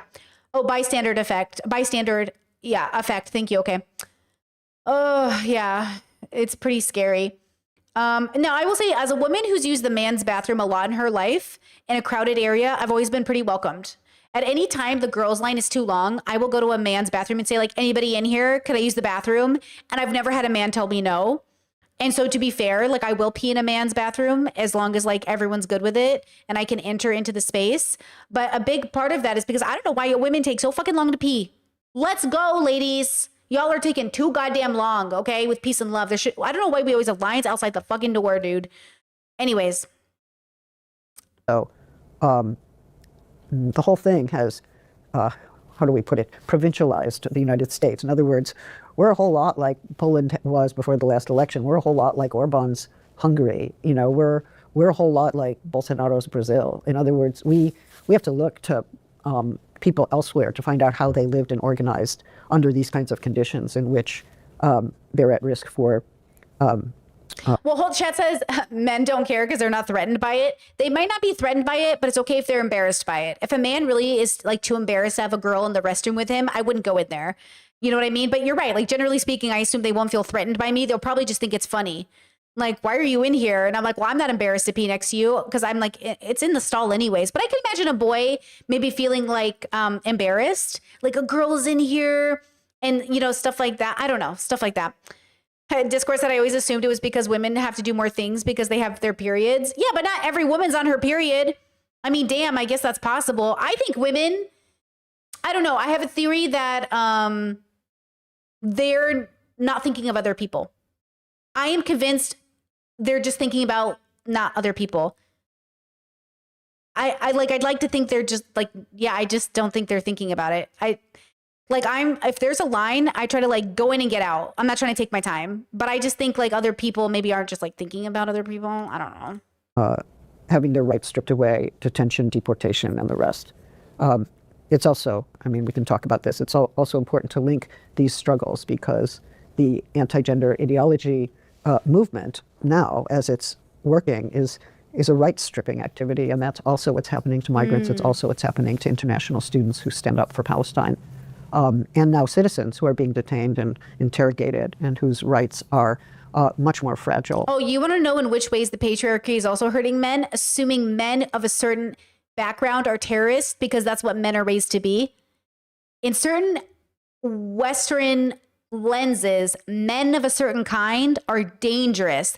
That's why we talk about the dehumanization of Black men in American history, equating them to sort of animals, which is ironic because they're all biological animals, but it's the dehumanization of brown people to say these men are raised to be savages, these men are raised to be terrorists. That's patriarchy, baby. That is patriarchy. It's racism and patriarchy overlapping. Patriarchy hurts men. You're not a violent person because you're a man. This idea that men are raised to be tanks or, are used to be violent, that's because of the way that you're raised. Now, some men on some level might be dealing with hormone issues, that testosterone encourages some sort of rage inside of you. Girl, that's why we go to the doctor, right? Like, men who take tea are more likely to be violent, and that's because too much testosterone is like really bad for you. But that's why we have hormone levels we stick to. It's why we do hormone therapy. It's why we, engage in like medical science to help us have a better relationship with self, right? So there's so much, there's so much at play here. Especially if they are considered to be internal enemies of the state. There's a lot of substance in your answer there that I want to drill into. But I'll ask you to forgive me for focusing on the personal, because I can't help but think that when you reference those executive orders talking about gender ideology extremism, they're obviously not just talking about you singularly, certainly the field of work that you're involved in, and to be described as an extremist, regardless of whether, whatever you work in, is clearly quite a confronting and possibly alarming thing in the context of what you just described about the way that the US federal government is treating people that it views as extremists. You don't think you're an extremist, presumably? How does it feel to have someone speak about you like that? Oh, well, I actually don't take it personally at all. I think in that order, the extremism of gender ideology has to do with its apparent or alleged refusal to acknowledge the biological and immutable differences between the sexes. And in fact, there are a lot of people in gender studies who work on biology, especially in developmental biology, and are very interested in questions of sex determination. And nobody denies biology, but biology turns out to be a lot more complex than just two facts that are immutable. And in fact, the language of immutability obviously comes from the Vatican doctrine, from the Family Council, and from various pronouncements that the last two popes have made about the immutability of sexual difference. Okay, hold on. This is so good because I have heard from people that are like, I work in biology. This is how I feel about it. But then I've heard other people say, like, I work in biology. Like, gender is much more complex than people say. Listen, you both work in biology with two different answers. Somebody figure it out, okay? Also, to the bathroom conversation about cleanliness, I will say like all bathrooms have been different, but I have been in bathrooms where there's period blood everywhere, and I've been in bathrooms where there's pee everywhere. I've been in bathrooms that have been busted out. Can I be so real with you? When I leave a bathroom stall, I leave it clean. I clean up after myself. The only reason I'm taking a long time in the bathroom is if I've made a mess, which by the way, I do not make, so I don't know how y'all are making it. I can't tell you how many bathrooms I've been in, and I'm like, how did this happen? How did this happen? Okay? How are we getting blood everywhere? How are we getting all this stuff everywhere? And I try to clean it. I make it clean for the next person. I think about the next person. And that's what's like, why are we not doing that? Like, why are you guys not considering the next person? And that's the problem. I went to the bathroom here in Croatia, and Croatia's weird, guys. They don't have toilet seat covers here. It's really fucking weird. There's no toilet seat covers here. I'm like, y'all putting your bare ass on a toilet? And they're like, yeah. And I'm like, nah. I wipe it down. If there's any water or anything or pee or anything, wipe it down, girl. Use a ton of toilet paper, wipe that shit down, wash my hands, I put tissue on the seat, sit down, like absolutely not. Okay. So I feel like there is I don't know, this sort of, like think about the next person. So I went to the bathroom in Croatia and there was just pee everywhere. And I just sat there. I'm like, how did this happen? How did you? Okay, but then can I tell? This is a tangent. I don't think everyone is turning around and looking at the toilet. Because I went to someone's house and I noticed that they would leave leftovers in the toilet. And I was like, are you not looking in the bowl to make sure it's all gone down? To make sure there are no specks on the toilet? Like I flush, check, make sure everything is gone, no specks on the toilet, absolute clean throne, girl. So the next person who uses it, or me who uses it, doesn't open the lid and see streaks or see residue. Like, are you not like looking? And so that's my theory. I think y'all are not checking. You know what I mean? I feel like y'all are not checking to make sure everything is gone. You know, many people don't give a fuck, girl. That's crazy. Nope. One of the things about my family is we were taught, do not leave evidence. My dad taught us that. My dad is a very clean man. All of my brothers were taught, do not leave evidence. I don't think I really have ever used the bathroom growing up and there's been like leftovers. I don't think I've ever really, and I had 8 brothers. We all shared a bathroom. I don't think I ever really grew up, you know, with anything left over. No, we were taught to wipe down the toilet. We were taught to clean. We were taught to check before you leave. You know? And also, yeah, what about checking your doo-doo? What about checking your feces for disease? Y'all not check your feces for disease? Crazy. Okay, back to the really important topic here, gender. And why that's important for their theological ideas about complementarity and what the human is. Right? You can't have a human without 2 sexes, and if you have more than 2 sexes, you lose the idea of the human. So, in fact, if you look closely at that doctrine, it's caricaturing gender studies scholars who talk about the constructed status of sex, and that doesn't mean it's fictive or false. It just means there are a lot of different factors that go into making the sex that we are. And anybody in developmental biology will actually agree with that, right? Because genes don't even get activated unless there's an interaction with hormones or with what they call epigenetic factors, environmental factors. You know, like, yeah, it's made.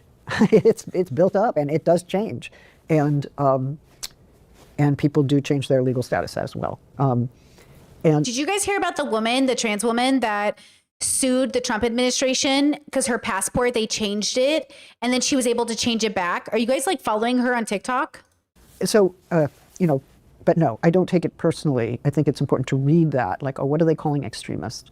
But most of these allegations that are made by the Trump administration are also confessions of what they themselves are doing in the very act, right? So that's an extremist act to ban. Yes.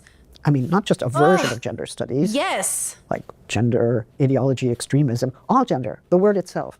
I mean, in fact, what has happened is that people are starting to take it out of their institutional policies with enormous consequences for women, for feminism, for gay and lesbian and trans people. Why do they consider it extreme what they're doing? Why don't they think it's extreme when they like put down their foot about like this extreme thing they're doing? Why don't they see what they're doing as extreme? Bisexual, non-binary, intersex, but also for people who are doing health and family stuff and trying to work on sex discrimination and gender-based violence.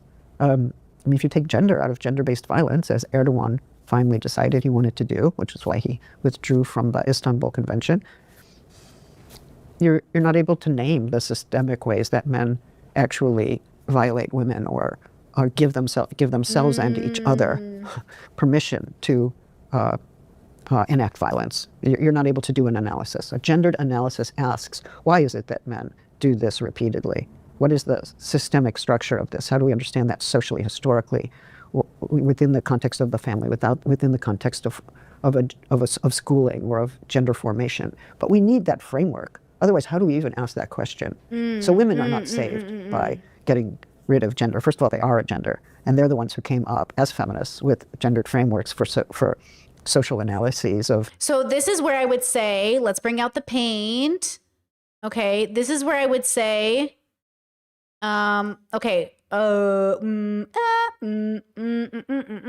if problems exist here, then you must tackle the problems within the construct of this thing we call here.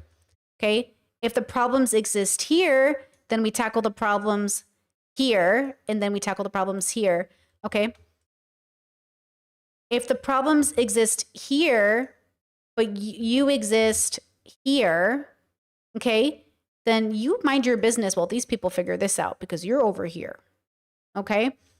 I think what happens in what Judith is trying to say, what many people are trying to say is like, in order to tackle misogyny, we have to speak their language and jump into their bubble and use their wording. But when I examine myself, when I'm fighting misogyny, I'm over here. When I'm examining Brittany outside of misogyny, I'm over here. When I'm examining myself outside of Brittany, I'm over here. Okay, misogyny is here. My marriage is here. Existing in the universe is here. We're in different literal bubbles. And we're having different perceptions with that reality. The bubble isn't a physical place, it's a perceptional place. You're perceiving it differently, so you tackle it differently. As the great philosopher Sheck once said, it's like an onion. It has layers, okay? So Judith is correct. When we're tackling misogyny and crimes against women, we have to use gendered language, right? When we're tackling the meaning of the self and why we exist and who we are, now we're able to zoom out and have a larger conversation about what exists outside of gender. But as long as the construct you're engaging with engages with gender and will discriminate based off that thing that they're adhering to, you too must now engage with gender. And so everybody has a gender or a relationship to gender, even if you identify somebody with no gender. It doesn't matter. Well, you're internal and you're external. Sorry, hold on. So we have, okay, this is you. Well, actually, this is you. And you exist in many parts. Okay, here's the 2 bubble. Here's the 5 bubble. And then, like, let's say here are the other options. Okay, your perception through your brain and your consciousness gets to engage in what you choose or what you're forced to engage with. Like you're meeting a force. So sometimes in life, you're on a path. Okay, here's you. Whoop, whoop. And as you're going along the path, you get stopped. You get stopped by a bubble. You can either engage with the bubble or go around the bubble. But sometimes the bubble gets large and goes, no, you have to deal with me. So you have to go through the bubble, pop, and get out the other side. Sometimes you don't have a choice. Sometimes you can't go around the bubble. Sometimes you got to go right through it. And then you can keep going, or you can just choose to stay in the bubble, right? You can go here and be like, oh, I actually like it here. I think I'm going to stay. But then other people pass and they go, I'm going to keep going. Okay. So like there's this idea that we have when we're engaging with these things. And I think what happens is like people on the binary, on the strict binary, because they don't engage with it outside of the binary, they can't imagine you're engaging with it outside the binary. And because of that, it causes a whole lot of issues.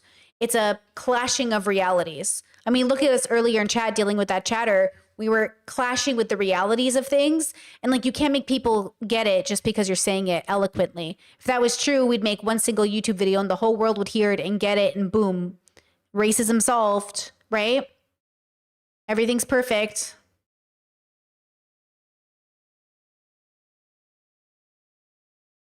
Okay, let's go back to Judith. Of violence. And this is I'm sorry, one last thing. That's why we create a bubble at home that is different. That's why my bubble is so sacred to me, like my personal bubble. Because in my personal bubble, my partner and I exist inside a completely safe space to just be ourselves without thinking about it. We just get to be ourselves. We're considerate and thoughtful, but like, we just get to be. There is no inherent judgment about like gender performance or this, that. It's just, we exist. But when we engage with the world outside of our bubble, well, now we're playing the role again. Now we're like, okay, play the role, right? No, Chess says, I wish I had that. Make it, girl. Make it. Or you live on your own. This is why I love living on my own. This is why I say, I don't care how many jobs I have to have. I'm not living with people that don't let me have my own bubble. But that's because my home is like a sacred space. Live on your own. This is another motivation to try to live on your own if possible. Even if you're disabled and you have to get like low-income housing or something, I'm just saying, I recommend, you know, living on your own and creating your own bubble, because I couldn't do it if I lived with people. Even if I lived with like family, I couldn't do it. I'd have to live on my own or with my partner. But that's, you know, for me, I think that's important, right?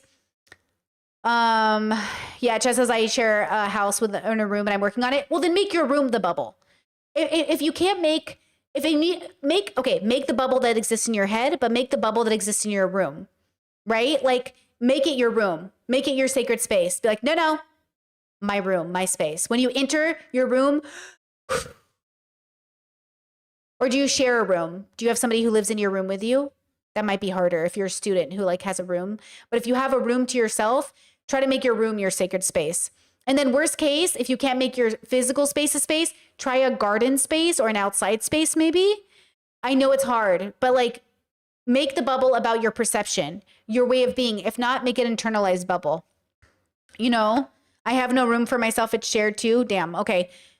Maybe go internal, meditate. We have to I have a meditation space I go into, like a little bubble I go into when I'm like in a really difficult social situation, or like I have to do government paperwork or something. I have like a little meditation space. Maybe we can do that. But yeah, that's hard. That's hard. Ruse to augment state power and to justify radical censorship and silencing. I was glad you mentioned censorship there, because it feels deeply just hypocritical, I guess, speaking as a European, to have JD Vance coming in sort of lecturing us about free speech. Unbelievable. You know, you're abandoning Enlightenment values. The UK draws particular ire for some reason as well. And it seems to me that there are kind of, whether it's, like you said, pro-Palestine activists, some of the people with green cards being subject to the full frontal violence of the federal government. Yeah. To the extent that you just mentioned within sort of various programs, be they educational or otherwise. And grant research, scientific research, grants in the humanities and the arts. Every single field is suffering from this kind of censorship. Isn't this conversation like so grounded? It's just so like calm and matter of fact, and they're having like a real convo. I think sometimes we do have to entertain in order to make our points.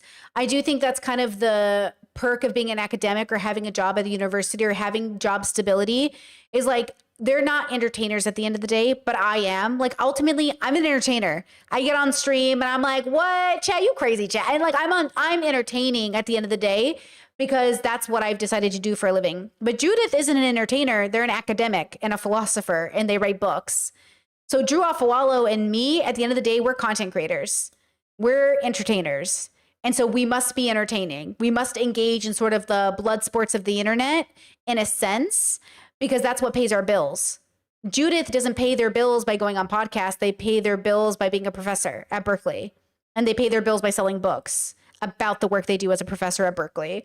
So, know the game you're playing, know the place you're in, and know why you're having different conversations in different ways. Know why, as an entertainer, we have conversations that are serious differently than somebody who's an academic. And it makes me... Which is why it's annoying to see Jordan Peterson engage in entertainment tactics when you should be primarily an educator, an academic. I do think academic should be academic because like it's serious. It's serious. That's why it's weird when people are like, I'm an academic. Well, then why are you engaging in the MMA? Like, why are you fucking in this WWE battle we're in right now? Why are you contending with us? We're like the kids. Why are you playing with us? Like, we're the entertainers. Why are you engaging with us? Wonder, is free speech essentially a sort of a Trojan horse for the political project, right? And that's also probably why we've lost our faith in like actual in intellectual work or actual like experts, because we keep thinking Joe Rogan is an expert. Joe Rogan is entertainment, guys. Joe Rogan is entertainment where the experts are supposed to talk to him, but you're not supposed to listen to Joe Rogan. You're supposed to be entertained by Joe Rogan. You're not supposed to get you know what I mean? Like we've mixed up because we can't hold attention. We can't watch academics. We're too bored by them, or we don't understand them, or their language is too hard, which is fair. It's a different bubble. They use language very differently. But that's the thing. It's like, that's why we do expect a Joe Rogan to explain it to us. But Joe Rogan is the entertainer. He's not the person you listen to. He's the person you are entertained by. Of the MAGA movement, where essentially they dress up concerns around European politics and label it as a free speech issue, when actually it's probably got more to do with a deep ideological aversion to social democracy and various, defining characteristics of European politics. Because for all the things that we just detailed, I don't think you talk the talk, but you don't walk the walk when it comes to protecting free speech, when it comes to rejecting censorship. That's for sure. I think that that free speech for someone like Vance, if he actually means something by it, other than using it as a club. I think free speech, it has to do with individualism. It's a hyper-libertarian idea that goes along with free market ideology, but also goes along with American versions of capitalism and of power. Religious institutions have gained rights of free speech by claiming tax the church. That they don't want to associate with people who are gay or lesbian or trans. So free speech becomes a way of authorizing discrimination. Free speech becomes a way of authorizing bullying or even hate speech. And I think we have to take it back. I don't want the right wing to have free speech in this way. I think Vance is actually breaking a set of contracts and understandings with Europe, and also bullying Europe at the same time. Ugh. So his free It is all about bullying, which is so gross. I think that's what's so offensive about any of these conversations is like, you're a couple of bullies, you're bullying, you're not problem solving, you're not actually helping people, you're bullying people. And look, sometimes you got to bully a bully, but ultimately, like, you're bullying as a way to avoid the responsibility of actually solving problems.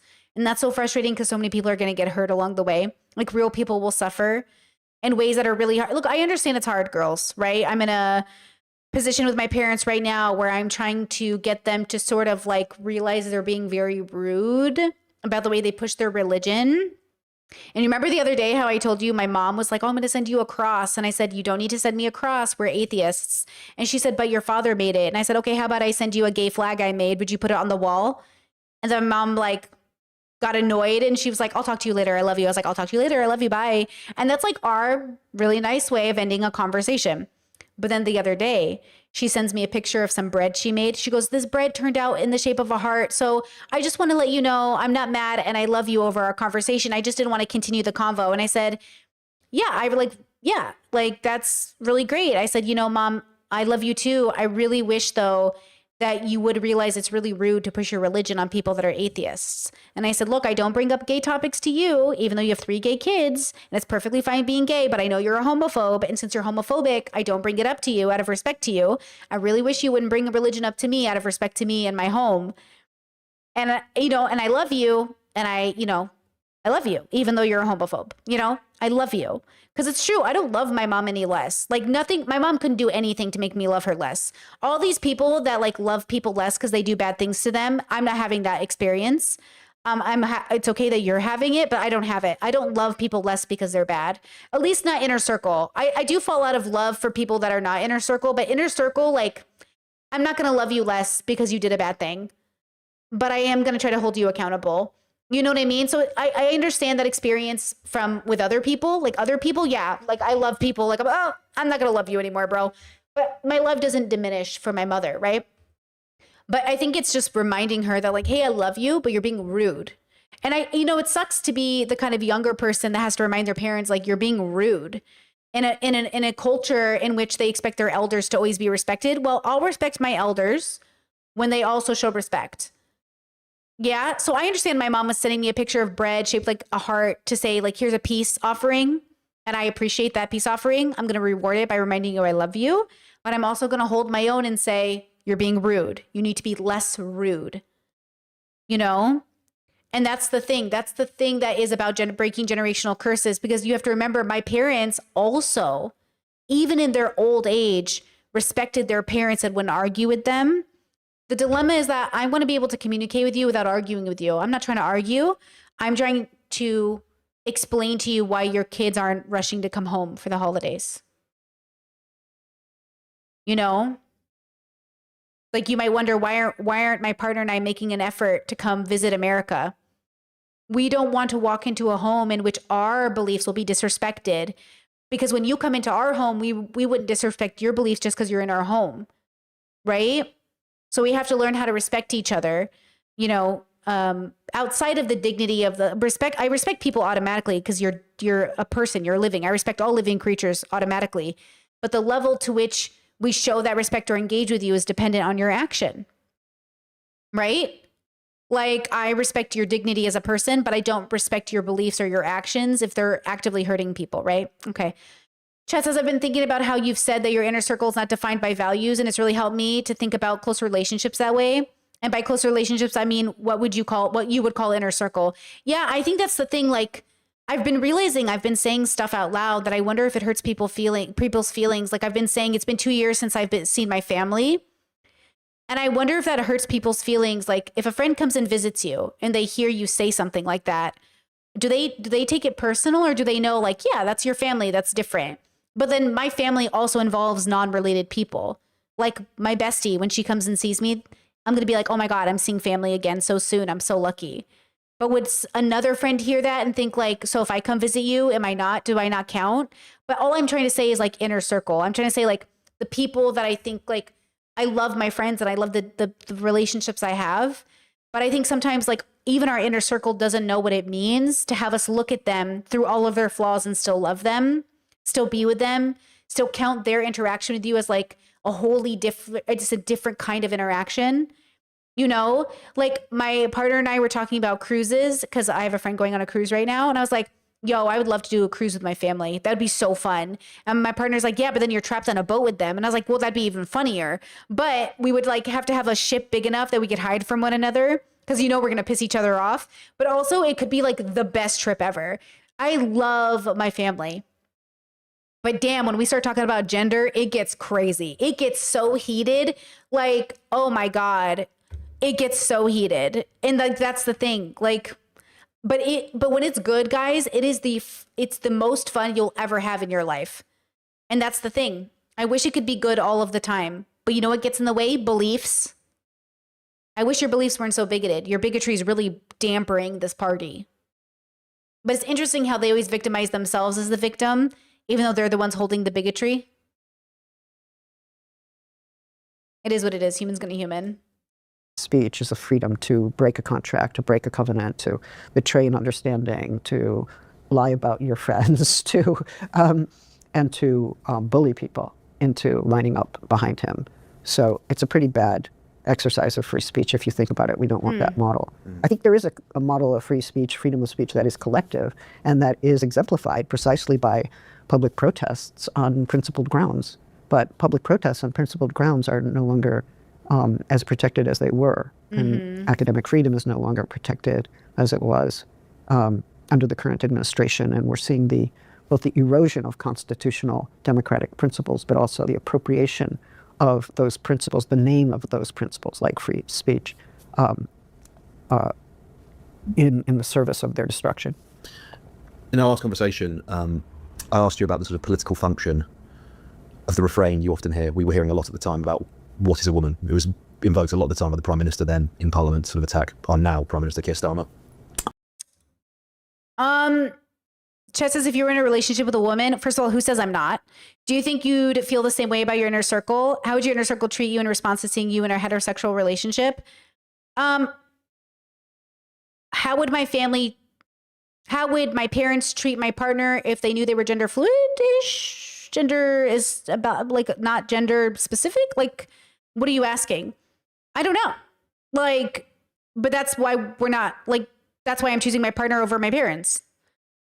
Right? Like I love my parents. I love them enough, and I love my partner enough not to put them in a situation where they would bring their bigotry to my relationship. Like, the reason we're not going home is because they're bigoted. And the moment they talk about gender, that's the moment shit gets serious. Like, that's the thing. Is like, I'm not going to put my partner in that position. Because it would be cruel to put them in a bigoted environment. Do you know what I mean? But that's why I left my family's home to be with my partner, but that doesn't change how much I love my family. It just changes how we interact, right? I think that's the way I look at it. My love for my parents don't change how much I interact with them, and how I introduce them to people changes. Now, do they know that? Do they know about my partner? Not yet. Do they understand the dynamic? Do they understand my own relationship with gender? They don't even understand they don't even know I'm autistic. I don't tell my parents things. They haven't earned the right to know about those things, right? So my parents don't know. And it's not that I'm hiding it from them. It's that you are not entitled to my joy. They are not entitled to knowing about how happy my life is, because they won't understand it. I don't share my happiness with my parents because it's upsetting to them. I don't want them to share their joy with me if it comes at the expense of my happiness. Like, oh, I love religion. I heard a great sermon on homophobia today. It's like, yeah, I don't need to know that. Don't tell me that. It's rude.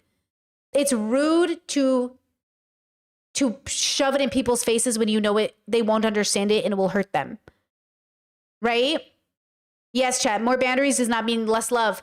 And I will say this, if it comes down to it, the primary person I am protecting and upholding dignity towards is my partner. And that's why my marriage is about us, not about my parents. So my answer doesn't change, right? My answer doesn't change. My love doesn't change, right? I'm open with boundaries. Chad says, how do you deal with your mother constantly crossing boundaries? She's getting better, so she learns. And I reward the learning. I don't reward the boundary pushing. So if there's boundary pushes, she gets ignored. If there's no boundary pushes, she gets rewarded. Right? Chet said, at what point would you consider that's healthy to go no contact? Well, it's dependent on the circumstance. If my mom was bombarding me with 1,000 texts a day, I'd block her, but she doesn't do that. My mom isn't that kind of a person. She's genuinely not a bitch. Do you know what I mean? She's just genuinely autistically passionate about Catholicism, but she's not a fucking cunt. She's not going to berate me with thousands of text messages. Do you know what I mean? She's never done that in my life. She has never texted me or called me or harassed me. She has never done that. She'll even say, hey, it's been a while since I've sent you anything about the Catholic Church. I'm not doing it because it's religious. I'm doing it because it has something to do with Croatia. So she'll like send me that stuff. And she'll even preface it with, I understand, I've heard what you've said. I really am not sharing this because I'm trying to be cruel. I'm sharing it because it reminded me of you. And I'll go, okay, mom, thanks for sharing. I appreciate it. My mom's not one of those moms you cut off unless it's for your health. She might be a mom you take a break from though. Girl, you definitely gonna need a break. Okay, you're gonna need a break. But I, for myself, am not the kind of person that needs to go no contact with my mother. Other siblings might feel that way, and that's valid, but I'm not those siblings. You know what I mean? I'm not those siblings. I personally have made a vow to myself, like not to block inner circle, but I will take long breaks. Pavlovian parent training. Yeah, girl, exactly. Mm-hmm. Chet says, do you think your parents would treat you differently based on a lesbian relationship versus queer? Yeah, I mean, Yeah, there's a big part. Sure. Obviously, any visible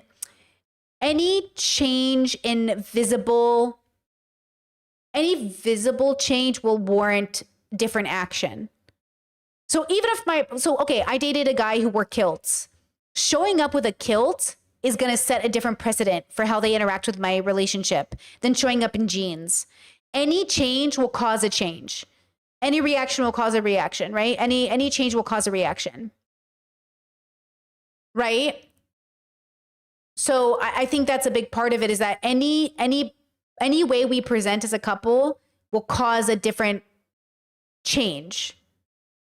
You know? Yeah, visible queerness, exactly. Chad says, I wonder how your gay brother meshes with your parents. Do you feel like your experiences are different and similar regarding queerness? Well, yeah, not to speak for my brother, but he has not really much contact with my parents. He doesn't block them and he does contact them, but like he had a very different upbringing with them, right? Like I'm number 3 on the line. He's number 9. So between the 3rd kid, which is me, and the 9th kid, which is him, we had very different parents. All of my siblings had very different parents. So the parents that I have are not the parents my siblings have. So their relationships are different. I respect their differences. You know what I mean? I want to always honor my siblings' relationship with my parents as their parents because we didn't have the same relationship.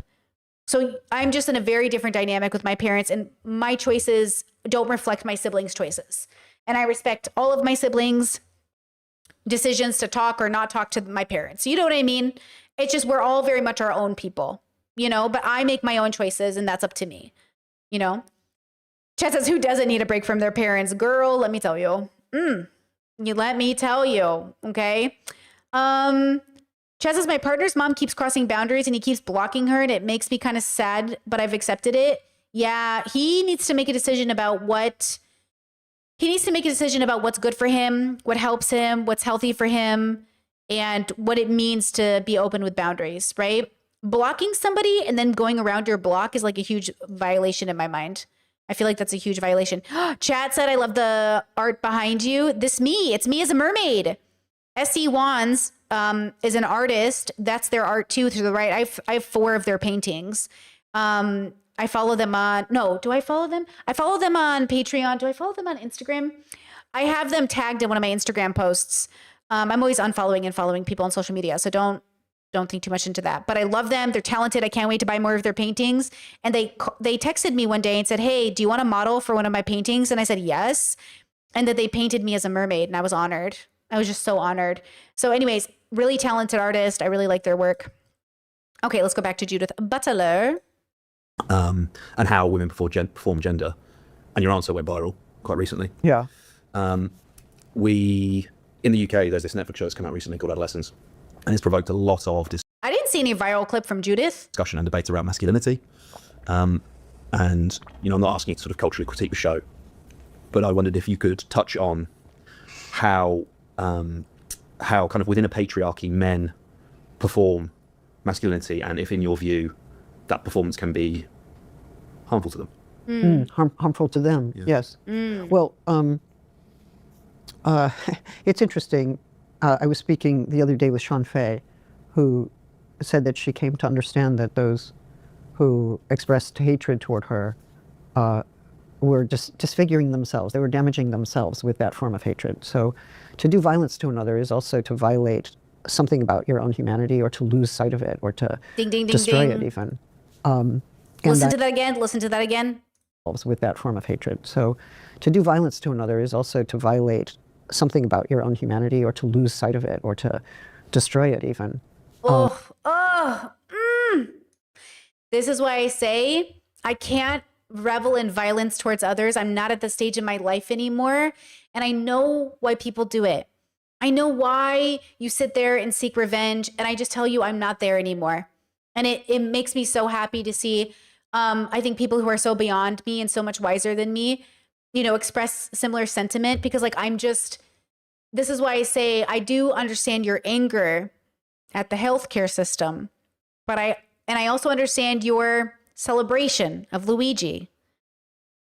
But it is not good for Luigi's consciousness or soul to engage in violence in this particular way.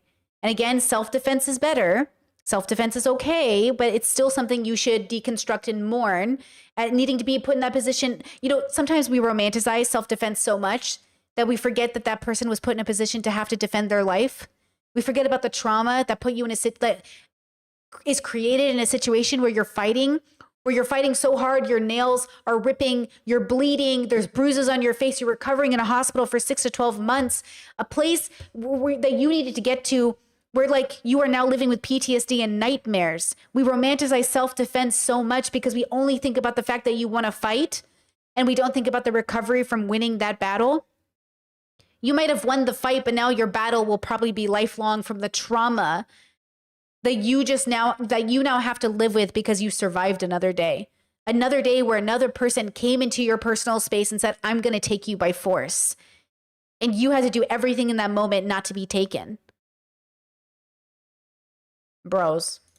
And I do think that boys very often suffer from masculine norms that they're compelled to enact, especially if those norms are brutal or derisive or violent. They become something that is internally damaged.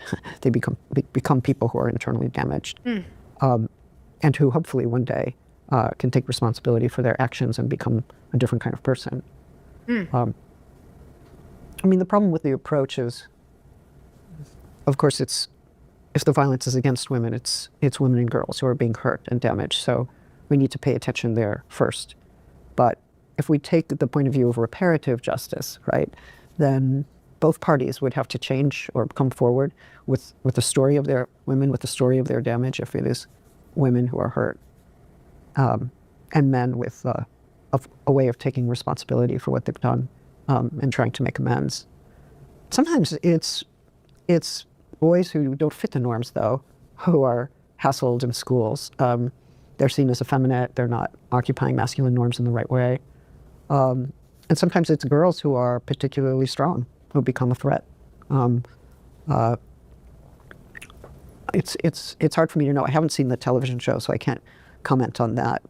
But I am aware that there are a lot of lonely, enraged young men in the United States who voted for Trump. And I wondered whether that was a kind of incel community that was pro-Trump, full of rage and entitlement, and not understanding why they're not getting the sex they want or the connection they want, and who feel that the world is against them and it's the fault of feminism, or that women have become something other than what they wanted or knew. A lot of resentment, a lot of anger, a lot of isolation, a lot of connectedness to the internet and to other people whose anger and rage escalates one's own. So that is a masculine culture that I think we need to pay more attention to, and it's also a voting bloc. And they're going right. Yeah. They're going right. And they would love the caricatures of Kamala Harris that Trump offered. In a second, let's talk about that sort of right-wing politics and how it connects there. But you're making me, we were talking there about rage and entitlement and these traits that when described in a person, you think, well, that person sounds distinctly unpleasant. That sounds like the sort of person I want to be around. That sounds like the sort of person I want to engage with. Yeah. And it makes me think about bell hooks. You know, to create loving men, we have to love males. If I thought so, okay, let's apply that logic then to these enraged. Wait, I talked over him. Let me just, bell hooks was mentioned. Sorry. And it makes me think about bell hooks. You know, to create loving men, we have to love males. If I thought so, okay, let's apply that logic then to these enraged, possibly dangerous, unpleasant people. It feels so counterintuitive to be like, you need to love that person. You need to love your sons. You need to love the babies you make. You might not be able to love the men that exist and that are grown, but these men didn't come out of anywhere. They were babies. And these babies were neglected. Okay, these babies were not engaged with. These babies were ignored. You need to love your babies. You need to raise better men. And you are raising bad men. Like, you might not be able to love the man who's already grown, But we can start with loving children, which apparently is a universal value, allegedly. But how is that true when you shame a little boy for liking girly things, or shame a little boy for crying, or you're not loving your son by shaming him. You know what I mean? I think we get lost in the sauce and we always think about loving grown men. Fuck grown men. Let's focus on kids, bro. Raising kids in better homes, raising kids with better values, making babies with better men. You know what I mean? Like it's about loving them as children. So you know what I mean? I feel like we're always just starting on the surface. Like, girl, you're not going to love JD Vance enough. You're not going to love Elon Musk enough. They have to love themselves at this point. We need to love babies enough to raise them in safe environments. Love them enough to do right by them, right? Like, grown men are responsible for their own love. But children, we're responsible for that. We're responsible for the love children have. Grown-ups are responsible for loving themselves. I can't ask a child to learn how to love itself. It's a child. They learn to love themselves by us loving them. We have to start by loving them. And we have to show them what love is. And then, you know what I mean? Like the question is it's so wrong in a way. It's not about loving grown-ups. Okay? Awesome. Do you know what I mean? Yeah, sure. You know, like, and how do you see? I appreciate like de-radicalization is an entire field of study, but how do you see accessing those people, helping those people? Can they be saved? And maybe I'm invoking the language of sort of evangelicals, yes. Which I don't mean to. Yeah, I don't have an idea about how to approach those kinds of young men, and maybe they're older men as well. But I mean, I get it that they're suffering. I get it that they have a lack of entitlement, that they can't find their place in life. But maybe there's a social and economic explanation for what's happened to them. Like, how did they get so alienated? Why don't they have jobs that are fulfilling?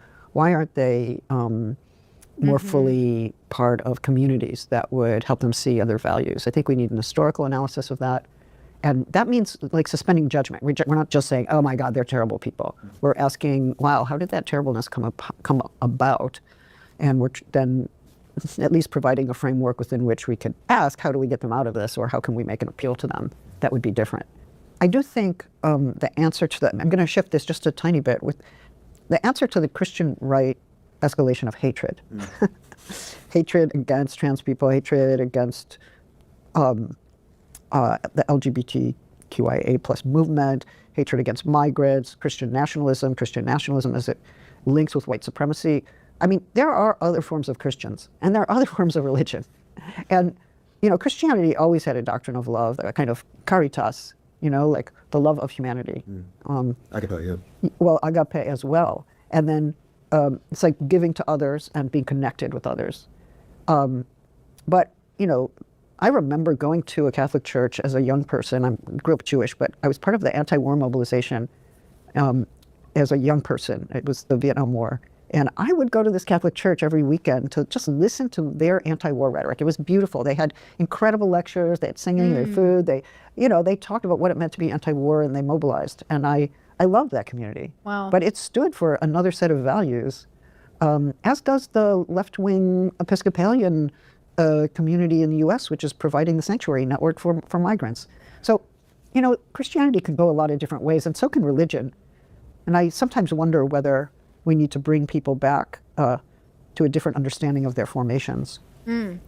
That veers away from the young man. Please, very, very, very happy for you to talk. Yeah. I mean, but it's so important because young men are claiming to go conservative. They are claiming to want to go to church again. So if young men are going to the wrong sorts of churches, like the pastor we saw yesterday talking about, you know, if you beat your wife and if your wife who's beaten by your husband and you call the cops, like, you're evil, right? Like, if boys are going to that church, well, we're fucked. But if boys are going to better churches that are more inclusive, that's probably better, right? That's probably better. I'll sort of add a suffix to what you're saying, and then maybe we'll talk about sort of the connection between the radical right and sort of conservative ideas of gender. But as a British person, I do find sort of the strength of evangelism, like it's almost omnipresent, again, to invoke sort of theological terminology within American politics. It just seems so alien to me, so affronting, and maybe that's just sort of like latent Britishness in me, but I do know that certainly the Alliance for Responsible Citizenship, ARC, are trying to create a more Atlanticist, connected, evangelical conservative movement. Chad says, my nephew told me he feels like the queer movement is shoved down his throat in school, and that's why he's so anti-queer. I can't shake for his experience, but I really think he's adopting parents' point of view. Yeah, I think this is a part of deconstruction in a sense, or like humility. Is someone shoving their lifestyle in my face, or is someone just existing in their joy? And this is the question we have to ask ourselves. Is somebody shoving their lifestyle in my face, or are they just simply existing in their joy? And I think this is going to be true in some aspects and not in others. Look, a lot of obnoxious people exist in all communities, and sometimes people are shoving it in their face. And then other times people are just existing in their joy. But it takes a really mature and centered adult to figure it out, and I don't expect teenagers to be able to do it. Okay? I think sometimes we do have a habit of saying, like, even my 5-year-old knows better. Your 5-year-old's a mush, bro. They're like a little kid on a journey. I don't know why you're playing this game. Like, it's so intellectually dishonest, but I think it's like a fun thing to say. Even my kid knows better. Your kid doesn't know better, bro. Your kid's existing in a reality in which that child might grow up to be a Nazi. So slow down there, bro. Your 5-year-old might be a future Nazi. Okay, this idea that, like, even my child knows better. Well, your child, okay, relax. You know, like, I think kids are on a journey. I think adults are on a journey. The question is, are they within their consciousness going to go on a journey of self-discovery? And I think a lot of people aren't on that journey. And I think you're lucky if you're born into a progressive home where you don't ever have to be because you think you've already arrived, right? But like progressivism isn't the end of the journey. It's just a part of it, right? So I would, live your best life, be open to questions, and, give people a chance not to feel entitled to sort of like it being about them. You know what I mean? Like, I think the dilemma is like, I heard this my whole life. Like, I'm a Christian. I feel like I can't be a Christian in America. You can't talk to those people. You can't. They've made up their mind. Like, they're living in such a level of like, don't spend your time. If they're willing to actually face themselves, they will ask a better question. Why do I feel like I can't be a Christian in America? What's that about? Is that real? Okay. And it's like, yeah, that's a good question. Why do you feel that way? Is it rooted in something that's real, or is it rooted in a feeling? Same thing when women say, like, I'm so terrified of every man I meet. That's not good, girls. If you're terrified of every single man you meet, we got to have a conversation. That's not reasonable.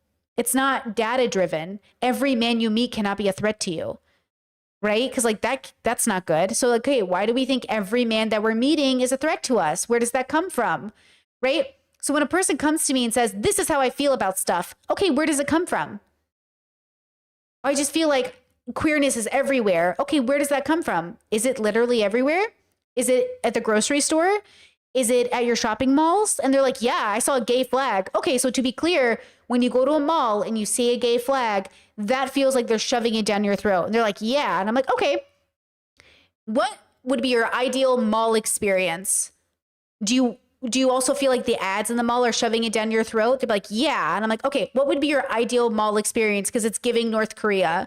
Like, what would your ideal mall experience be? And they'd say, I don't know. I just want to have a normal fucking experience. Well, what's normal mean to you? Make them think. Challenge them with love and compassion to say, like, what do you mean by that? I just don't know what you could mean by that.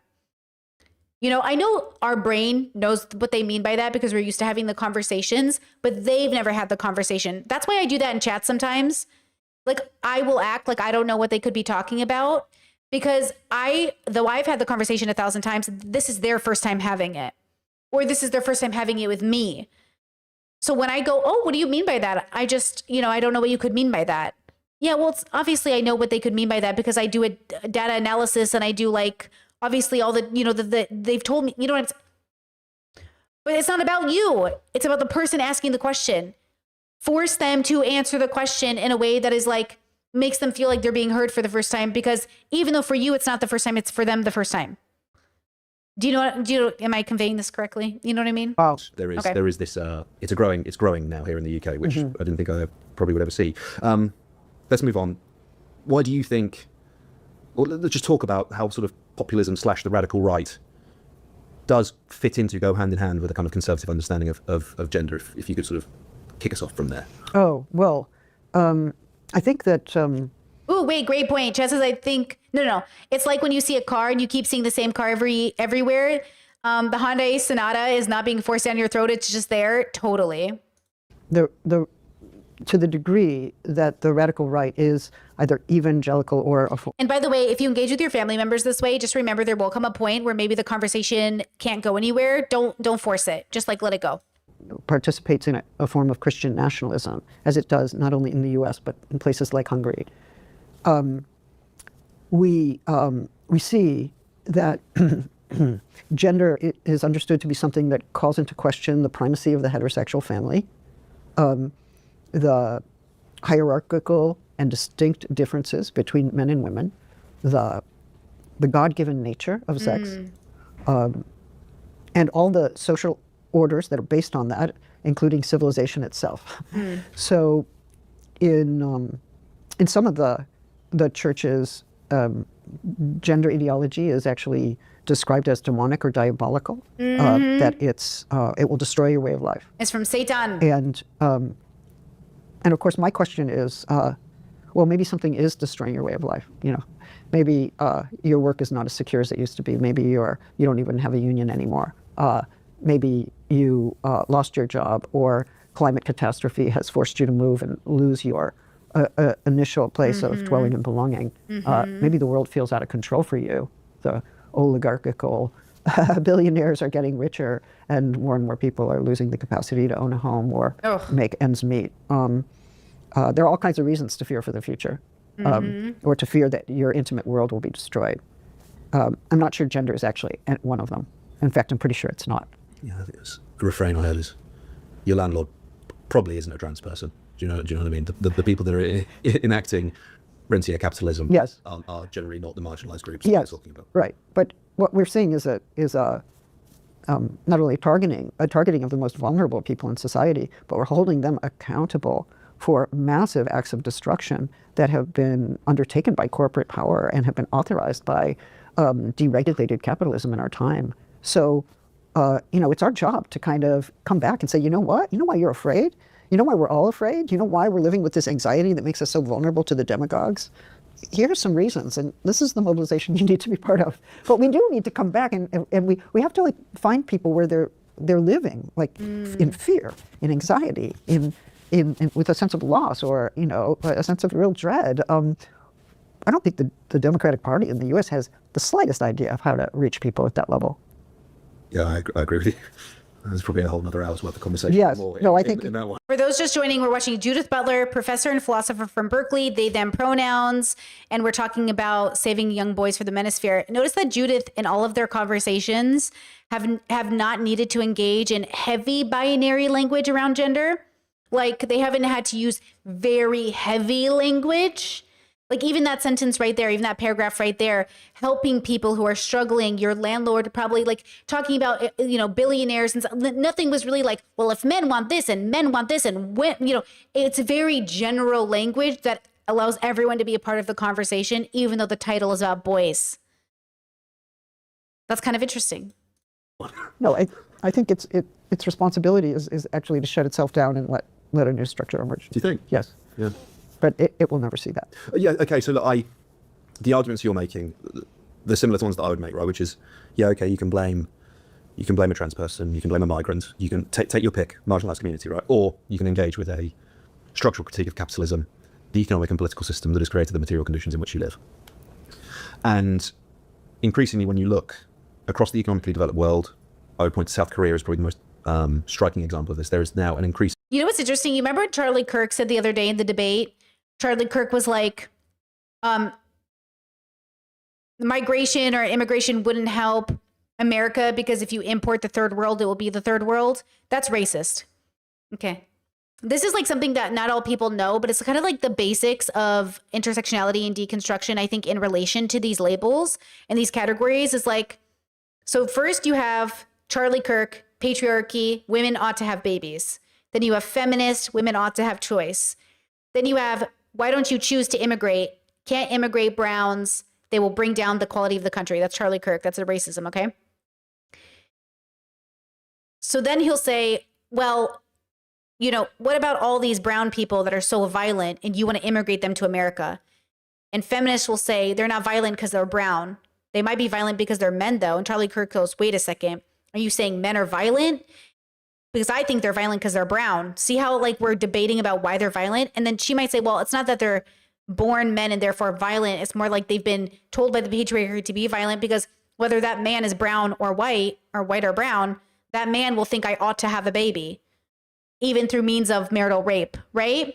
So there's like this thing that people don't learn, that white men think, well, you're progressive, so you must love all brown men. Well, I don't know. They're still men, so they're probably still appealing to the patriarchy, which is why they tend to be more conservative and they tend to be misogynistic, even though they're brown, because being brown isn't enough. Like, you're still raised under patriarchy as a man, which is why a lot of like brown men are homophobic, but like, let's talk about it.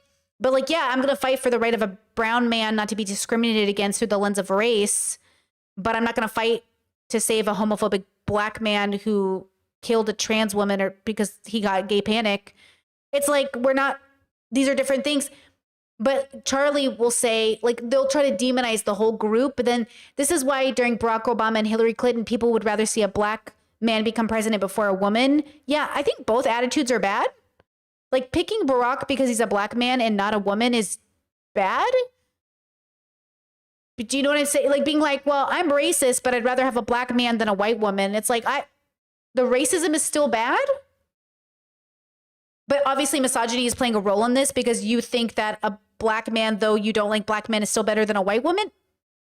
It's like they need to understand, like, when we're having these conversations, there's so many layers to look at it from. This is why they'll say, well, you just love all these Muslims. If you just love Muslims so much, why don't you invite them into your life? You know, a Muslim who's chilling, yeah. A Muslim who upholds the patriarchy and homophobia, like, maybe not so much, but why is that any different than a Christian who also opposes those things? They're all like, well, feminists love Muslims so much. Why don't you go live in a Muslim country? They don't understand we're just fighting on behalf of a marginalized community because we feel like they shouldn't be discriminated against because of their religion. But past that, if Muslims reach the same power as like a Christian, then do you know what I mean? Like, there's a conversation I saw, what video was it, where they were like, why do people feel comfortable going after Christians? Well, probably because we're in America and they're the dominant force. Why are you asking that question? Like, they act like they're the dominant force and the victims. This country is Christian and white. We are the majority. Also, we are the victim and everyone is attacking us. Which one is it? Are you the top or are you the bottom? Because it can't be both. I mean, you can switch, though. We do like switches in this community. Right off the dome. A little humor right there off the dome, girls. Okay, back to Judith Butler. Gender divide. Yes. In political interpretations and critiques. So in Korea, it's most explicit, where women are veering liberal, men are veering conservative. In the UK, it's far less pronounced, but there is still a gap between the two, particularly in the younger generation. Young men are less liberal than young women.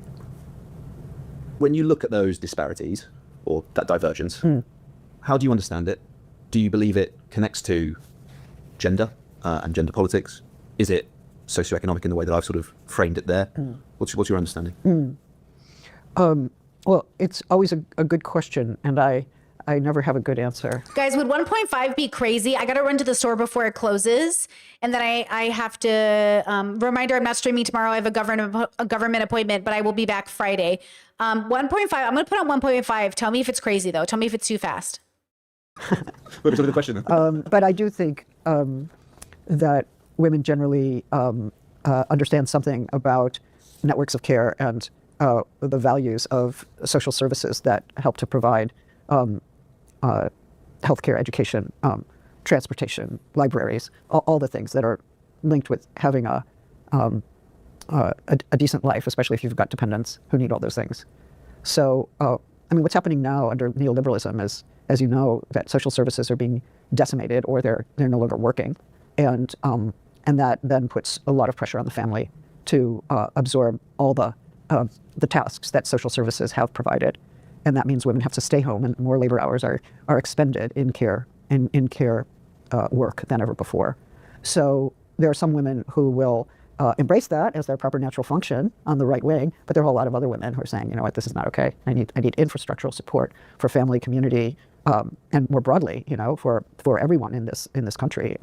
And they will move in more social democratic directions, if not socialist ones. So I do think we have to see it in that context. I don't think it's anything essential about men or women, but I do think it's about the sexual division of labor and what kind of perspective that gives you. I'm really glad you raised that point, because I think particularly, you know, to say within the UK context, okay, 14 years of conservative austerity, that means that now 70% of schools in Britain have less funding than they did in 2010. Yeah, unbelievable. You can just point to across civil society, or it's, you know, the collapse of third spaces, civic institutions, swimming pools, libraries, all of the things you spoke about. Yeah. And we're quite good at, certainly from a leftist perspective, talking about the quite nuts and bolts policy aspect side of things, but the almost unspoken, unsaid is how that then connects to, like you said, family, the gender-based division of labour, and who is carrying that. Yes, who's carrying it, who's bearing it, yeah. And who's being directly affected by the breakdown of infrastructure. Absolutely. A slight backtrack to my previous questions, but I was just thinking about when we are talking about marginalised communities, marginalised groups, there is a tendency now, certainly on the American side, increasingly actually happening in the UK too, to just kind of use the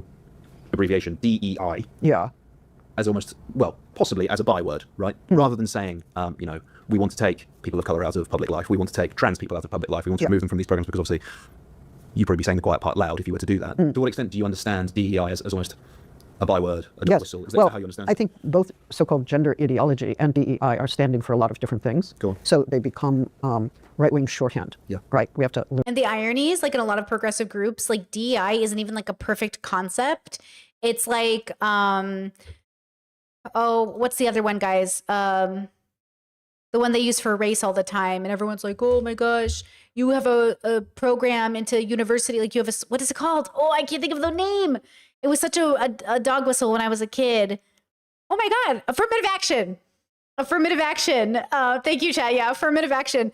Affirmative action was another one. It's like, yeah, they're not perfect, but we're trying to right wrongs here. So like, we want better systems, not to eradicate it, right? Learn to read their lexicon. DEI, diversity, equity, inclusion, on the one hand, you know, describes a program that sought to provide opportunities for people of color who were traditionally excluded from different educational institutions and workplaces in order to create a more equal world. But of course, it now stands for anything that has to do with race for the right wing. So for instance, the same people who are saying, oh, in the university, they're going to tell you that the United States is systemically racist, or it's been racist since the beginning. It's always racist. It's pervasively racist. The United States was racist in the beginning? That's crazy. See, what's crazy is that people think the United States was never racist.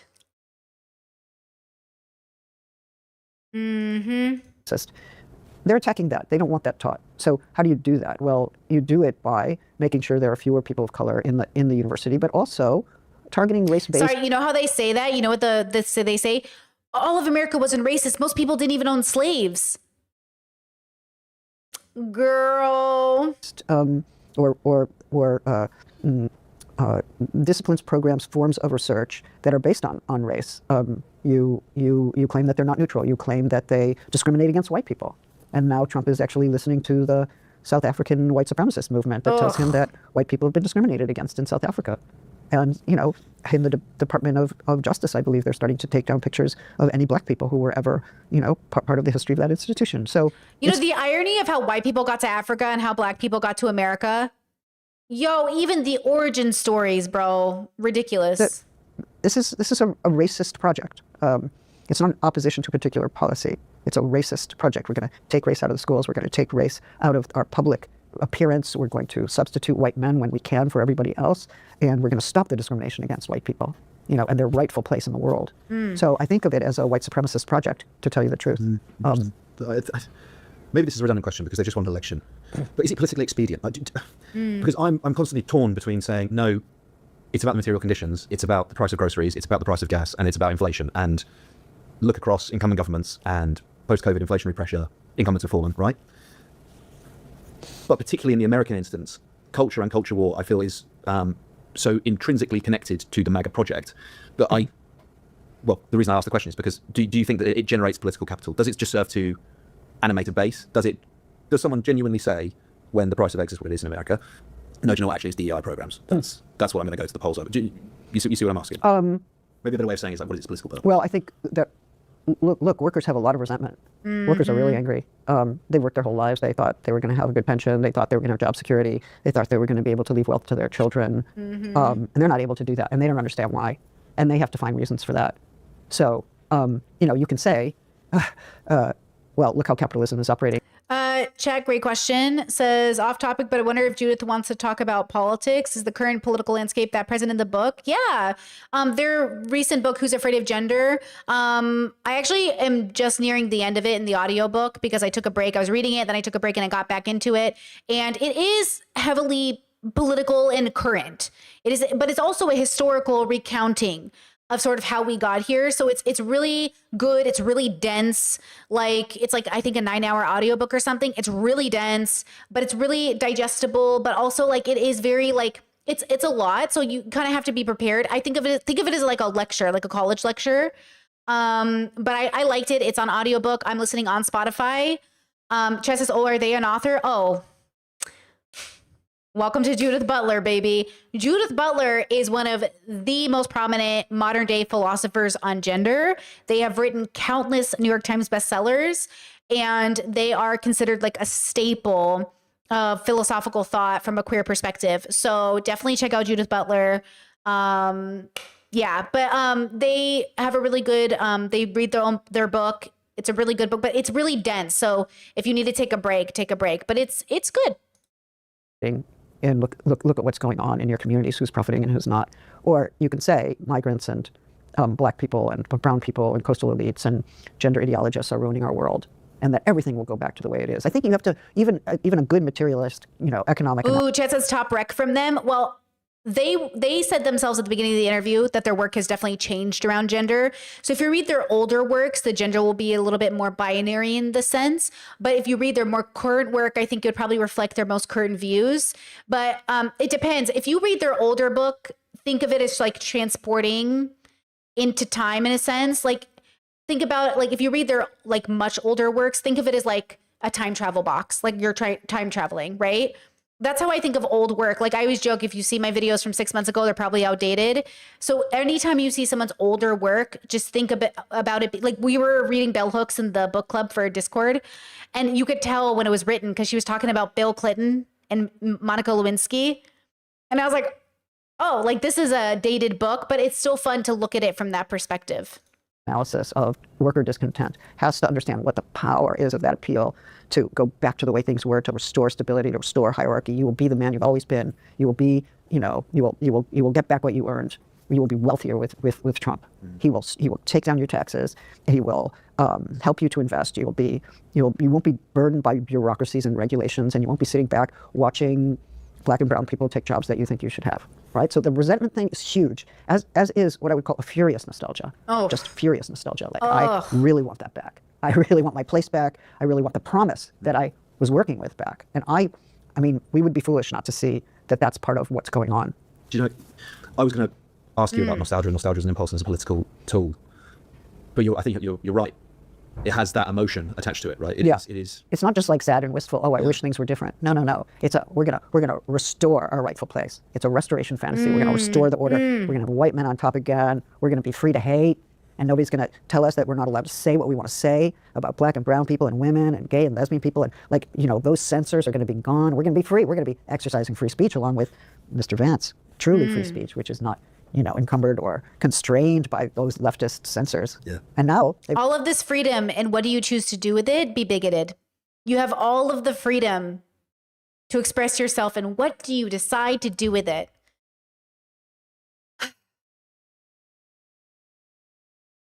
Damn. Got state censorship. Now they're implementing state censorship as a way of freeing those from the censorship of the ostensible censorship of the left. Free speech, as long as it agrees with my political ideology. Yeah. Judith Butler, thank you so much for coming to speak to us again. I really appreciate it. Who's Afraid of Gender? The paperback. I'll hold it up for a second time. Do my best QVC impression. It's been an absolute pleasure. Okay. Thank you. I love their little suit. Judith is such a smaller person, and I assume they get custom suits made because they just look so tiny. I need that. My partner, I told them, I was like, I really want to wear like certain kinds of suits one day. And my partner's like, you're too tiny to wear suits. So I was like, I'm gonna get them custom made, baby. A little Croatian lady who still refuses to retire is gonna make me my cute little custom suits. Anyways, okay, guys. Great video. Such a great contrast to the entertainment perspective of a content creator like Drew Afawalo. We love Drew, but it's so different when we talk about the plights of men and like how to help boys and how to help and how to talk about gender. And I just think it's so important to ground ourselves in an understanding that, like, I love a YouTube video. I love an entertaining YouTube video, but academics are talking about this differently. And there is a calmness to them, you know? There is a way they speak that allows you to feel like, okay, we're really getting down to it in some ways. And I just really appreciate you guys watching it with me because I don't know how many of you have an opportunity to hop into philosophy bubbles that often, because I do know they are slow. They are slow, right? Some of you joked that at 1.5, Judith sounds like they're talking normally. Yeah, I get it. And I do listen to all my audiobooks at 1.75, so I get it. I do. I listen to my audiobooks on fast speed. Let's go, girl. Okay. But I thought this was like a really good cleanse. Now, tomorrow I won't be here. I have to do a government appointment. Very important stuff. Your girl's renewing her visa. So I can stay in Croatia, not go back to Trump's America. And I'll be back Friday. Very long, poly-oriented subject video on Friday. Somebody asked me to cover some guy named Marcus something. So we're going to cover it. I already have it all geared up and ready to go. It looks bad, guys. He says God inspired him to be open, that God sent him a message. It's very woo-woo polyamory, but like it feels weird. I'm getting weird vibes. Anyways, we'll talk about that on Friday. So take care of yourselves tomorrow. I'll see you on Friday. And Saturday, member stream is happening. I know it's Saturday. You're probably not going to be up at 7 a.m. in the morning. But for those of you that will be here, I will be here on Saturday for members because on Monday, I start vacation. My sister's coming into town. I will not be here, which is crazy. I'm sweating. I can't believe it's here already. So Saturday, special members live stream, okay? Starting Monday, the 9th, I've disappeared. I'll be gone until the 18th. I'll be gone. I will post content for you. There will be content for people. Don't worry. But just a heads up. Okay. Have a good day. Talk to you soon. Bye-bye. Bye-bye. Bye-bye. Bye-bye.